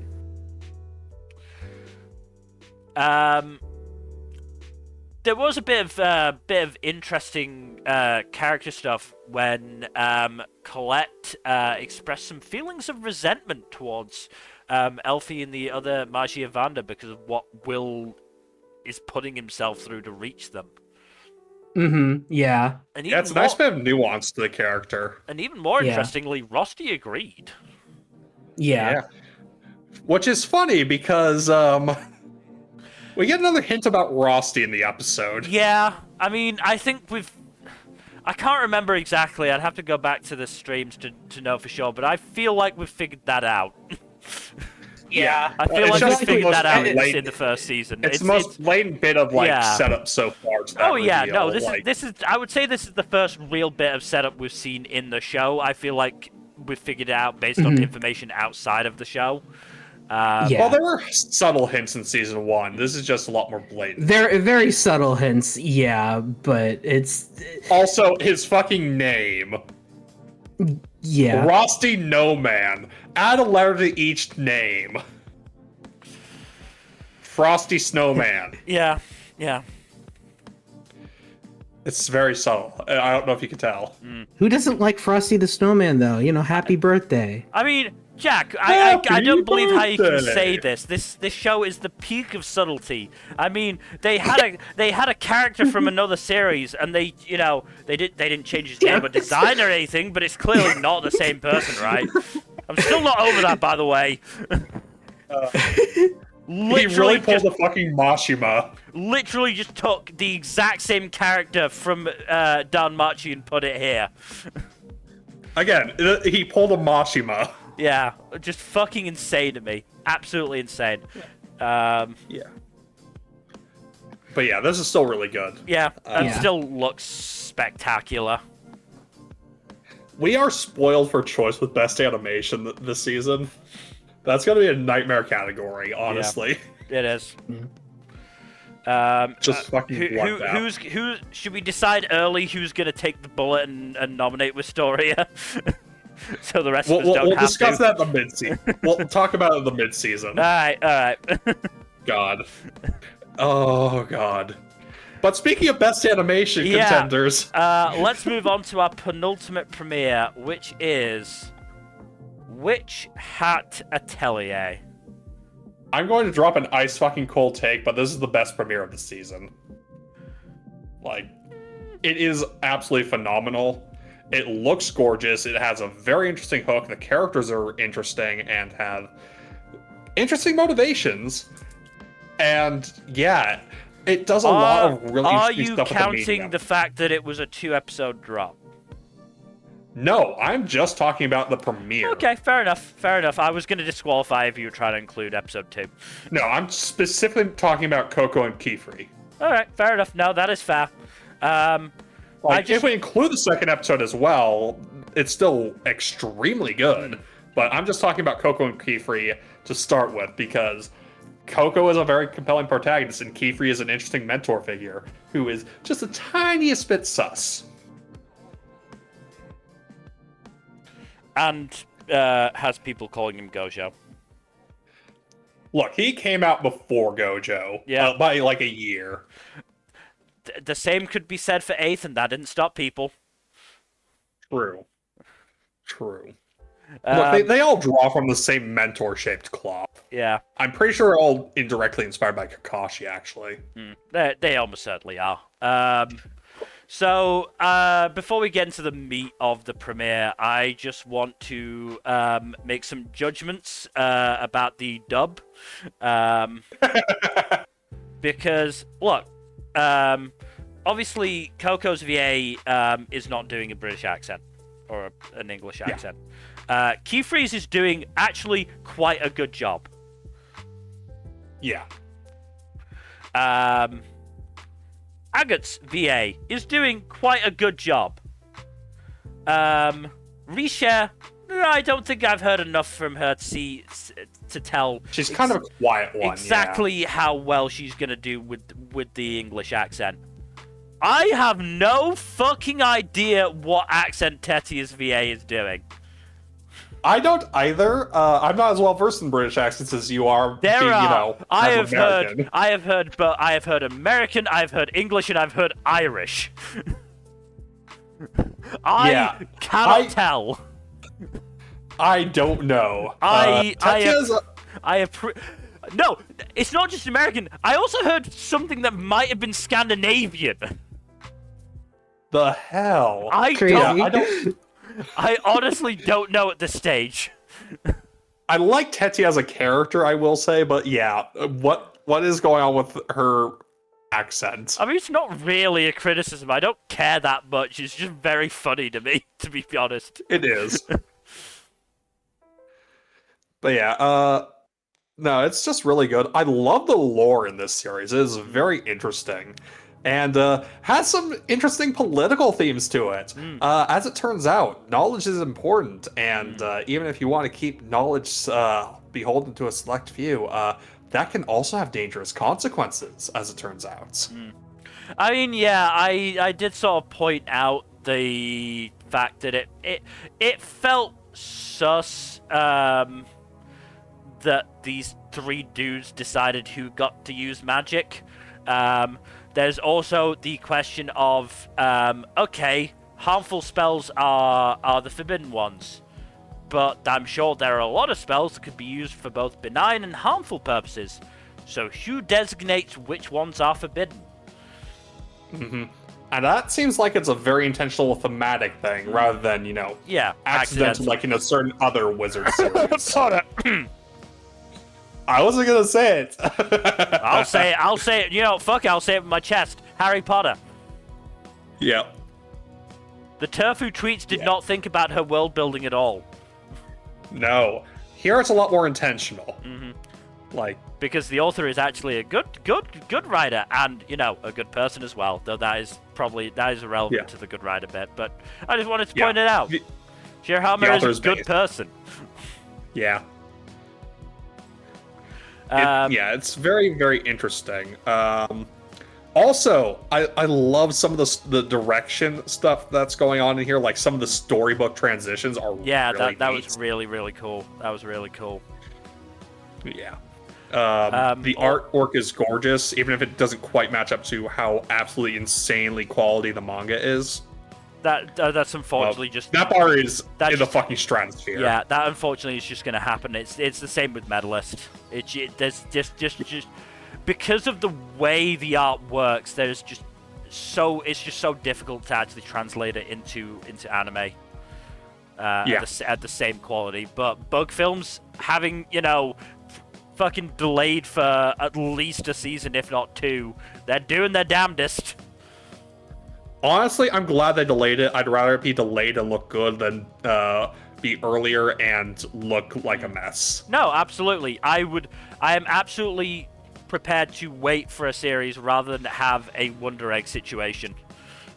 Mm-hmm. Yeah. This is just really, really good. And I'm sure you have other things you want to bring up beyond what we've already talked about, but it's just... The characters are excellent. The world building is fucking superb. It looks gorgeous. And this is honestly one of the must-watches of the season. If you are not watching this, what are you doing with your time?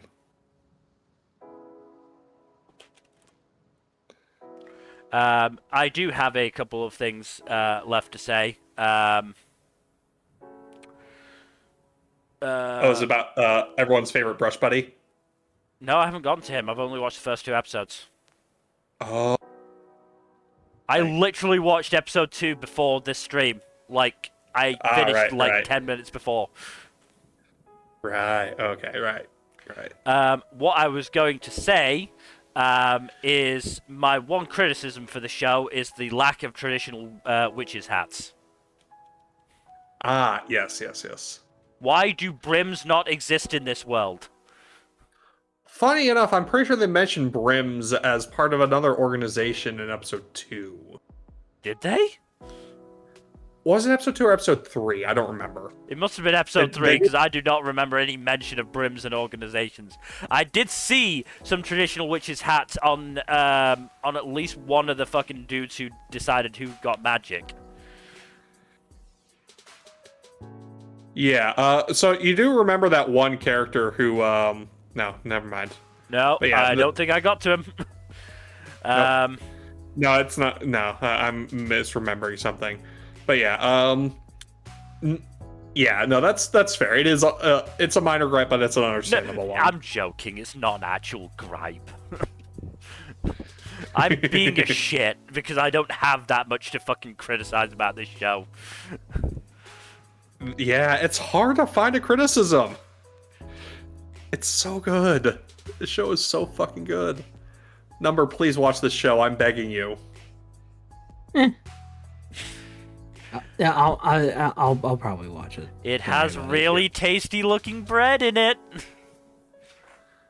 If I want tasty bread, I'll just make my own. But you can make your own while watching somebody eat their own. That is true.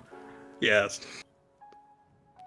I'll also say that I feel like the spell that Agot cast to fly, which was on her shoes, is a bit of a cheaty loophole. It's not technically on her person, but I don't know. It feels cheaty to me. So that does get addressed in episode 3 a little bit. Okay, good. See? Even when I have something that's, the lightest criticism, it's like, oh no, it does get addressed, don't worry. Yeah. Like, it might not be addressed in the exact way you're thinking of, but it does get addressed in a way in episode 3. Okay. But, yeah. No, this show is very, very good. I'm very much enjoying it so far. Like, even if it's not your favorite of the season, I think it is still top 3 of the season easily. It is my favorite of the season so far. Look, I contractually have to say that Akane-Banashi was my favorite premiere of the season, but this was definitely up there. Yeah. But, hey, we've got one more premiere. Can it be the one that takes the top spot? Because, Jack, maybe. Up next, our final premiere is Yowayowa Teacher, and that is the only key visual that I could use. Yeah, it's basically just ecchi slop. It's nothing of substance, really. It's just clumsy teacher with tickle bitties, gets into situations, partially because she's clumsy and no one understands what she's saying because she's soft-spoken and all that bullshit. The only person who understands what she's saying is Protag-kun, who tries to help her, but also winds up in situations because the teacher is clumsy. That's it. That's the show. Yeah. Look, if you like it, you like it, but, like, it's nothing really to write home about. There's nothing really of substance here that I saw. It's mostly just fan service and gags. Give me a second. Just doing something. Oh boy. Well, I said we would have to, so stall for a little bit longer. Okay. Yeah, like I can. Just got to do a bit of setup. Like there is a. I mean, I guess like the whole thing of the show is like trying to help the teacher gain confidence in herself and connect with the students more, but that's really it. That's all the show is like. That's what the show is basically premising it on, like. But that's all really it has going for it, and it's not really all that much. All right. Well, we said we were going to talk about it, so here we go. Oh yeah. Rent a Girlfriend, boy. Season 5, baby. How has this gone? They 5 got to fucking seasons. the scene. Yeah, that's the only reason I'm doing this. Yeah, they did Got the scene. And now we can go back to never talking about this shit ever It again. had guitar playing and everything. I Yes. learned that it was in a public pool, which I did not know until now. Yeah. I did not know it was like in broad daylight in a public pool. I thought it was like at night or some shit, but no. Like, holy shit. How much more pathetic could he get?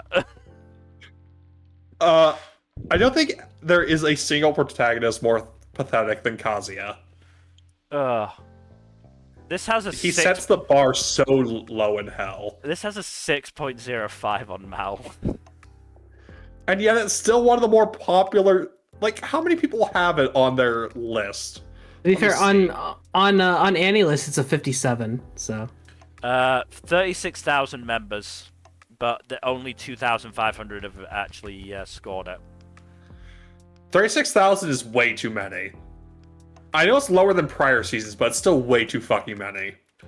I mean, in terms of scores in general, ReZero Season 4 is at the top with 8.79, which Hat Atelier has at 8.73, Nippon Sangoku at 8.43.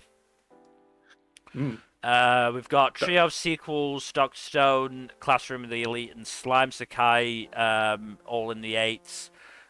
Daemons of the All Shadow fourth Realm. seasons as well. Yeah, Jesus. Daemons of the Shadow Realm at 8.06. Ace of Diamond 8.05. Angel Next Door 8.05. Bookworm 8.04. God, I barely remember that. Iruma 8.04. Akane-Banashi 8.02. With Story 8.01. All of these with an 8. That's 13. Or more, yeah. No. It's 13, yeah. No, 16. 3, 6, 9, 12. Yeah, 13. Okay, yeah. 13 fucking shows over an 8 already this season. That's so crazy. Crazy's gonna fluctuate, of course, but yeah. So interestingly, in terms of popularity on AniList, Rent a Girlfriend season 5 is above Mao, Always a Catch, and Kill Blue. How? That's hilarious. Also awful, but still hilarious. Yeah. So on Mal, Kill Blue has a 7.37, Always a Catch 7.32, Mao has a 7.16. Was there another one? Honestly, no. What isn't higher rated than Rent a Girlfriend, honestly, at this point? Yeah, I mean these shows are scored higher just in terms of popularity. Yeah. Okay, popularity. Ghost Concert Missing Songs is lower than Rent a Girlfriend. And then you have the 3 Image Work shows, which aren't shows, they're just, that's not anime slightly at that point. moving That's manga. a slideshow. Yeah.